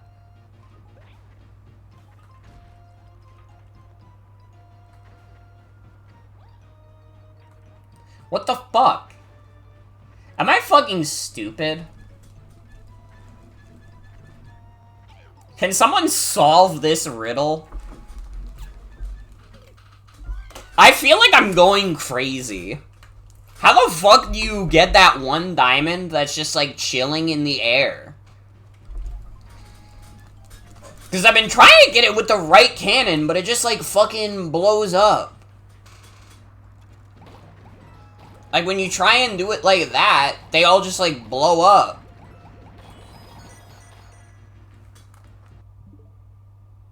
What the fuck? I fucking hate when I say, how the fuck do I do something, and then I just spam the button and it works. It makes me feel like world's biggest dumbass, because I'm trying to think things through logically, and then the actual logic that the game wants you to go through is act like a fucking barbarian. It's uncivilized.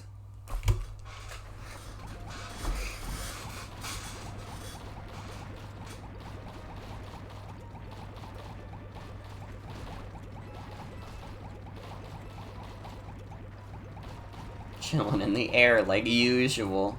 Watching SpongeBob and Scooby-Dooby-Doo. She took the wires to my PlayStation. She doing too much. I didn't wipe my butt. I just pooped and got up. She got the cutest daughter, so I went to pick her up. But then she kicked me right straight up in my nuts. I had to put some ice on them.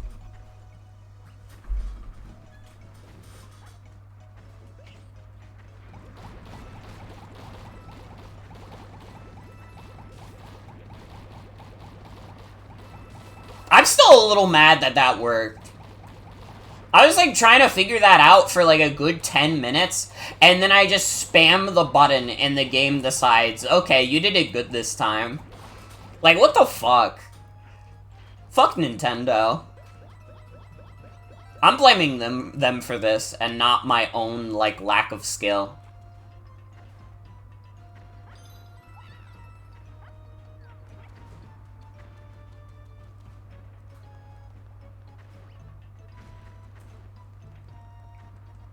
Oh my god, hold on, Toad, stop sticking to it!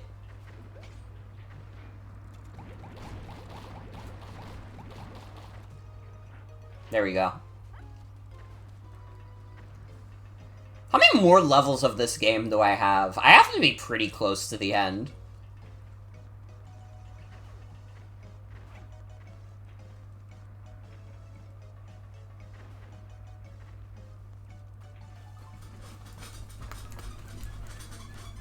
Oh my god, I'm twirling it as fast as I fucking can! Please!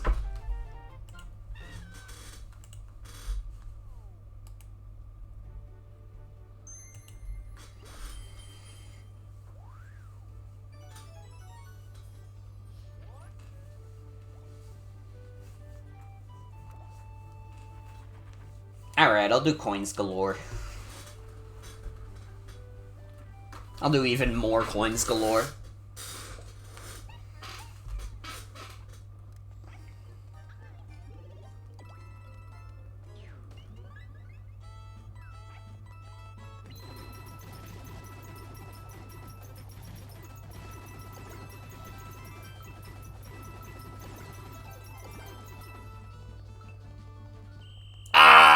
I couldn't get down.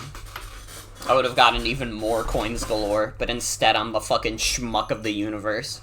I'm literally worse than the devil. Damn, there are actually a lot of pages left, huh? There's like 1, 2, 3, 4, 5, 6, 7, 8, 9, 10, 11, 12. Oh my fucking god. That's 12:30 in the morning. Well. Not this fucking goober again. What's wrong with this guy? This fucking cunt. Already committed. It's true. We already committed. What the fuck else am I gonna do tonight? It's literally always that damn dragon. Good start. Good start.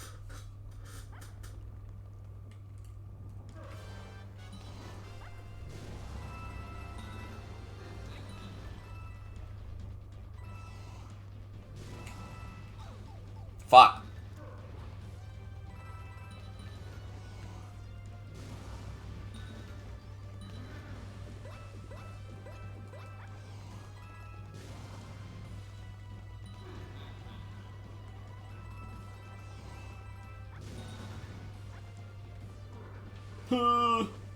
What is this dude's problem? World's ultimate hater. I didn't know that the lava was gonna go up like that. Then you would have lost your mind playing this game because it only has 2 bosses, like, genuinely. You know what's fucked up, though? That's basically as many bosses are in Super Mario Bros. Wonder. Listen, Super Mario Bros. Wonder is, like, an extremely good video game. That shit is literally, like, you fight Bowser Jr., you fight Bowser, and that's, like, it.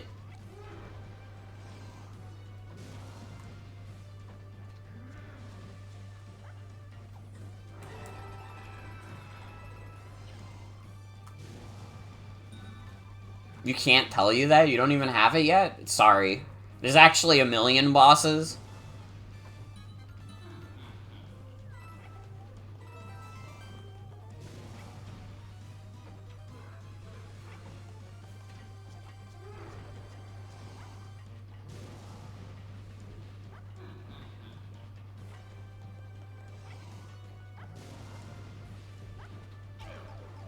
Oh, I died.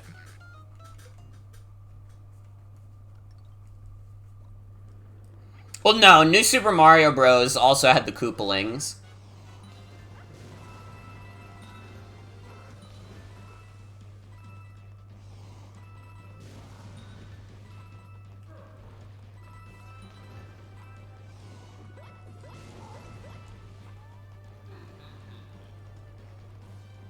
Were the Koopalings in the first one? No, but in the first one, they just had big versions of other enemies.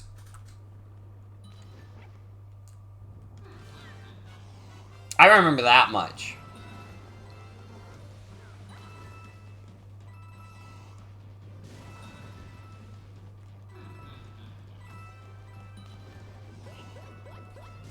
Mario games really do love asking, what if an enemy was bigger?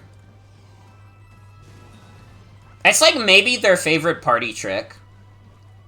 But honestly though, sometimes you really do ask, what if there was a big Goomba?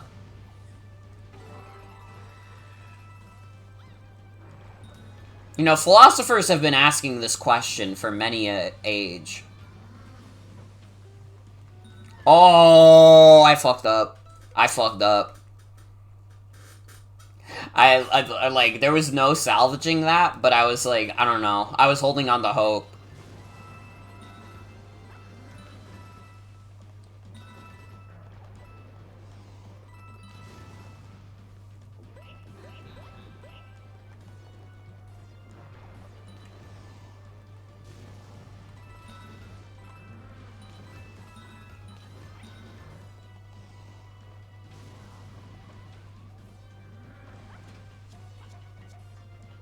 Dude, unironically, when the next Nintendo financial report comes out and I get to be a sales nerd again, like, you guys don't understand, this is like a very specific thing for me. I love when number goes up. I don't even care if the game's good or not. Show me the numbers, baby.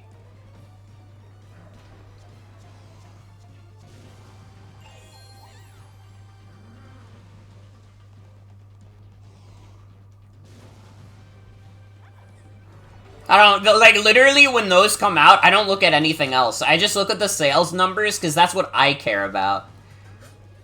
Like, they're probably telling investors, by the way, Kirby will be sucking in the next game. And by God, will it be glorious. And I won't give a shit, because I'm just like, okay, how much did Forgotten Land sell, though? Don't say that. I wouldn't do that. I just felt like, I don't know.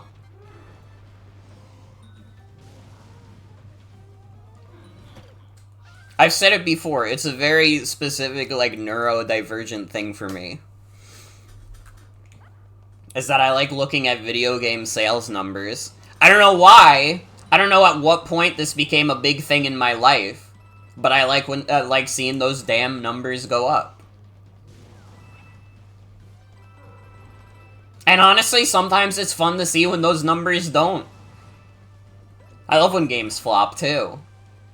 Make no mistake, not only do I like when games succeed, I also like when they flop. I'm a very level-headed kind of person in that way.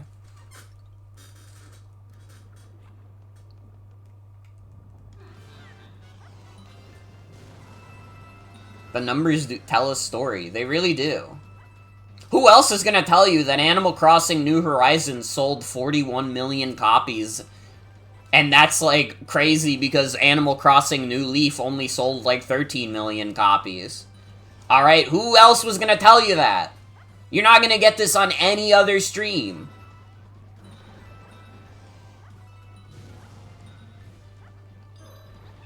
Oh, that's how you're intended to do that. I did it like the stupid doo-doo bozo way.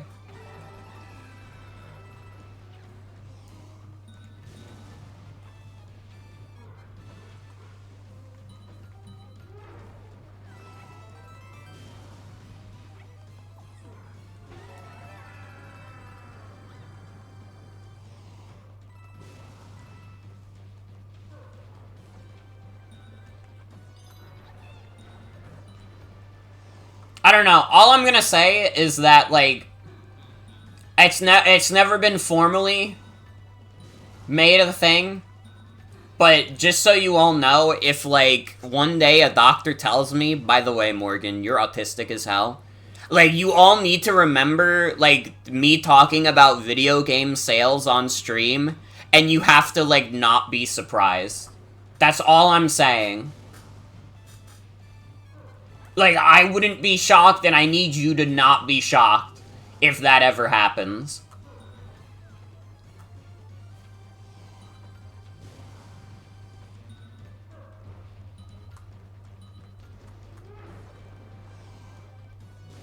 What the fuck? Oh, they have backs. That's what's confusing me.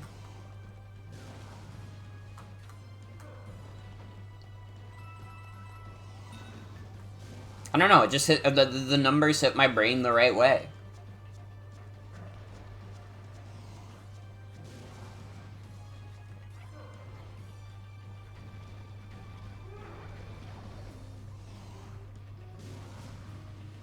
Actually, semi-related to that, you know what, like, actually, like, angers me in regards to that? Sega says that, like, Sonic has sold, like, 1 billion units, and they're counting mobile game sales. And that annoys me. The fact that Sonic Team wants to claim that they have sold 1 billion Sonic games, and they're counting, like, mobile game downloads. Like, you can't do that! That doesn't count! Stop it! Trying to piss me off specifically.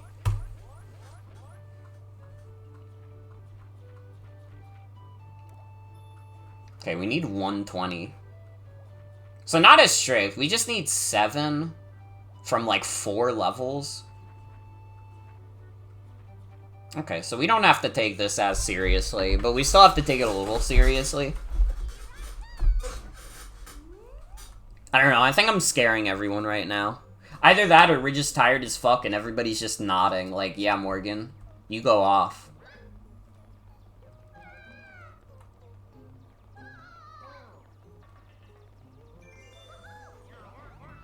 I don't know, I think there should be a Tumblr convention. Has anybody else thought about this? You could call it DashCon. Why aren't we making this happen?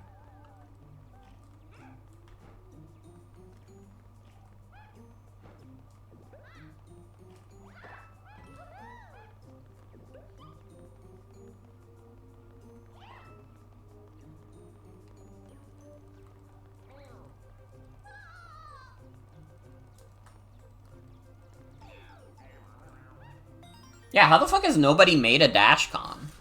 It would be fucking awesome.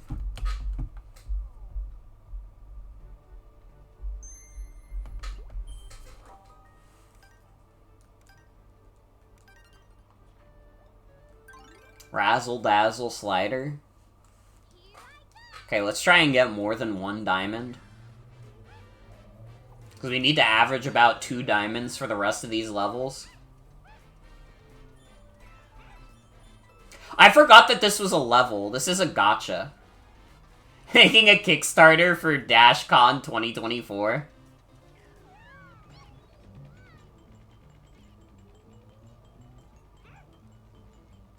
Wait, if we get in the middle, though? It's a free diamond. Oh! Oh! I fucked up.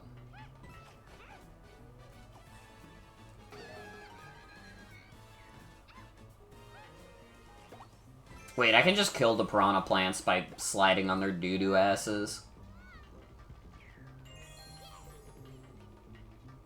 Okay, well this is an easy way to boost up our diamond rating. Oh, I see what we have to do to beat the level also.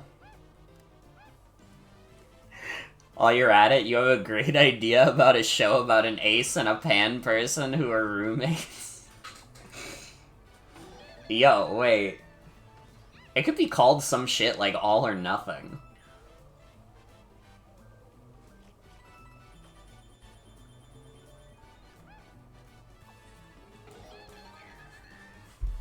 Honestly, All or Nothing is the funnier, like, Tumblr scam to me than DashCon even. I think I'd probably make more jokes about DashCon. But that's because it's like an easier punchline that everyone understands, while All or Nothing is like, it's a more advanced reference. You have to be like a little bit of a Tumblr old head to remember All or Nothing. While DashCon is like, oh yeah, the stupid shitty Tumblr convention that nobody liked. Everybody remembers that.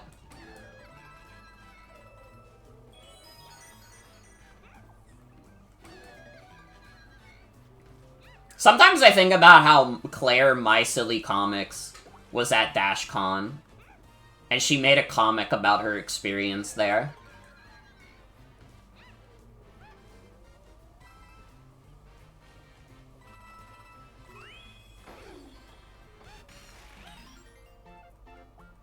I feel like I was too irony poisoned in, like, 2014 to ever be interested in DashCon. Like, I think the irony poison, like, set in too quickly. I was like, fuck no.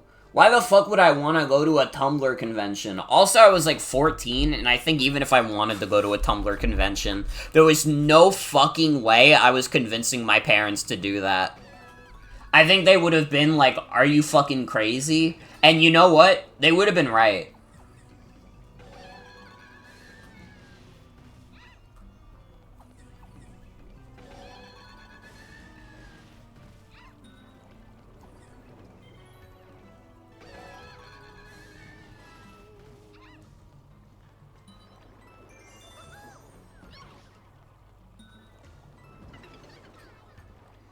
Thing you when you were younger, you thought it was like a fun concept, but the more you thought about it, you were like, maybe not a good idea.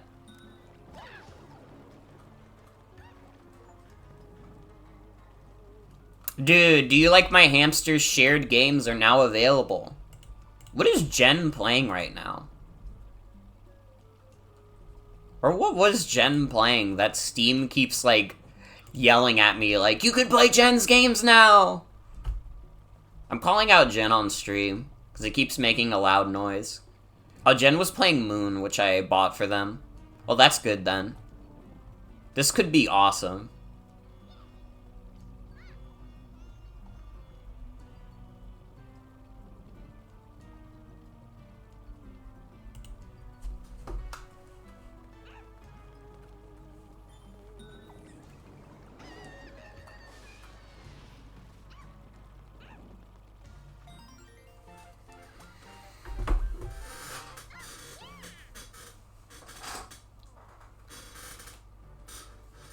DashCon was definitely, like, it was a turning point in Tumblr history. I feel like the concept of the Tumblr Funny Man would soon follow. Because DashCon happening and being such a fucking flop was, I think, the exact moment where most Tumblr users started to get, like, super cynical and not really, like, I don't know. People weren't necessarily using Tumblr exclusively as, like, a fandom website anymore. Why the fuck was that Chargin' Chuck so dedicated to fucking sniping my ass, dude? Holy shit. That dude was fucking pissed. He saw Toadette's whimsical ass and was like, if I don't kill this fucking goober, like, literally something bad is going to happen.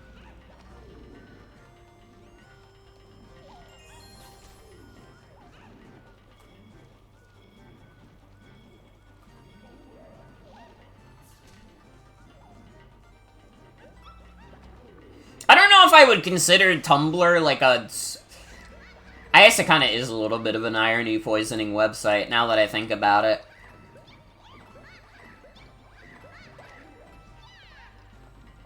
I don't know, I just thought about it, and I was like... Can I be honest? I think that people are a little bit too comfortable saying a specific 3 letters on Tumblr. Like, I don't know. Maybe that's just a me thing. Maybe it just skeeves me out a little bit, because I've dealt with that kind of thing happening in my life. But I feel like people are a little too eager to throw that around now. And, like, I don't fuck with it. I think that if you're, like, very dedicated to saying that shit all the time, like, you need to, like, do something like log off the internet. Like, I don't know, I've seen like a few people do it on Tumblr, and like pretty consistently I've been like, you need to log off. And like, honestly, this is a little, like, well, no, I'm not gonna say anything else. I'm not self-reporting. And that I'm not saying, like, specifically what kind of person is saying this. Because honestly, you can curate your Tumblr feed and not see this kind of thing, to be fair. But there is a reason that I've been seeing this kind of thing.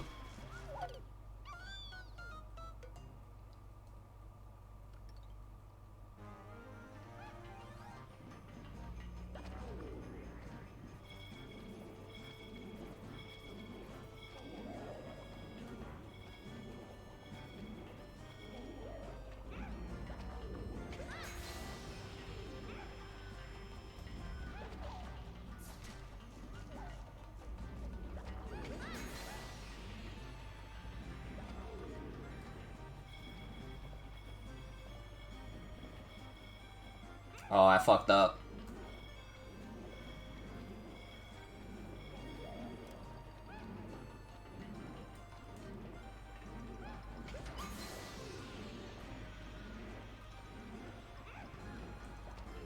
You will kind of see patterns in who says it and makes that their next thing, unfortunately. Yeah. Yeah. I don't vibe with it at all.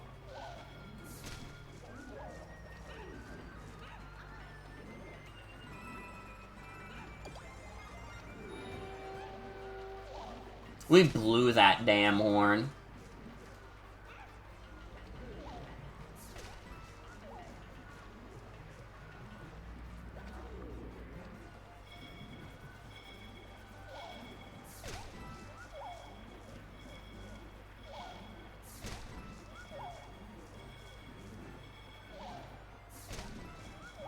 This is the meanest thing that I can ever say. But I'm gonna say it anyways. People will go online and say that, like, those 3 letters, and then they'll also immediately, like, go on, like, talking about how, like, Hazbin Hotel is, like, the worst show ever. That's your cousin. That's the kind of edgelord humor you're inviting. Like, that's who's coming over at, like, Christmas, pal. And maybe that's a mean thing for me to say, but, like, you gotta accept that Vivziepop is gonna be at the Thanksgiving table with you.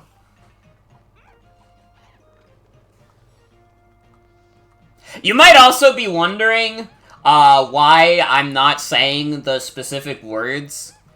And it's not because I'm too skeeved out to actually say it. It's just actually because, like, I think that YouTube would probably get mad at me. And I really would not like my YouTube VODs to get removed because I said, like, 2 words. You know what I mean? Now, if I said, don't kill yourself, then that's fine. But I think if I said it without the first word, then, like, YouTube would get mad at me. I don't know, maybe I'm making up a fantasy villain in my mind. But after, like, YouTube, like, reported one of my old VODs for hate speech and wouldn't let me contest it. As long as they don't... As long as they let me say swears.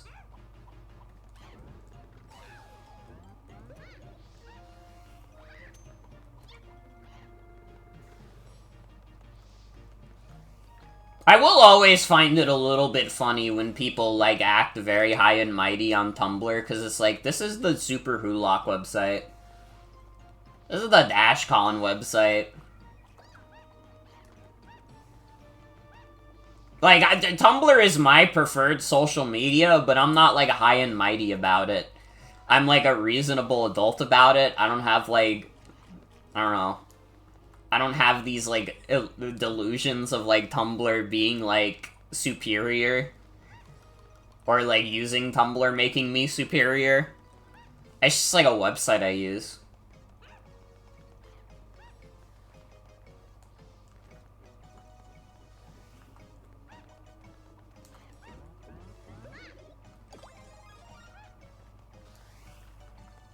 Superiority complex over using Tumblr is nuts.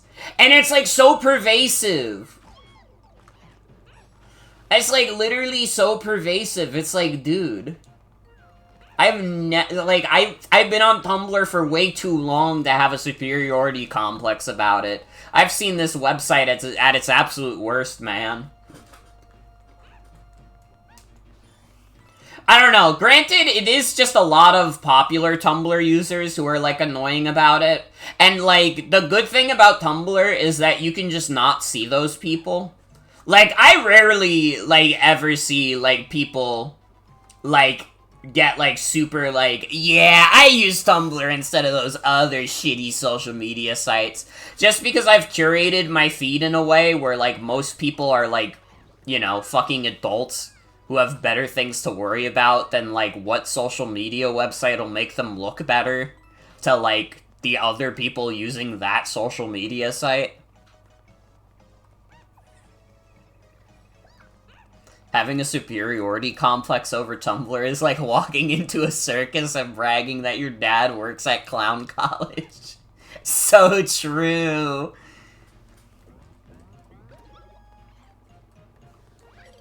I don't know, again, I'm, like, very good about curating my Tumblr feed for the most part. If I, like, here's the thing, and this is gonna be the self-report that I mentioned earlier. Sometimes if I see some people being annoying on Tumblr, it's usually people that I've been mutuals with for too long, where I'm like, I would really love to say something right now, but I don't need to start an internet argument. It's not worth it, man. It's not worth starting an internet argument about Tumblr.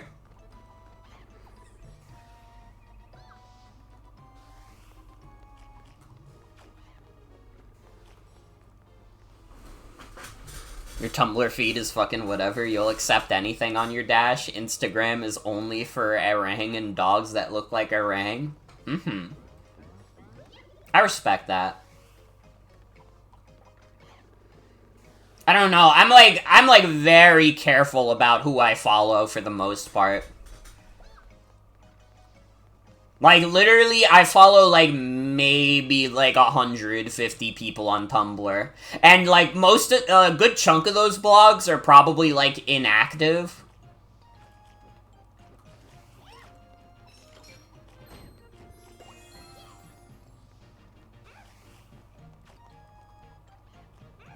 Because I'm just like, why the fuck would I want to follow, like, a shit ton of people on Tumblr? I've seen how you people act!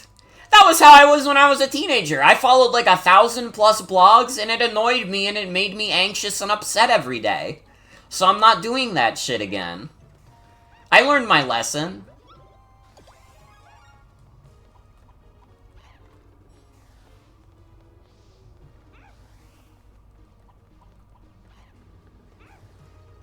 You should be more careful. People keep going, why are you following this guy? And you go look, and you're like, who the fuck is this? I don't know if I've had a moment like that in, like, years. Because, again, I'm, like, because I was on Tumblr at such a young age, I'm so, like, careful about who I follow. Like, honestly, usually, when someone, like, I follow does get called out, I'm probably one of the first people to know about it. I'm probably like, oh, okay, yeah, no, I'm not following this dude no more. HH. It has not happened with any mutuals. No, wait, it happened with a Twitter mutual, like, a year back, and it's not for fun reasons. It is for the exact kind of reasons that, unfortunately a lot of people online get called out for. And it is not a funny thing to bring up on stream, which is why I'm being vague about it. But even then, that was, like, honestly, as a person I kind of had muted for a very long time. Which is, like, mean to say. And it's like, I didn't mute them because I knew they were gonna end up being like a fucking, like, sex pest, but it just happened to be that. And then some of my friends were talking about this person and was being like, yeah, this person's like a horrible person. And I was like, oh, that's unfortunate. I got kind of annoyed by them, but that doesn't mean I wanted them to be that, you know?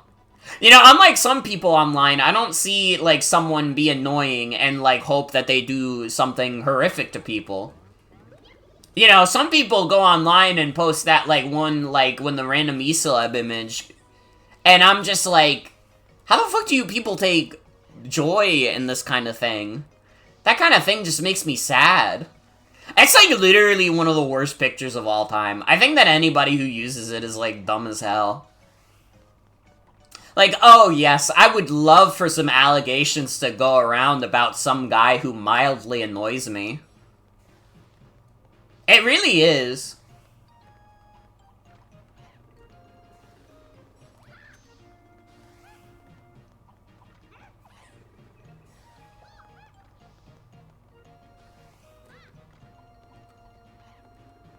Like, I don't know, a YouTuber could kill someone and someone would, like, post that image and I'd be like, is this really the time? What bothers you is how everyone uses it regardless of the severity of the actions? Yeah. And honestly, it's like, even if it's like mild, it's still like fucking annoying. Like, I don't know, the well's already been poisoned. I don't think I could ever see that image and not think it's like fucking annoying.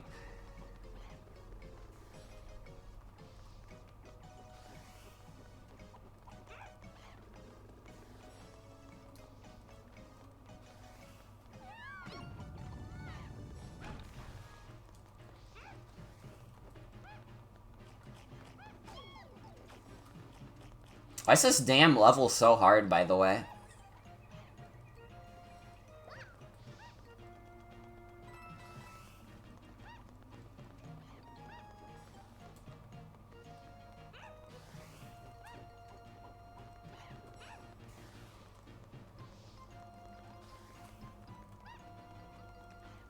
I'm kind of getting tilted on the tower a little bit.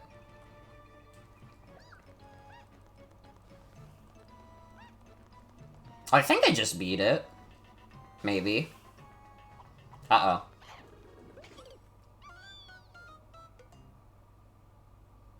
And you could have it all. My empire of dirt.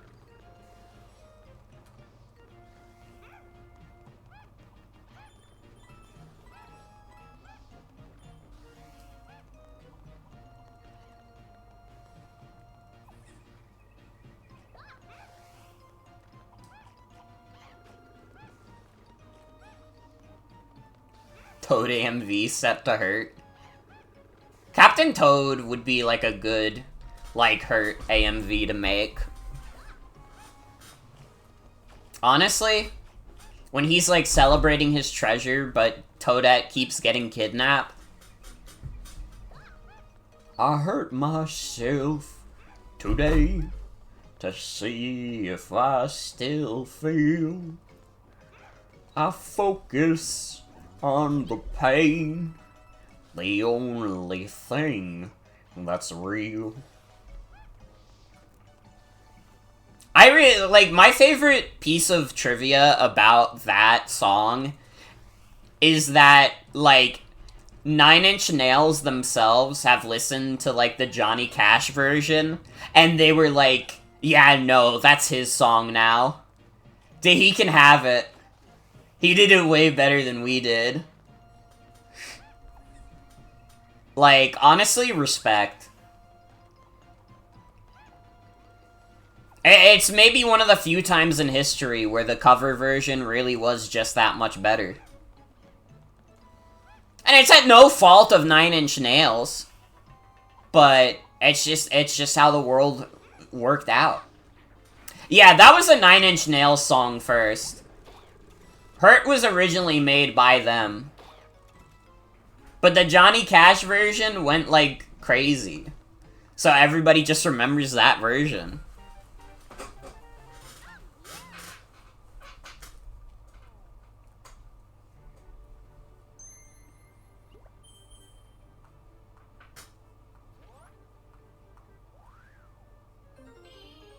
The fuck is the mummy? Huh? Mummy Me Maze returns? What are you talking about? What do you mean returns? Huh? What is happening?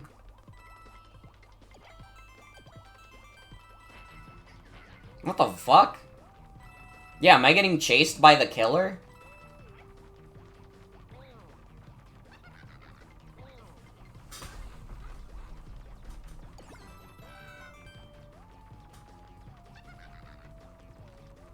I'm kind of baller at dodging, though.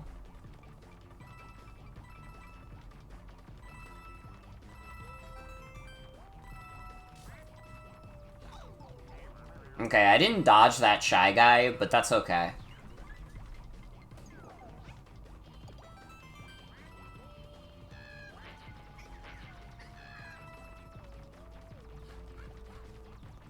Captain Toad, don't be a coward.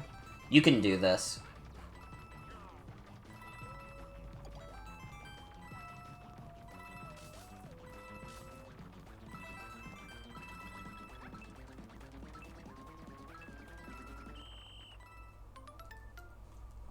Why was that better for getting coins than the get coins for free level? That was, like, way better. We got a big paycheck from that.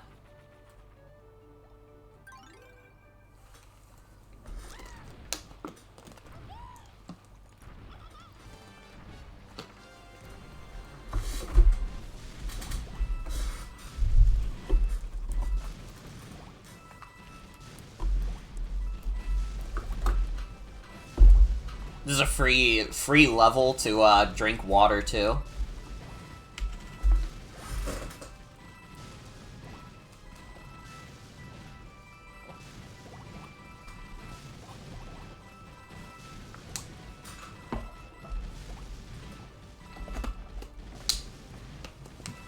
Chill beats to drink water too. Literally, this guy going fucking crazy with the fireballs.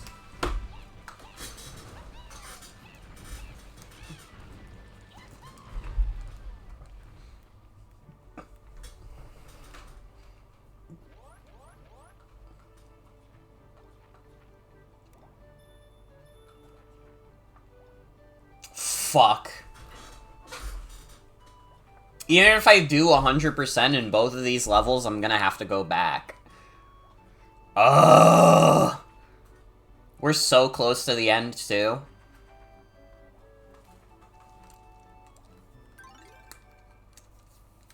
Whatever. Whatever.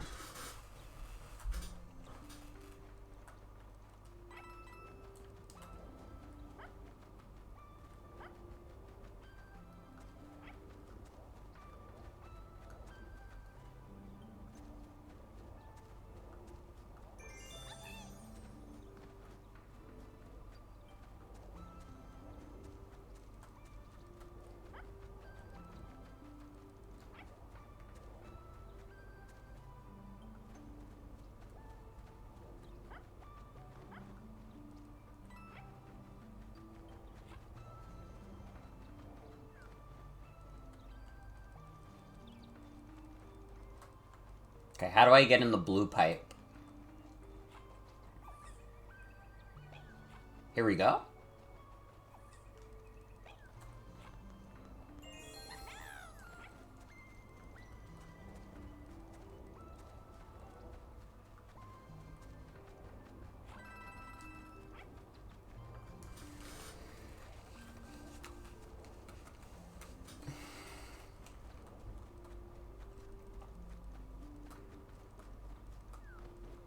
I bet this guy has the last one. How the fuck do I get to the red pipe, though? That seems, like, impossible.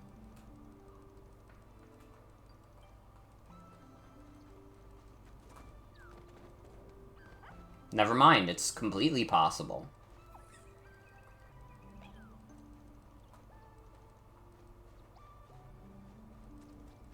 Okay, okay. I see what you're cooking, Captain Toad. You know, I like what the chef's putting in the kitchen.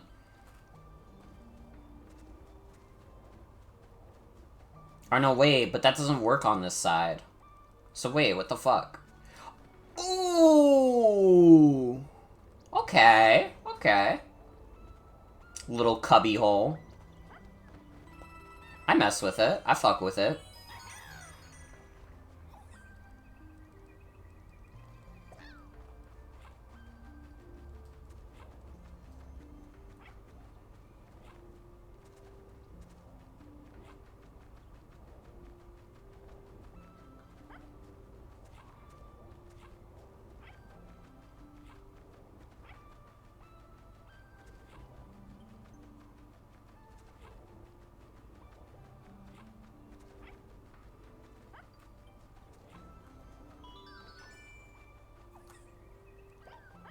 That's the sound the game makes to let you know you did good, kid.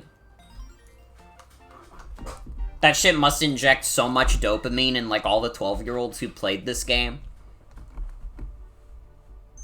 When are the Captain Toad kids gonna grow up and, like, talk about how awesome Captain Toad is?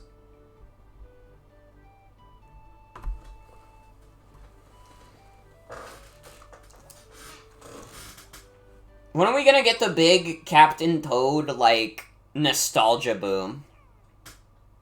People talk about, like, everything else on the Wii U.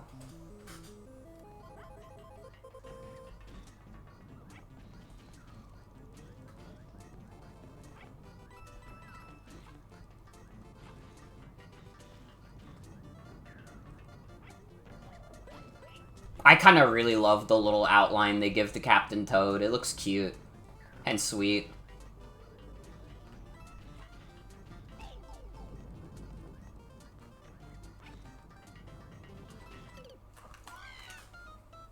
Well, I died.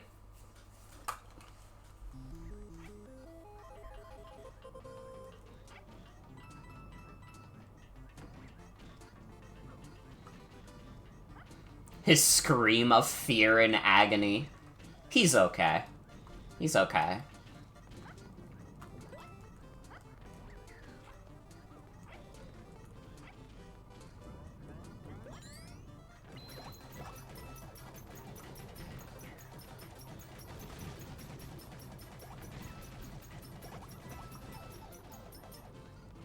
No, I missed. Oh, no, wait, I didn't miss the diamond. Let's go.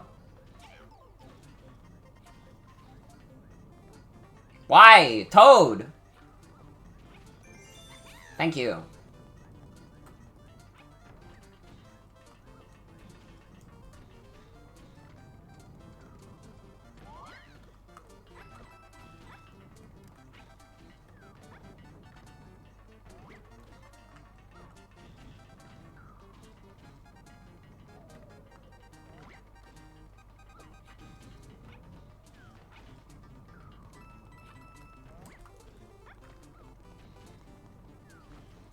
Huh? Ooh. How the fuck? Oh, I have to get... Oh, wait, I'm an idiot. I missed it. Heart. Fuck! I understand everything now.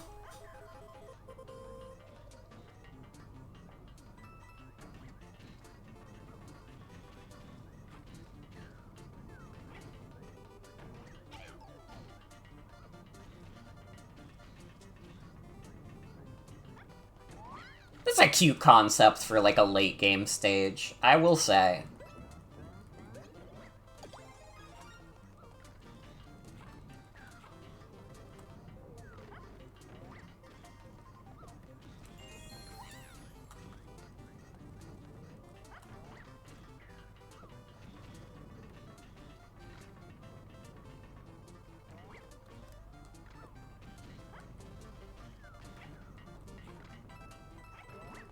Alright, I would love to... Okay.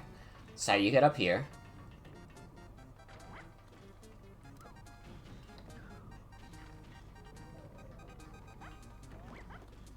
This is definitely a pickaxe. Oh god, I just realized this is a 1:15 a.m. Oh god, when the fuck did that happen? How have I been playing Captain Toad for 5 hours? Holy shit. I mean, game's good. Game's good, I won't lie. I'm just like, fuck. I don't even feel that tired, because I fucking slept for like 12 hours last night.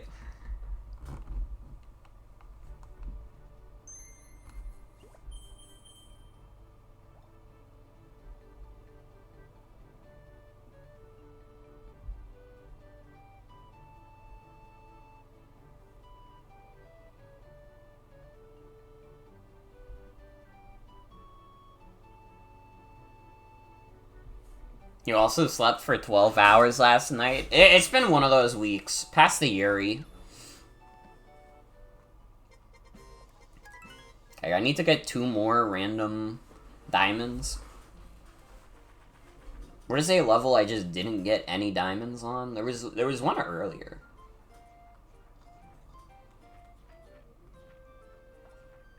I feel like the minecart one is probably the easiest one to get. Literally reading Yuri right now. I think, like, dual-wielding, like, motherfucker Morgan streams with Yuri is, like... Honestly, that's how my streams should always be watched.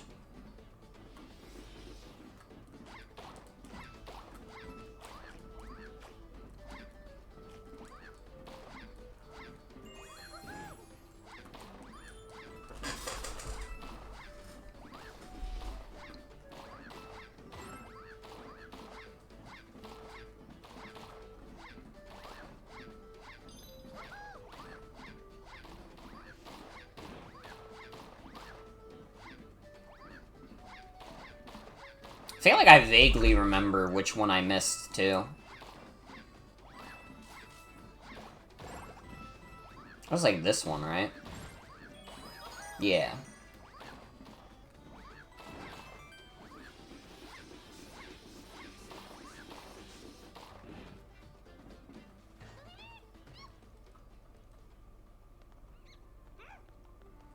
Dude, do they have, like, a Captain Toad roller coaster at, like, Nintendo Universal? If they don't have that, that seems like a easy freebie. Although I guess minecarts would probably be more iconic to, like, the Donkey Kong series. But you could do it themed after Captain Toad, too. That's all I'm saying. You know, Donkey Kong didn't make up barrels. Or minecarts, sorry. Starting to get the 1 a.m. brain going in.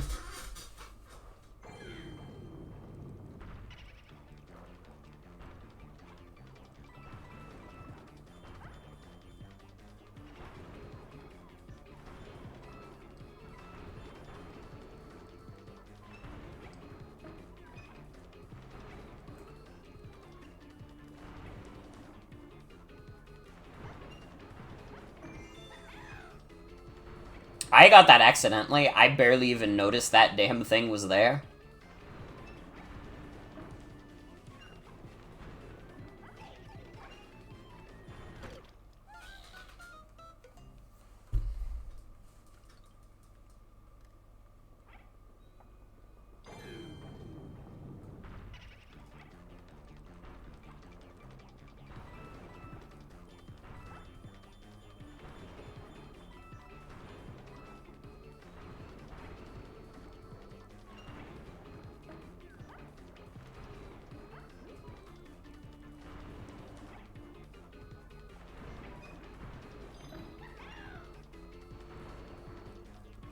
I have to take this Captain Toad level very seriously so I don't die again.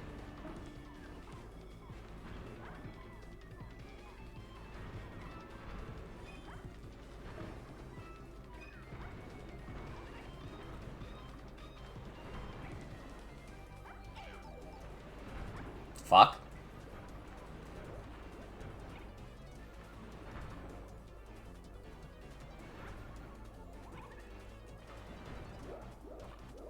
Was I really just supposed to stay there for that long?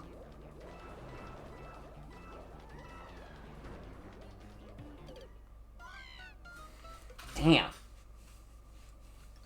See, I'm not that bold. But now that I know I have to do that to get the diamond, I guess I will be that bold.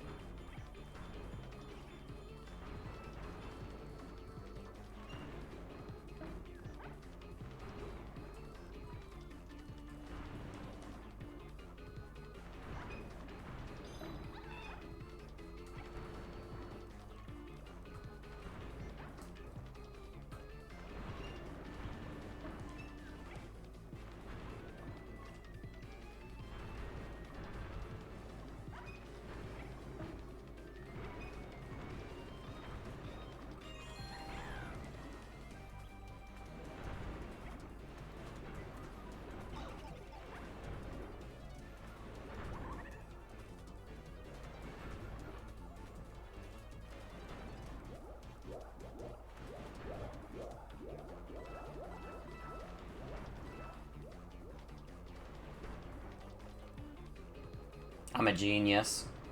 I might be the greatest to ever play Captain Toad. Why the fuck can't I get it? Oh my god, that's why. No! I'm so close. I got all the diamonds though, so now I can play this as safe as possible.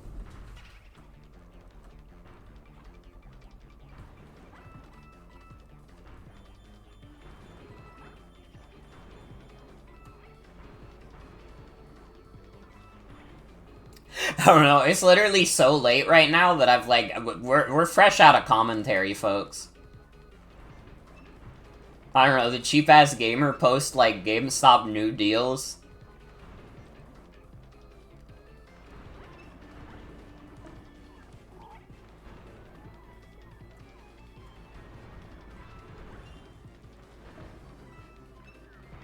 The actions of Toad speak for themselves. That's true. And the actions of Toad speak to his bravery and his courage. And most important, his spirit.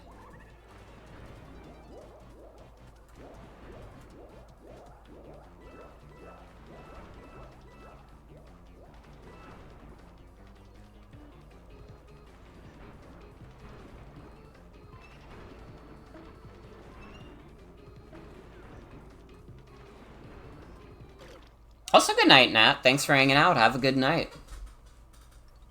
I did die again. Even though I was playing that safe, I still died.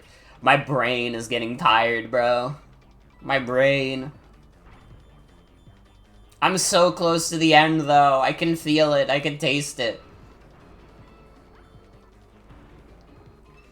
If I don't beat Captain Toad tonight, then the world will explode.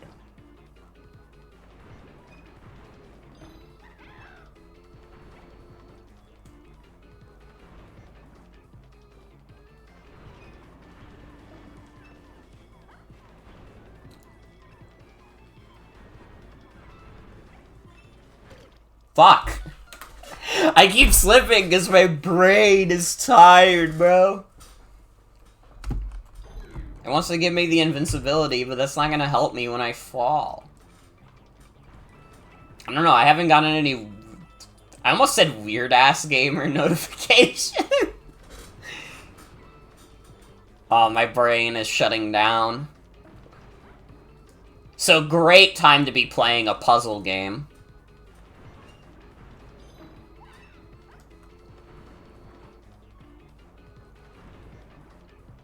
I don't know, put me in the Tetris mines. I'll beat that kid who got the highest Tetris score ever, because I'll never die.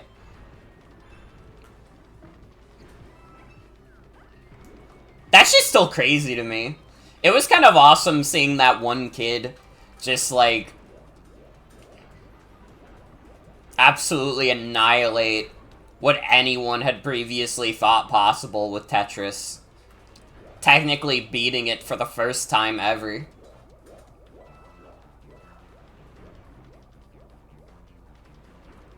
And I mean, I know he was not alone. I know there were many community contributions in Tetris that contributed to his achievement, but hey,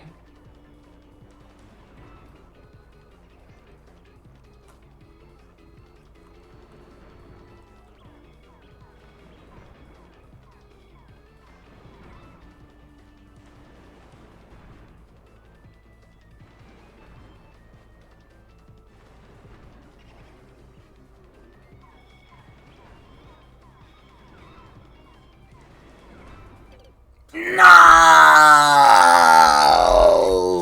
Oh, because I only pointed at one boo when I needed to point at the two! Fuck.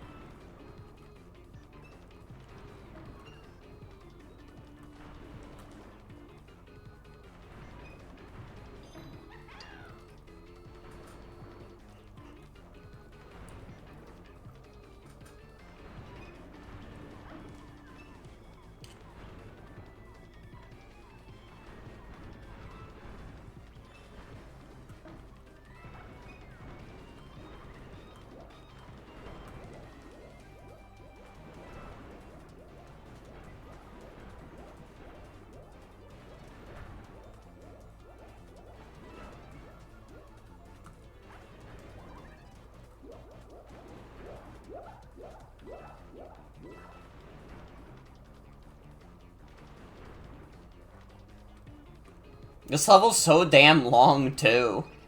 At least it feels long.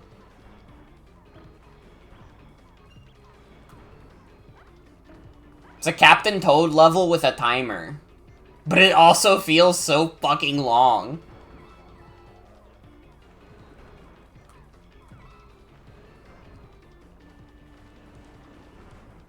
Just give me my fucking star, bro. I've lost like 10 lives here.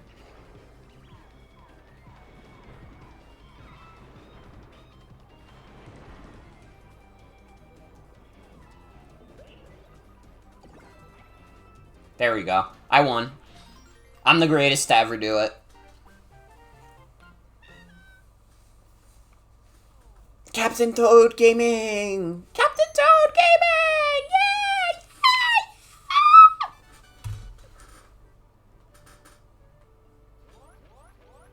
That shit was not hidden. You can't fool me. Stop doing this to me, game! Enough! Oh my god, I have to find all of these, and then I have to find another one in a level. You know what? Fuck it. It's too damn late. I was gonna stick the DLC in like a variety hour, but I guess we'll have a full part 2 of Captain Toad. Because, quite simply, I cannot beat this whole game tonight. I'm tired. And if it's gonna make me go back to more levels, I'm gonna get, the desperation is gonna keep kicking in. It is 1:30 in the morning. So, I hope you can respect my freaking decision to not try and beat all of Captain Toad. That's gonna be it for tonight's stream. I want to thank you all for coming. Hope you'll have a good night and take care. I will be back, maybe not tomorrow, but probably Sunday then with something. I don't know what yet, but you'll see. Have a good night, everybody. Take care.